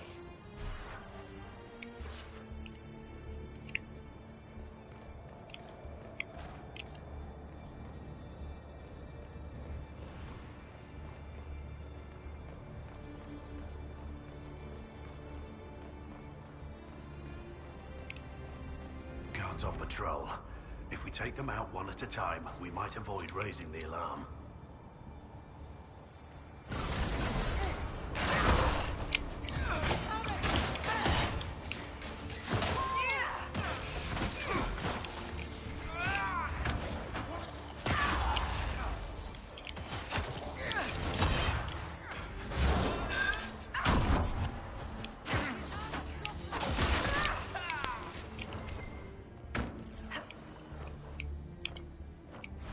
Come on, let me pick it up. There we go.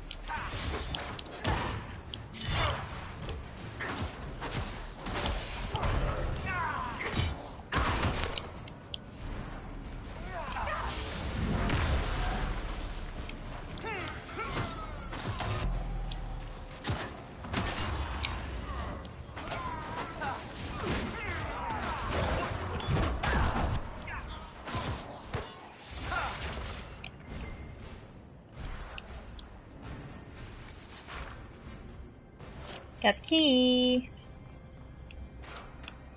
Or is that the key to this door? I don't know. Logs of a Darvarad gatekeeper. Morning. Artifacts brought in by Hisra Kith. Original location not on manifest. Asked Iskari, was told they're from ruins. Please remind agents that all relics must be properly catalogued or the Terebus will never stop complaining about it. Afternoon. 3 Kiths deployed, including Iskari of Hisra Kith. Told her to write down locations in her manifest this time. Evening. Hisra Kith reported back. Iskari handed me manifest that just said, outside Davarad, asking my Sten for a knife. Okay. Fascinating. I didn't get the gatehouse key, but...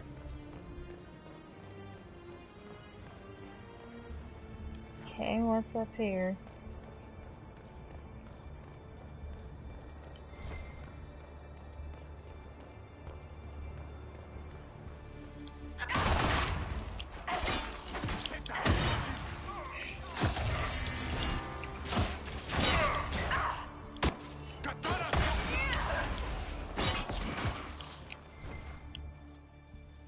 I'll pick that back up.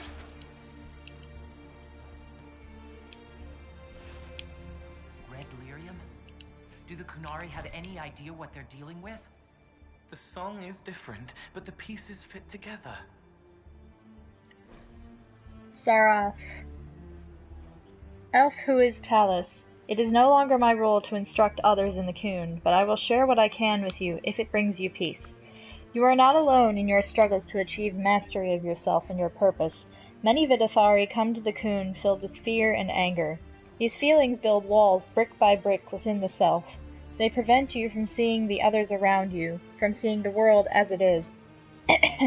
And they convince you that you are alone in the darkness, that you must fend for yourselves. The walls are real, but the darkness and the solitude, the world that they create within the self, that is all illusion. You must work to tear down the walls if you wish to see the truth, and the truth is this: no one is alone. It was the wisdom revealed to the Kosloon in the desert long ago. What looks like solitude is connectedness. What looks like darkness is only the space between stars. This portion is newer. And it is not just Vidafari who struggle with these illusions.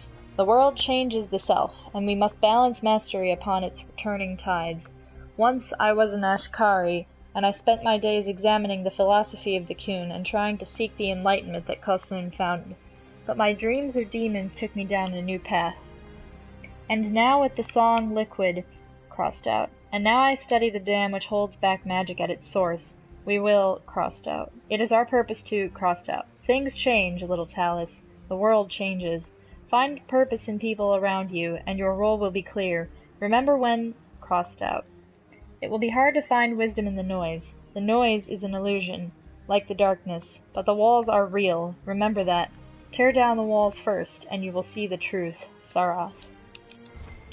Did somebody go a little crazy from Red Lyrium? Because that's kind of what it sounds like.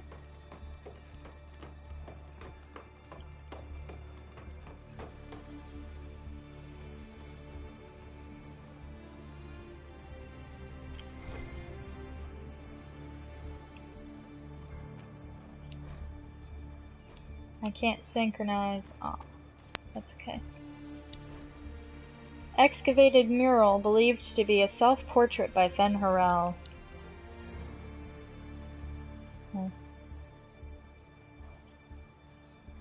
Where's the riddle? There's a riddle here somewhere, isn't there?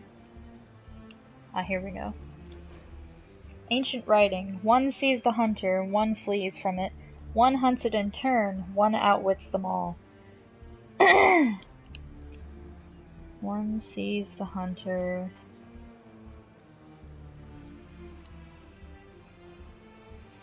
This one, I think? That isn't No. right. Yeah, you're right. What is this? That's a dragon?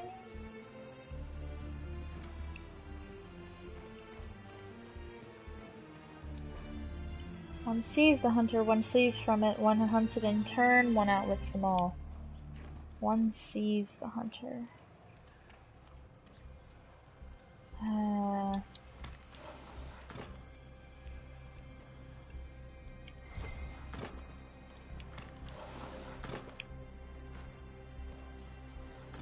Is that an astrarium?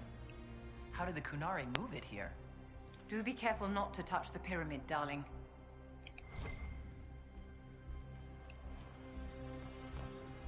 Why?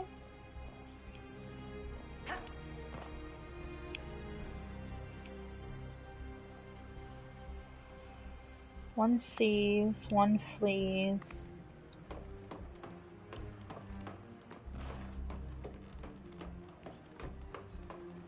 One hunts it in turn, one outwits them all.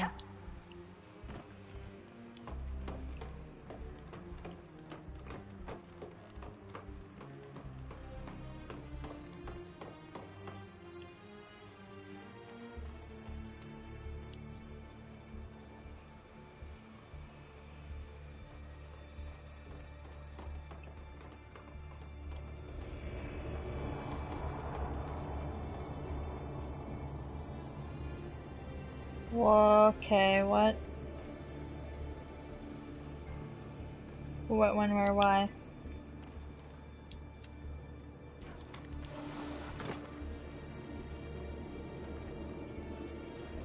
What am I hearing?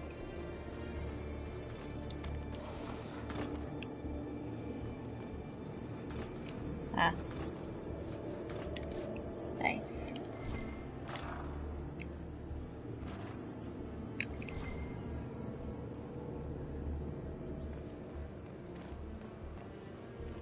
Alright. Cool.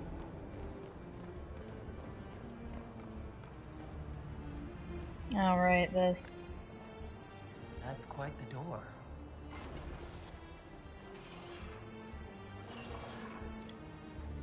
Yes, do the thing to the other thing. Oh, sorry, I'm not good with things that don't have feelings.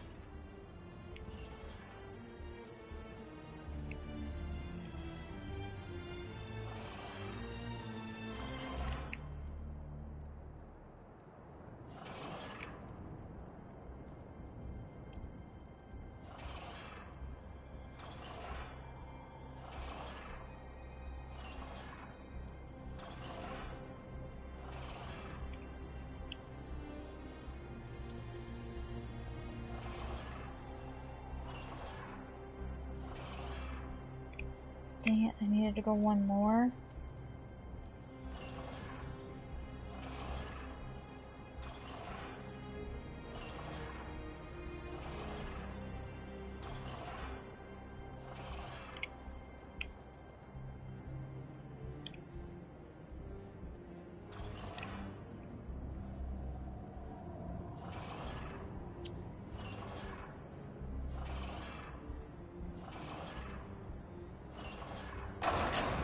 It's open. Let's go. I'm bringing this.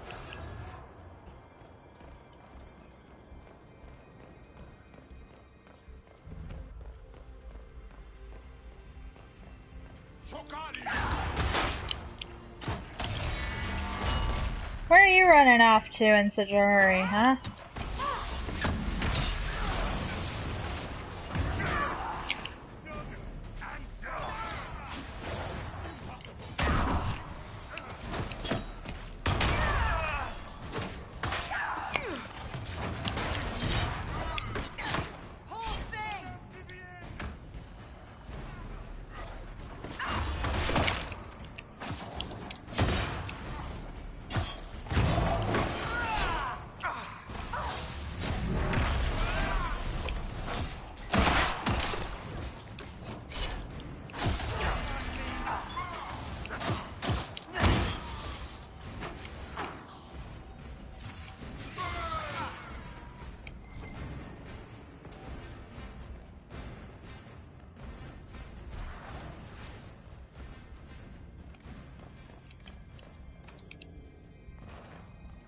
Storage room key required. Well, I lost my torch.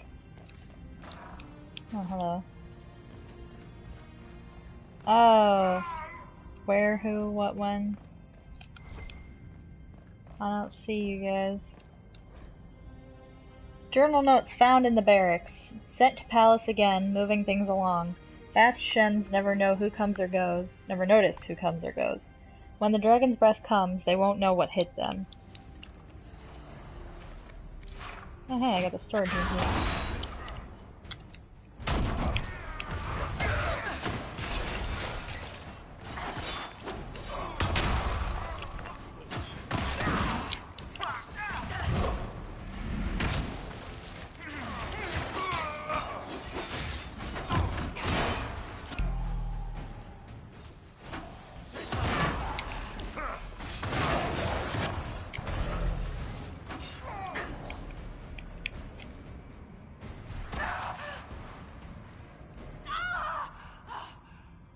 It's the veil. It wants to be back, but it's trapped on you. I don't know how to help. Written instructions for new workers. The dragon's breath must continue regardless of concerns at the Winter Palace. Many are new to the Coon and have not yet learned to trust. Your worry is understandable. The rest of the world has betrayed you. All who have been to the Dargarad know the difficulty of maintaining the specimen for extraction as long as we have. If we delayed dragon's breath, we would have to dispose of the specimen. Creating Gatlock is normally a slow process requiring much mining and careful alchemy. Venom extraction offers the only means to deliver the dragon's breath quickly and in large quantities. To delay dragon's breath is to lose any chance of bringing peace to the South without needless suffering. The Coon demands we save the workers of the South from a bloody war and deliver them into our teaching before corruption further overtakes the land. Others have voiced concern over the specimen. The Coon does not demand cruelty to any living being, but all creatures have a place and a duty under the Coon. The specimen serves as it must. When the dragon's breath is complete, it will be extinguished quickly and painlessly, as when we slaughter animals for food. Allow your superiors to deal with the agents of Fen'Harel, and remember your role in service to the Khun. I'm guessing they're talking about the dragon. I got the storage room key. Hello. Very nice.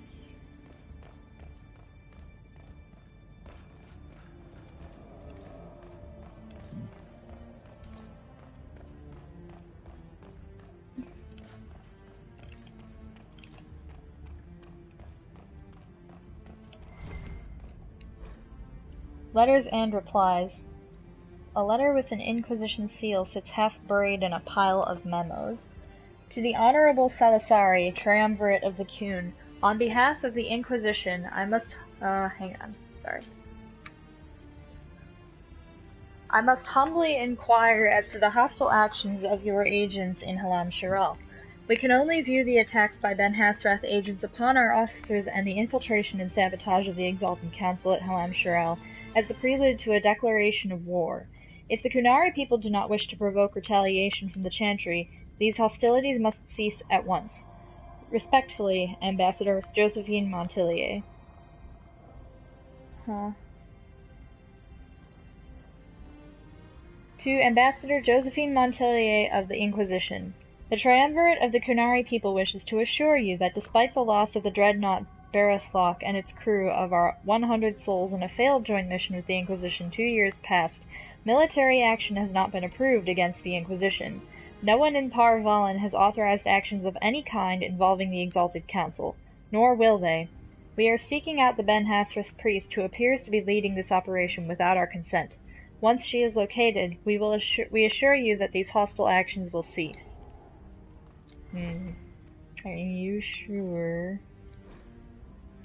Dragon Breath Plan. This document appears to be written entirely in Kunlat, but contains a number of complicated diagrams, including detailed blueprints of Halam Shiral and a number of other palaces and fortresses. Unless I'm mistaken, darling, these are artifact catalogs. The Kunari must have more of these facilities to require so many. What can they be doing with all of this? Morrigan said the key to an Illuvian could be anything, including knowledge or power. So they're stockpiling both. That's how they got the keystone and opened so many of the Illuvians we've seen. So they could also have other artifacts, magical traps, or elven weapons. Probably.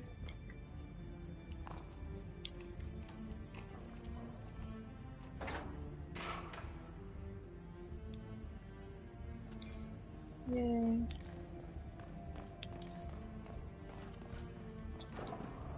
Oh. Is this the fun part? Or not so fun part, depending on your point of view? Yes, here we go. Here we go.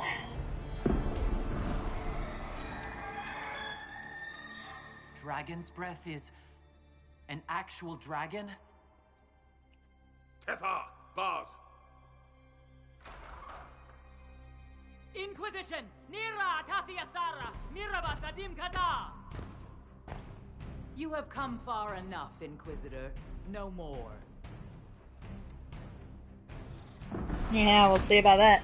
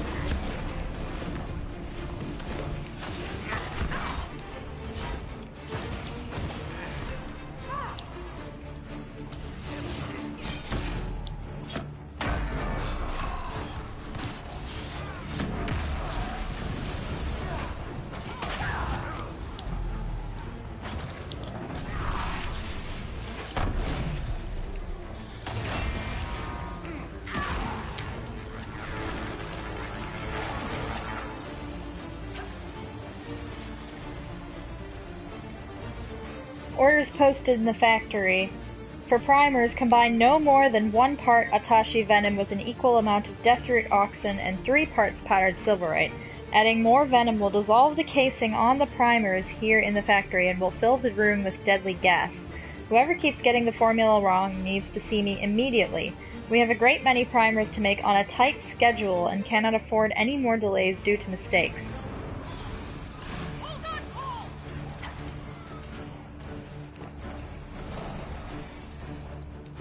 Can't freaking detonate it. Oh well.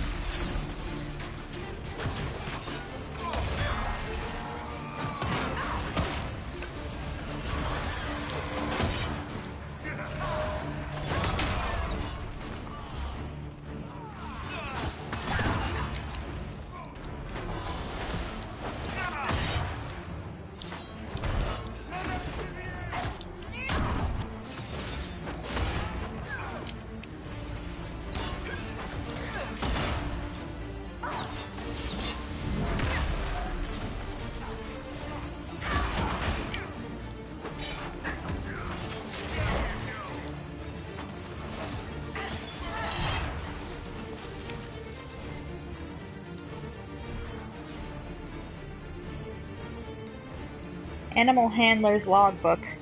Beast presents chafing around limbs and tail, likely from attempts to use chains.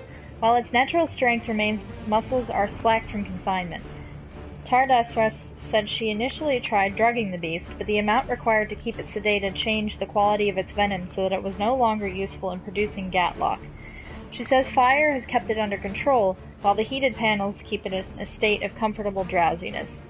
Tardathras is not as good at deception as she thinks she is. She does not like what we are doing to the beast. She calls it Atashi, which means something like great thing, and she repeats sayings from the coon to herself when she extracts the venom.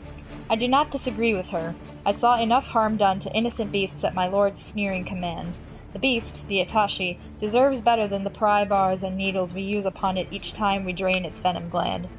Tardathras says I may be needed at the Winter Palace. It is likely that some view elves with suspicion, thanks to these attacks by the agent of Fen Harel, but a human woman may still pass unnoticed among the servants. She says I may be asked to deliver more Gatlock in different containers. She says that it could be dangerous, and that if I do not return, most will assume I am dead. As I said, Tardathras is not as good at deception as she thinks she is, but she is right. I did not join the coon for this. Oh, huh. Interesting.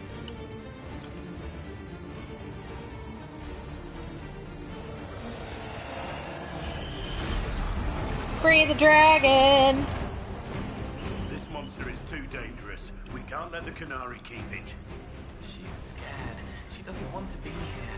They hurt her.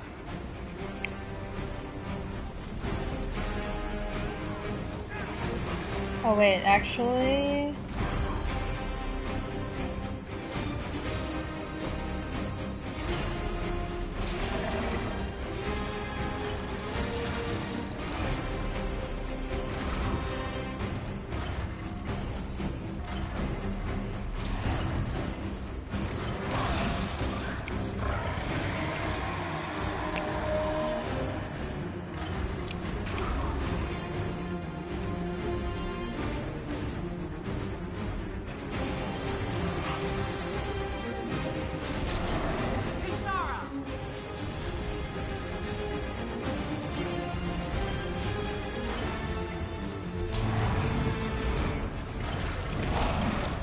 Crap.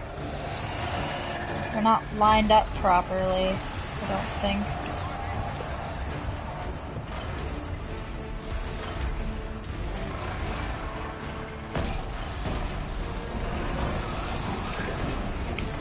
Alright, good enough, I suppose.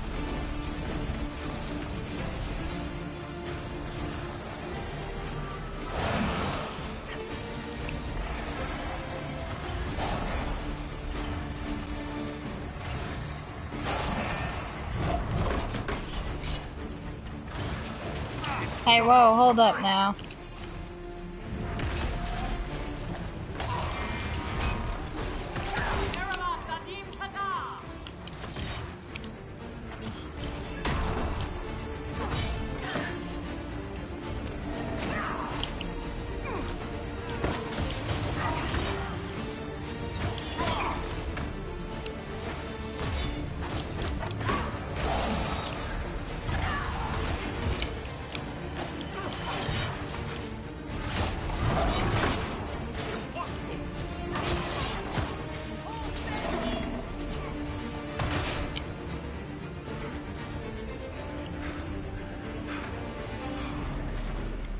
do you mean it's oh, right.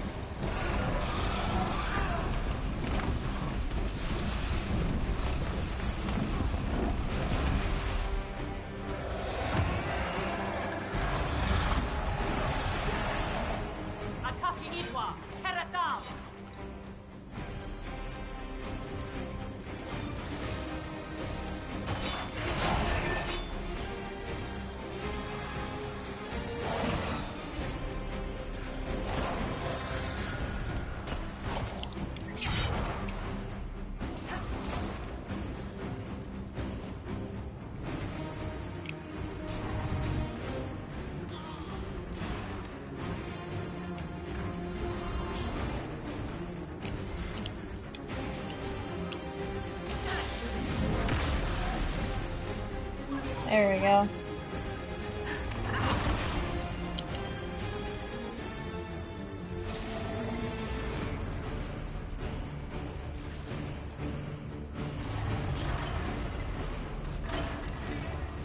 Barriers are set.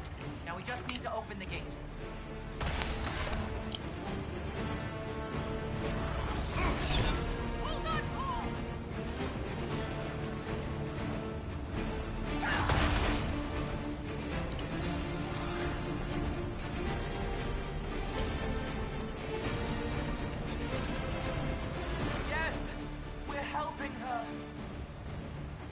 Oh, God.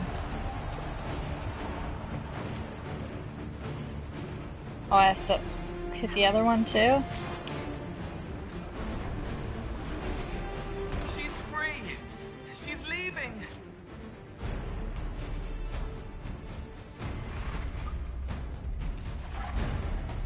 Run away!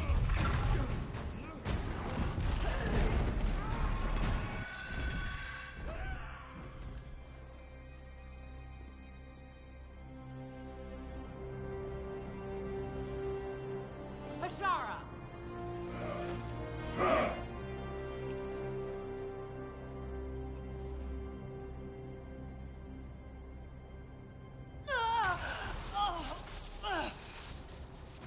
Dear Inquisitor, you have such little time left. You must finally see the truth.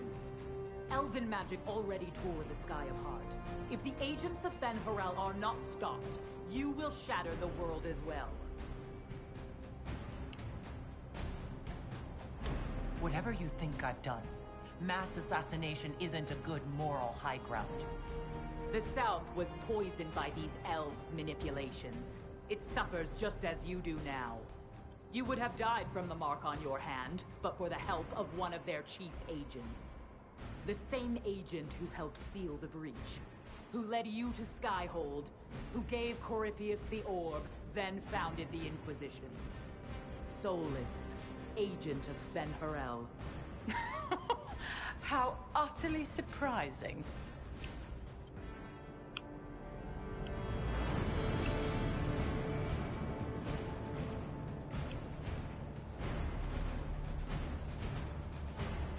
Whatever Solus is involved in, I am nobody's puppet.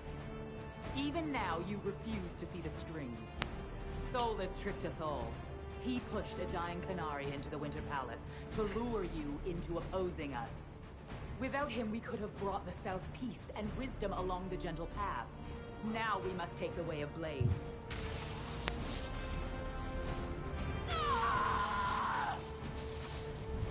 Panahaden, Inquisitor. If it is any consolation, Solus will not outlive you.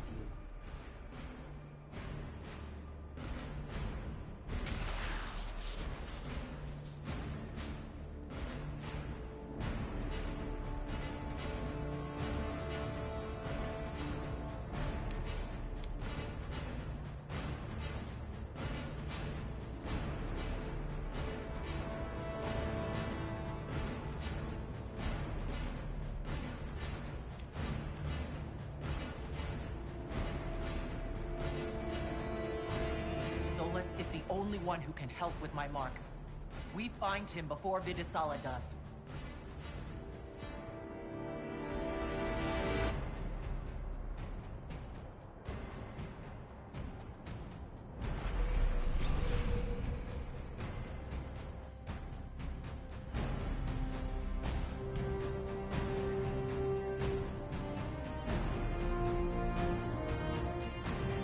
Time for the home stretch, I think.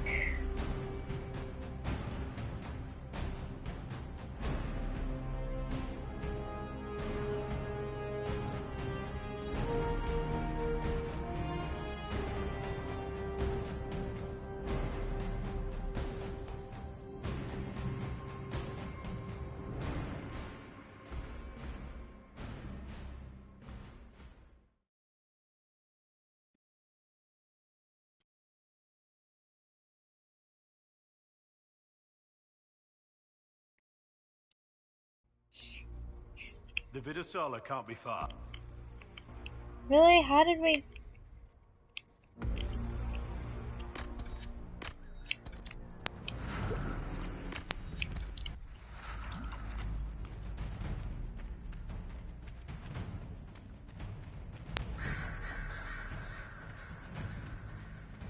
Up there! Yeah, we're gone.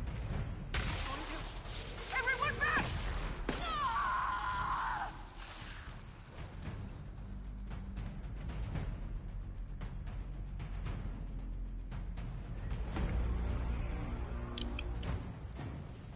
Great. We must hope Solus can reverse the anchor's effects before it kills you. Solus doesn't want to hurt people. He isn't that kind of wolf. The Canary don't see. Here we go. Thank God.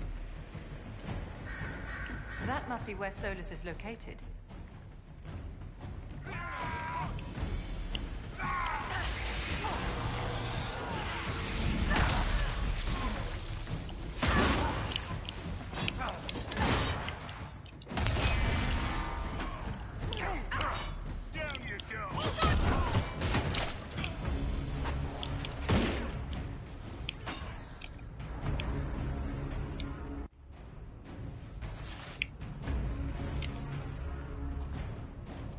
There! He can't be far from her, or it hurts him.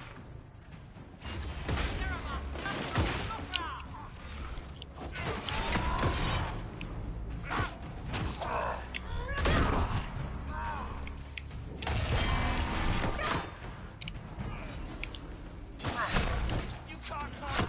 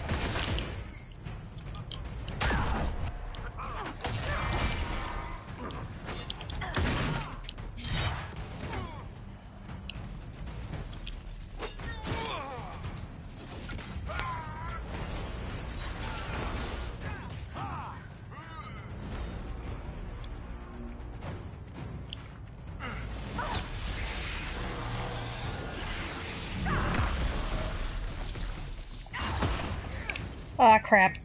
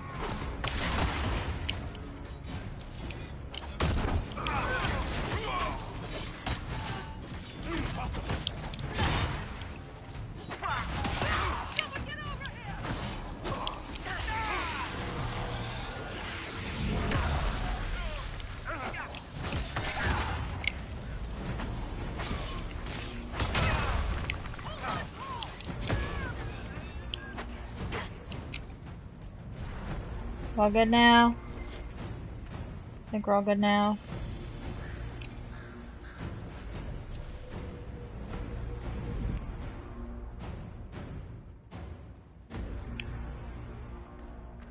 Oh boy, here we go. This is the extra fun part. He's coming to stop us!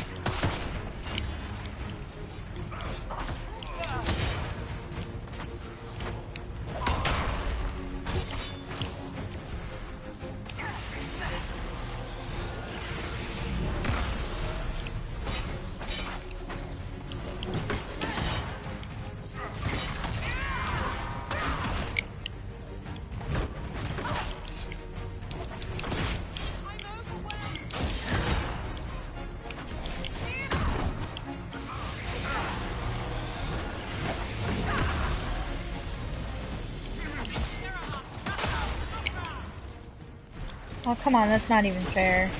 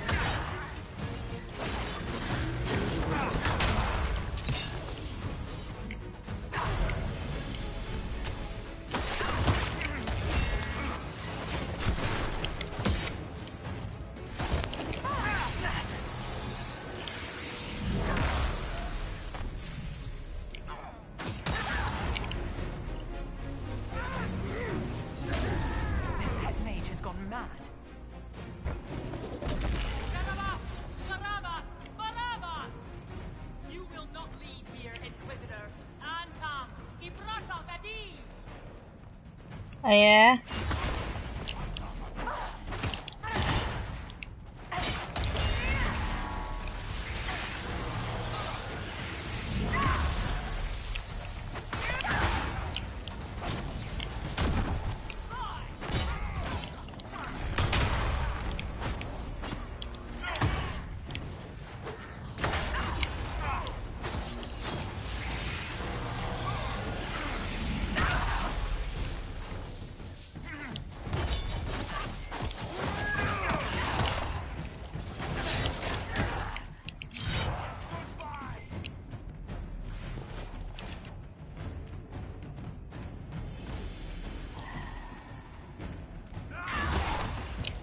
Oh shit. Damn it.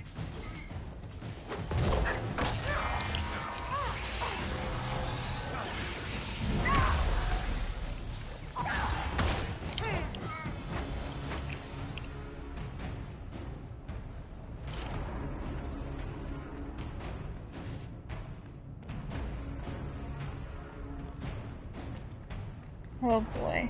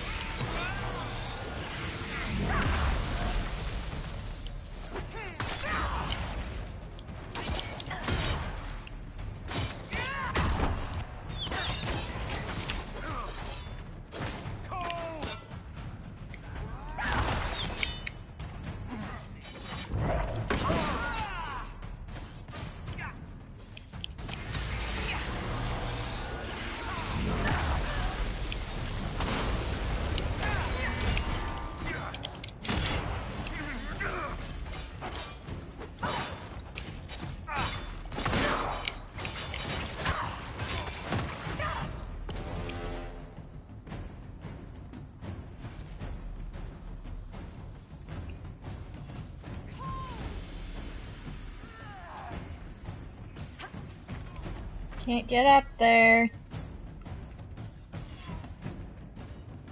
Oh jeez.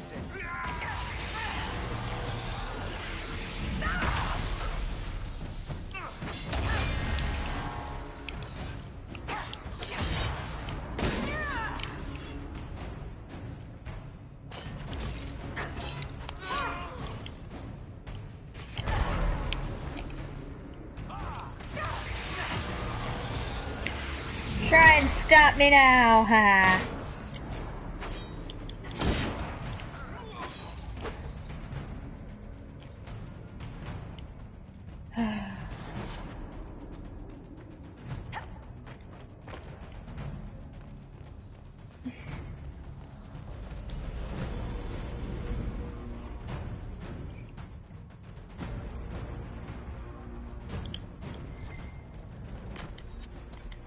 Time to finish this. You are dead, Inquisitor. Your soul is dust. You wanna bet? Eh.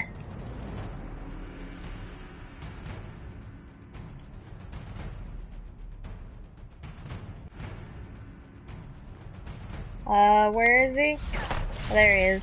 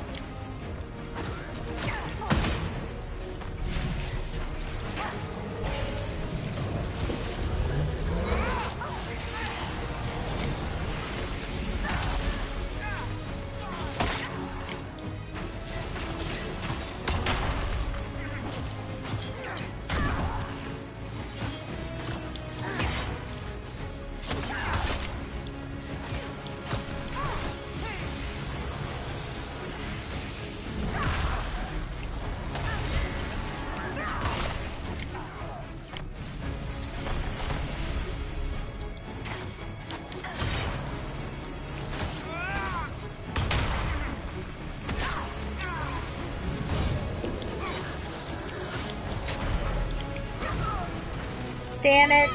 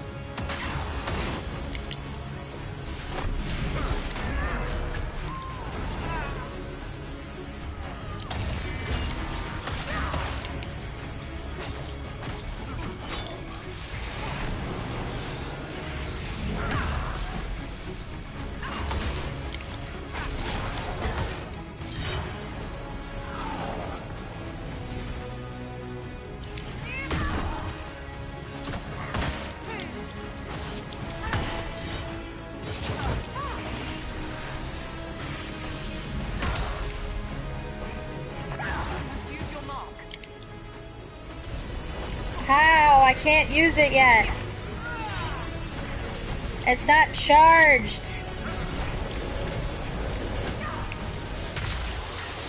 There we go.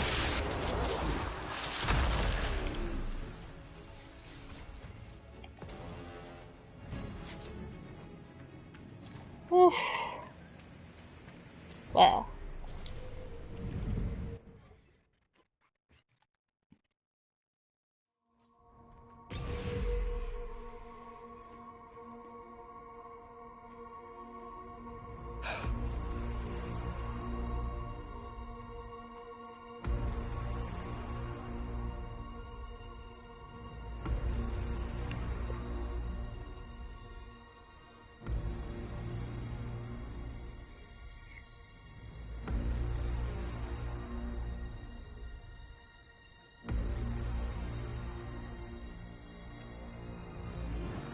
Ebesit kata, etwa ost. Maraskata! Your forces have failed. Leave now and tell the Canary to trouble me no further.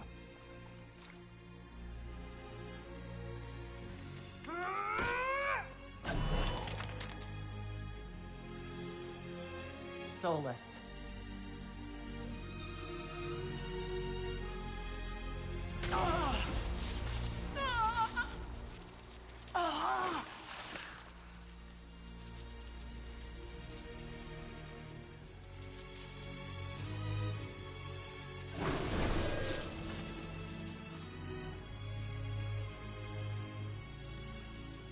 That should give us more time.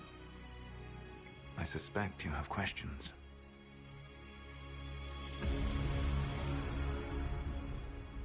The Qunari were trying to kill you. I wanted to get here first. I know. They sought an agent of Fan Harel. I am no one's agent but my own. I fear that the truth is much simpler and much worse than the Qunari believe. You're Fen Harel. I was soulless first. Fan Harel came later. An insult I took as a badge of pride. The Dread Wolf inspired hope in my friends, and fear in my enemies. Not unlike Inquisitor, I suppose. You also know the burden of a title that all but replaces your name.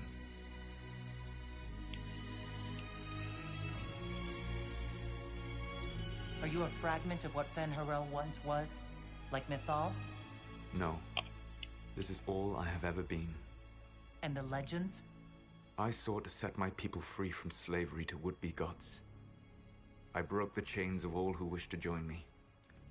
The false gods called me Fen Harel, and when they finally went too far, I formed the Veil and banished them forever. Thus I freed the Elven people, and in so doing, destroyed their world.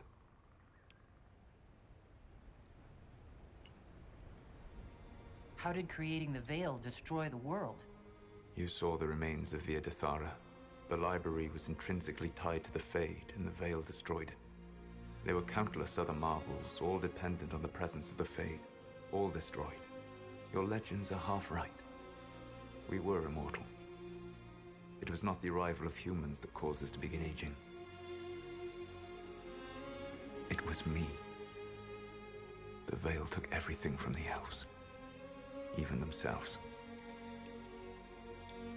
You love the Fade. Why would you create the Veil to hide it all away? Because every alternative was worse. Meaning? Had I not created the Veil, the Evanurus would have destroyed the entire world. You banished the false gods. You didn't kill them. You met Mythal, did you not? The first of my people do not die so easily. The Evanurus are banished forever, paying the ultimate price for their misdeeds. You said that the elven gods went too far. What did they do that made you move against them? They killed Mythal. A crime for which an eternity of torment is the only fitting punishment. I thought Mythal was one of the Evanurus.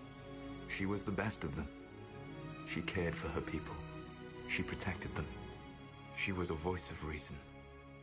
And in their lust for power, they killed her. The Evanurus were elven mages? How did they come to be remembered as gods? Slowly. It started with a war. War breeds fear. Fear breeds a desire for simplicity. Good and evil, right and wrong, chains of command. After the war ended, generals became respected elders, then kings, finally gods. The Evanurus.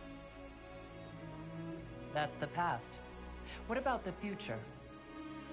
I lay in dark and dreaming sleep while countless wars and ages passed. I woke still weak a year before I joined you. My people fell for what I did to strike the Evanurus down.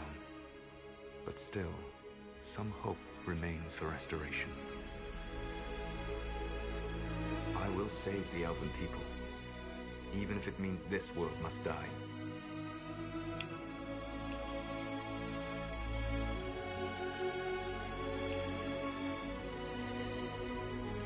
Why does this world have to die for the elves to return? A good question, but not one I will answer. You have always shown a thoughtfulness I respected. It would be too easy to tell you too much. I am not Corypheus. I take no joy in this.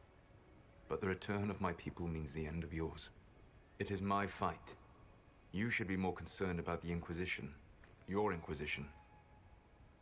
In stopping the Dragon's Breath, you have prevented an invasion by Qunari forces. With luck, they will return their focus to Tevinter.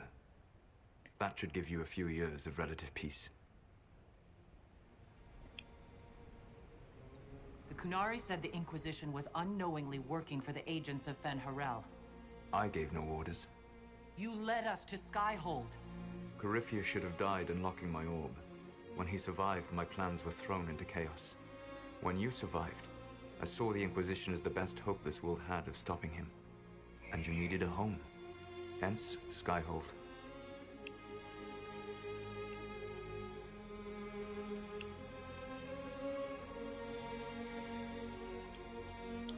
You gave your orb to Corypheus?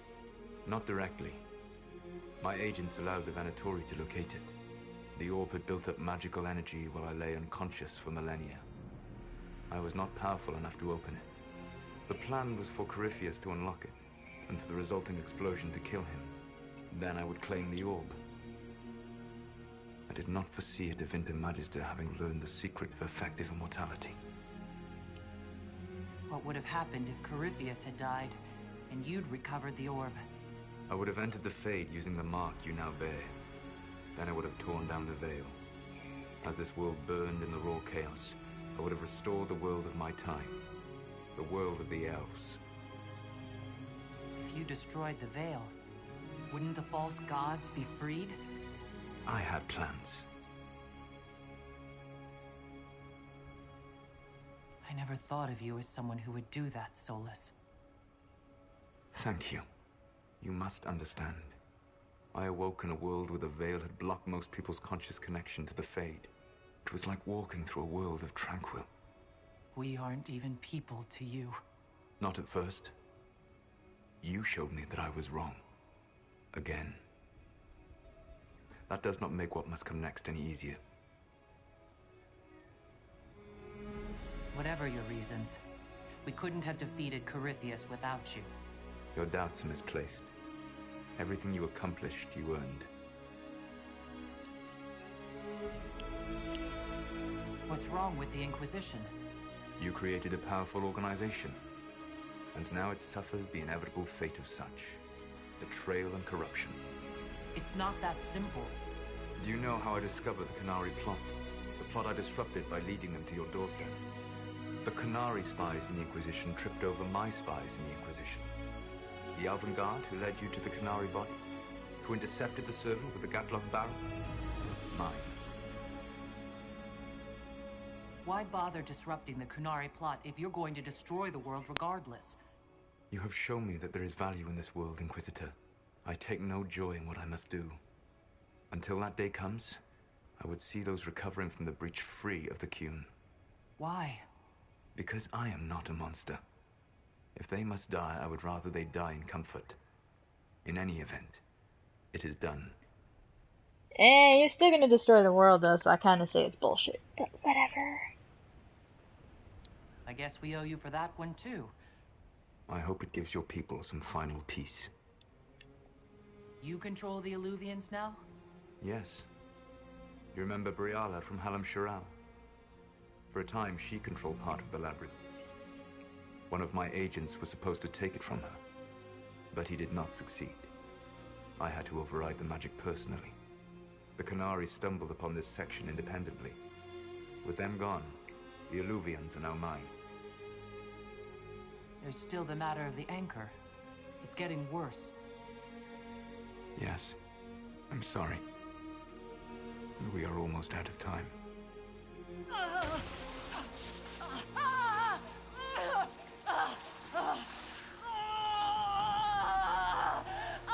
The mark will eventually kill you. Drawing you here gave me the chance to save you. At least for now.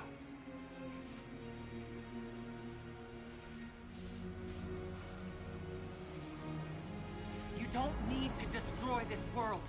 I'll prove it to you. I would treasure the chance to be wrong once again, my friend. Take my hand. I'm sorry. Live well, while time remains.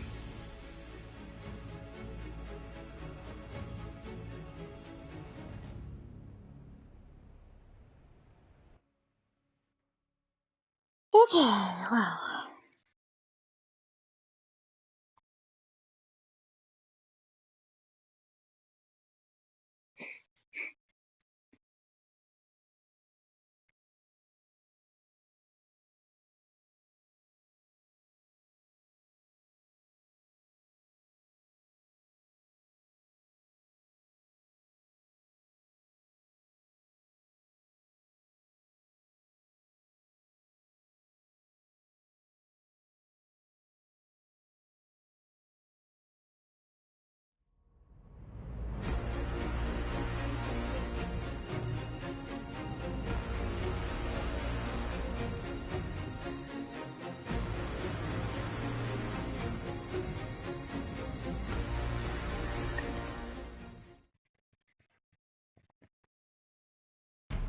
Something must be done, but we cannot lose the Inquisition now.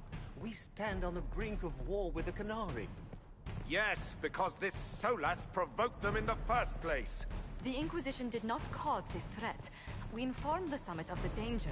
The danger posed by Canary spies inside your organization.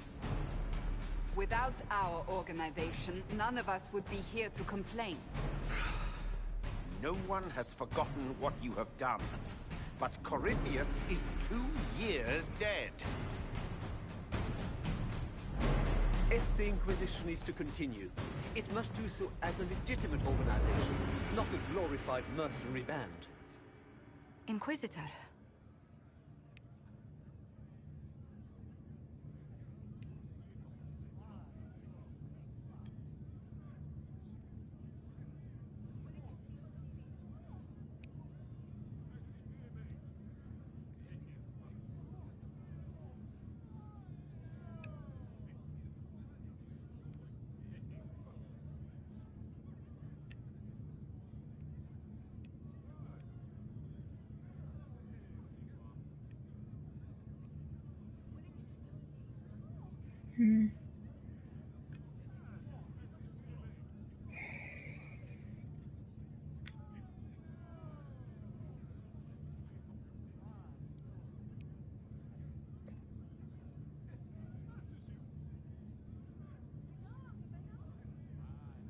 You all know what this is. A writ from Divine Justinia authorizing the formation of the Inquisition. We pledge to close the breach, find those responsible, and restore order, with or without anyone's approval. We have fulfilled that pledge, and now the war is over, for most of us. It is time for our soldiers to sheathe their swords and go home. To all who served, thank you. It has been an honor.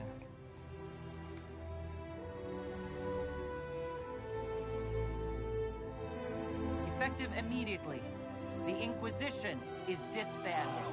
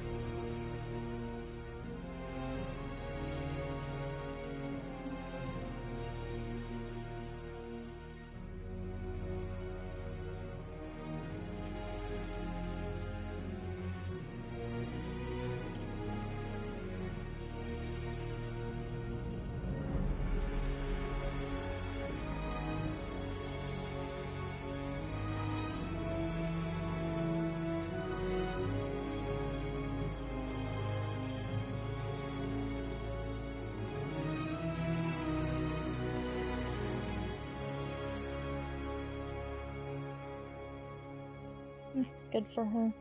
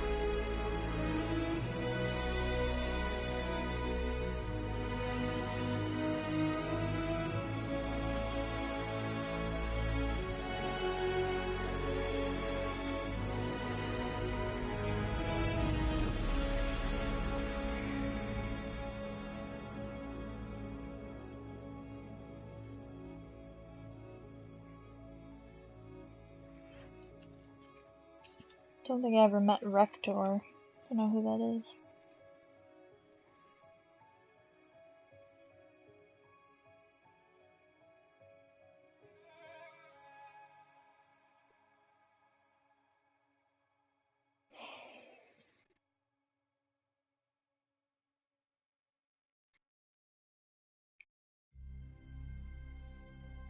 Oh, nice arm contraption.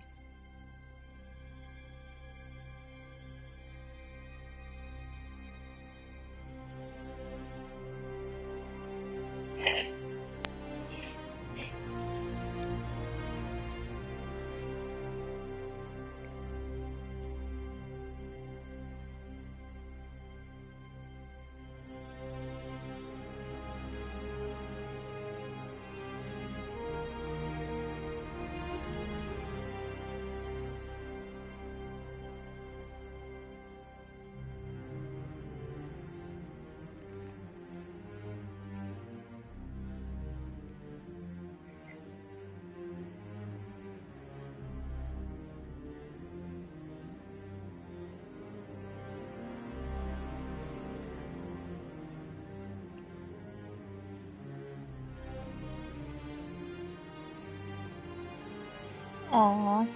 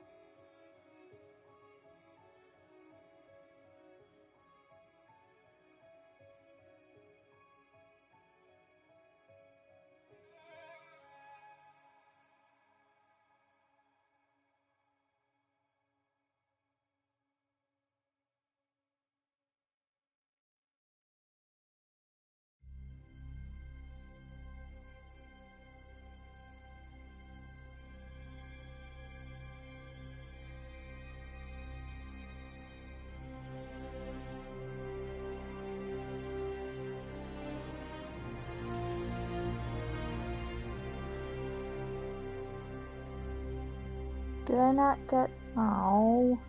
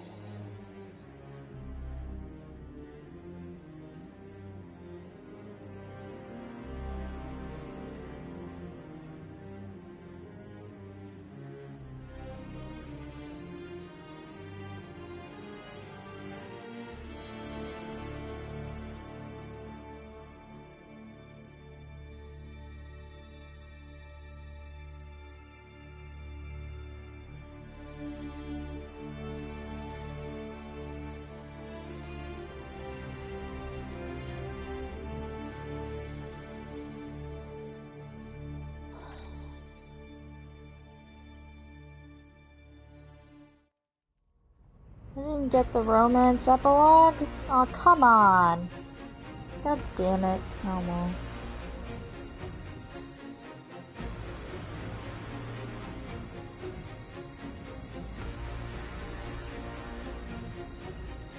My agents have found nothing. With the Illuvians, he could be anywhere. With the Inquisition officially disbanded, we have no army, no formal alliances. We have what we truly need. We will need to be careful. Solus knows everything about us. Who we are, how we work, our strengths and weaknesses. Then we find people he doesn't know. We will save our friend from himself, if we can.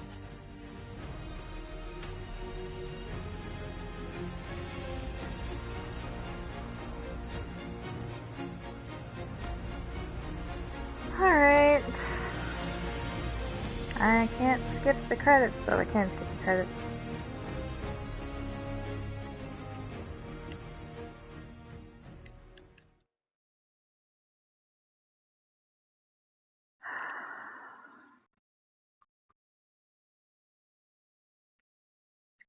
And I believe that that's a wrap, folks.